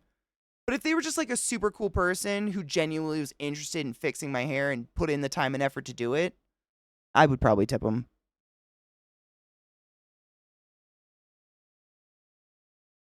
Probably. I don't know. Probably. My hairdresser's always been fantastic first try. I'm very specific about my cuts. It might be the autism and being descriptive, but I've almost always left a first appointment satisfied. I don't think I've only had one bad hairdresser moment, and I've told you guys about it. It was a lady who worked out of her house, and I'd had my hair done by her multiple times, and it was fine. But this one time, her kids were home, and she literally put bleach on my hair and forgot about me, and it melted my hair off, and she gave me the worst bob of my life. Like, it was just a straight bob. My hair is very thick and curly, so it looked thick and heavy and just like the Egyptian, you know, triangle wig kind of thing. It was horrific. But that was such a freak incident. But it did ruin my trust. I mean, I literally let my hair grow to my ass for many years because I didn't trust a fucking bitch. But other than that, I mean, their hairdressers know their shit. That's why they're a hairdresser. They go to school for that. They care. No shit, I wonder if that's common. It's weird because she would tell you to go pound sand and you have to get it done again completely. But you'd never be back and and you're having to go back because she messed up. True. That's true. I get the feeling you need to tip. You're not paying for her time. This time she's fixing it on your time. Yeah. I agree. It's confusing, but I agree. Yeah. I understand where you're coming from. That's what I mean by confusing. Like, I understand, like, is it awkward to tip? Because it's a fix-it situation, me? Like, it's making me feel weird, though, because I didn't say anything. She messaged me unprovoked. Like, I don't know. maybe she's just a dope human. That is kind of bizarre. But, I mean, is it like an official salon? Like, it's not like you're going to someone's house and she's going to murder you, right? Maybe, I mean, and I, like, again, this is just me pulling out my ass. Not a hairdresser by any means. But, like, maybe it has, like, they know in their heart of hearts that they fucked it up. And they don't want that on their reputation, and they don't want it on the salon's reputation. So they want to make you as happy as possible. Like, they don't want you to walk away thinking your hair was fucked up. Maybe that's it. Maybe it's,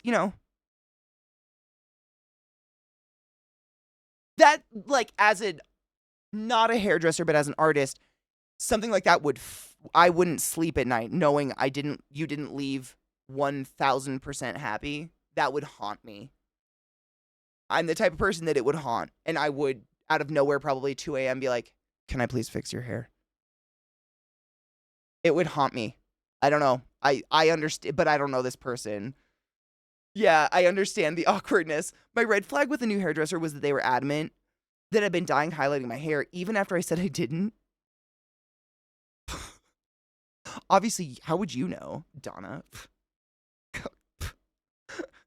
I legitimately didn't because I was scared of dyeing or bleaching my hair. She claimed she could just tell.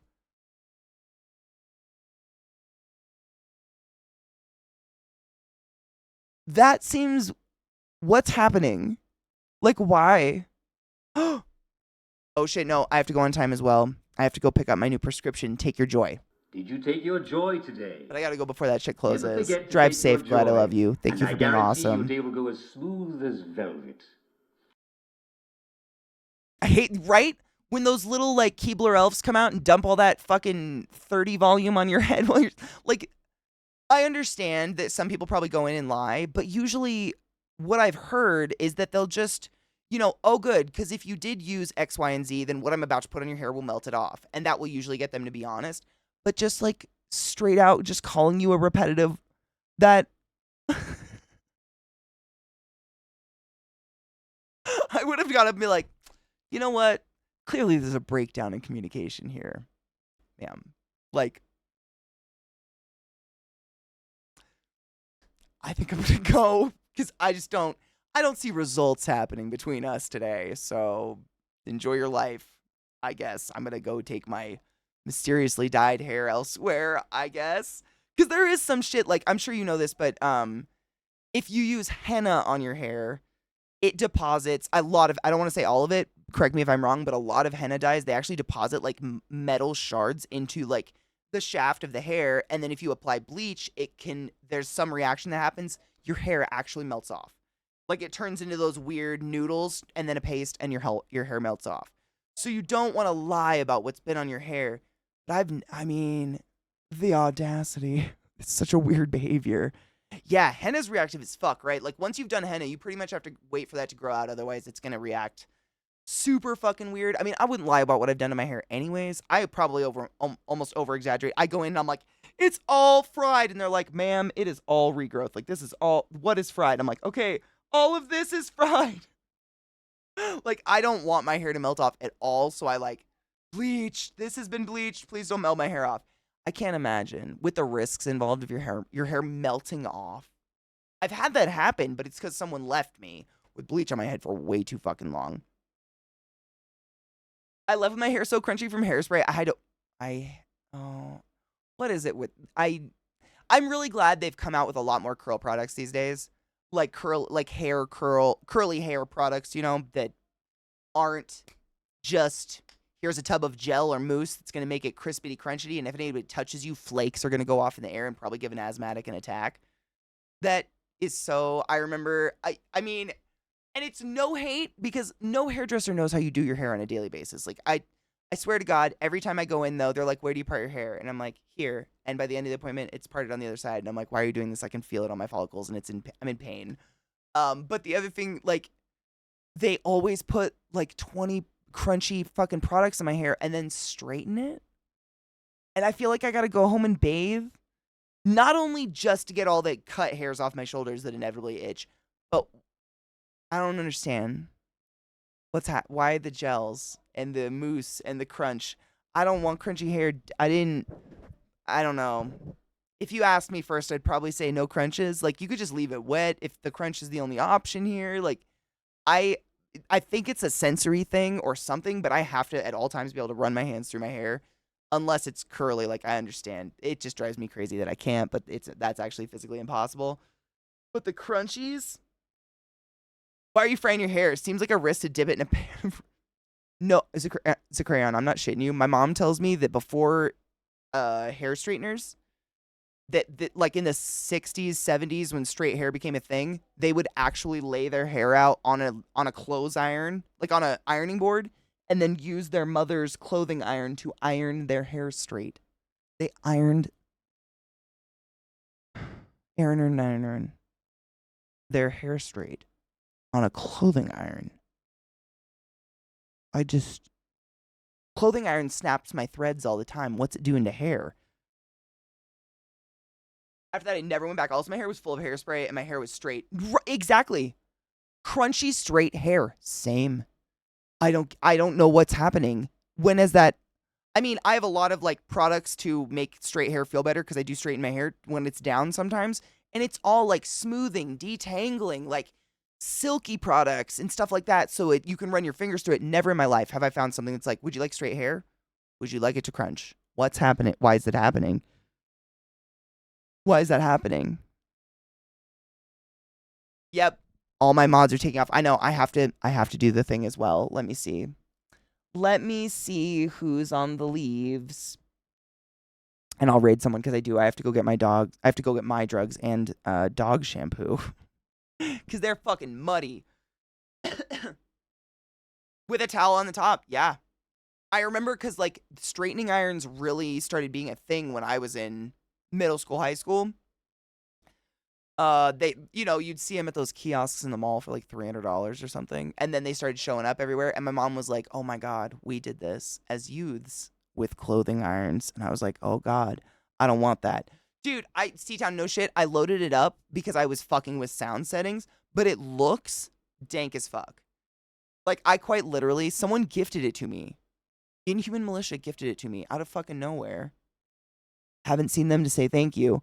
But I loaded it up because I was fucking with sound settings, trying to get sound settings going on gaming, the shit. And it looks really fucking pretty. Like, really unique. It reminds me a lot of like Bastion. Like a super giant, not in terms of the story or anything, but like it's got a really painterly art style. Ugh, that looks really nice. Yeah, that artsy style. Oh, it looks really pretty. Yep. Oh, Mishy, I mean, I still had to do, like, we didn't shrink them in the bathtub. What we would do is, it was never a shrinking thing. It was always buying a size too small, and then you would pull them out of the wash machine soaking wet. In the era of low-rise bootcut jeans, this was a nightmare. You would pull them onto your body.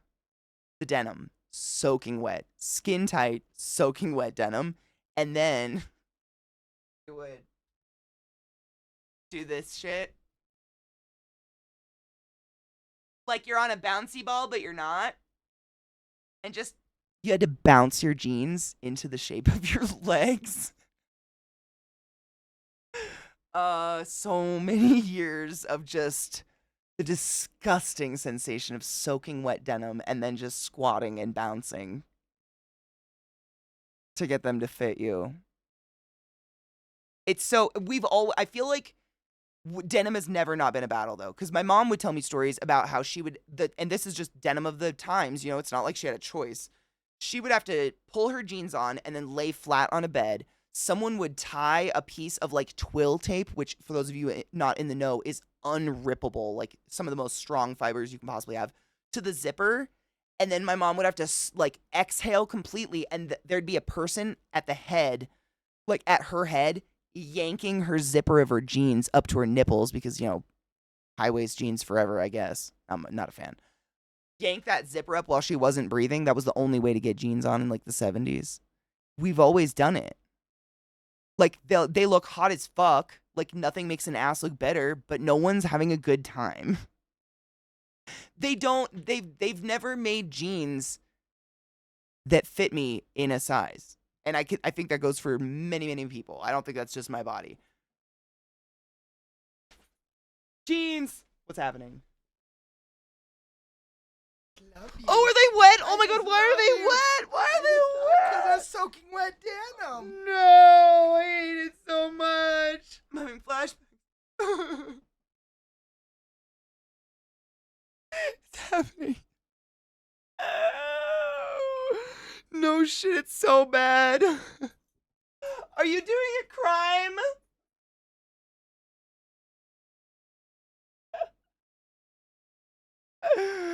Nowadays, there's a lot more options. Like with the fabric ones, you're right, and they have stretchy. Like the fact that we've added elastic or whatever the fuck they're doing to denim has made it a lot more user friendly.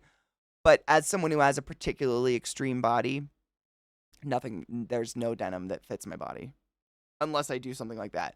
Either it fits my legs and there's a gap this wide at my waist, or it fits my waist and I have to do the wet denim squats for a few hours just to get the thighs to stretch out to actually fit my thighs. It's a one or the other. Because I got a tiny waist and a big fat ass. They don't make clothes for that. Which is fine, because they probably fit somebody else perfect. But, like, none of that fits me. And that sucks. I love elastic, though. Bring it on. Make a sustainable elastic, 'cause I'm fucking here for it. 100%. Stretchy is everything. Like, I mostly live in leggings because they fit anything. Fit anything. Thank you, Cobain, for the raid. Welcome, Raiders. How are you? Dude, no shit, Vex. It's been fucking phenomenal. I was just looking for someone to raid, so I hope Raiders, thank you for coming by and saying hi. Wow, she made a rhyme. Woo! But I have to go pick up my meds before the drugstore closes. But it's been, I mean, knock on wood. Knock on fucking wood. It's been fine. I found out while I looked for someone to raid. I did find out what was wrong, and it was Windows 11. And what's happening is Windows 11 is rerouting all my audio settings anytime it goes to sleep and or restarts because it hates GoXLR and anything else. It thinks it knows better than me. So no shit, I watched it in real time. I disabled all the audio sources that I'll never use and shouldn't be used, and I watched it re-enable them. It's mind-numbing. So I'm on the search to put a big, nasty, juicy cock block on all that bullshit because it's infuriating and it shouldn't be there. Like, I don't want this. I don't want this life. Yeah, no shit, it reminds me hardcore of like the Logitech cams back in the day and how we used to have to set our fucking video settings, reset them every single day. They never saved. They couldn't save. They were incapable of it, and it drove me fucking insane. But it reminds me of those days, and I know everybody in chat resounded heavily with it today. Across the board, people have had issues with Windows 11 resetting their things or just not cooperating because it knows better or it wants us to think it knows better or some fucking bullshit like that. I don't know. It's infuriating. Ooh, okay. I know where I'm going to send you. Just because the first, that's what's going to happen. If you have links that we didn't get to today or you want to hang out and see some tomorrow, please come by tomorrow, of course. I just have to make it to the drugstore before it closes forever. Zach's playing Darkest Dungeon, and I can hear the Fury, so I have to see the Fury, of course. Take care of yourself. Take your fucking joy. Go pick it up at the drugstore before the drugstore closes, because God knows when next they'll have the drug you need. And take care of yourself. I will be back tomorrow. Oh my God, Vex, did you see? Go. Knives got it for me from fucking Poland, and it's a really nice hoodie. It makes me feel special. It's pretty cool. I know. I'll never have the talent, but I can wear the hoodie. And that's all I got. No, they don't lose power or anything. And apparently other people have done the same. They go to sleep, and then suddenly you can't turn them back on via the keyboard, the mouse, anything, and the power button on the PC, it's non-responsive. It's only done it to me once, though, because I went in and I made it so they never go to sleep without my permission again, because fuck that shit. Hard fuck that shit. I got no interest in my computer doing things without my permission. Do not speak unless spoken to. Do what I want, not what I say. You know what I'm saying? And Windows, stop taking this away from me. Anyways, I have to go. I love you. Take care of yourself and drink fucking water. I'll be back tomorrow.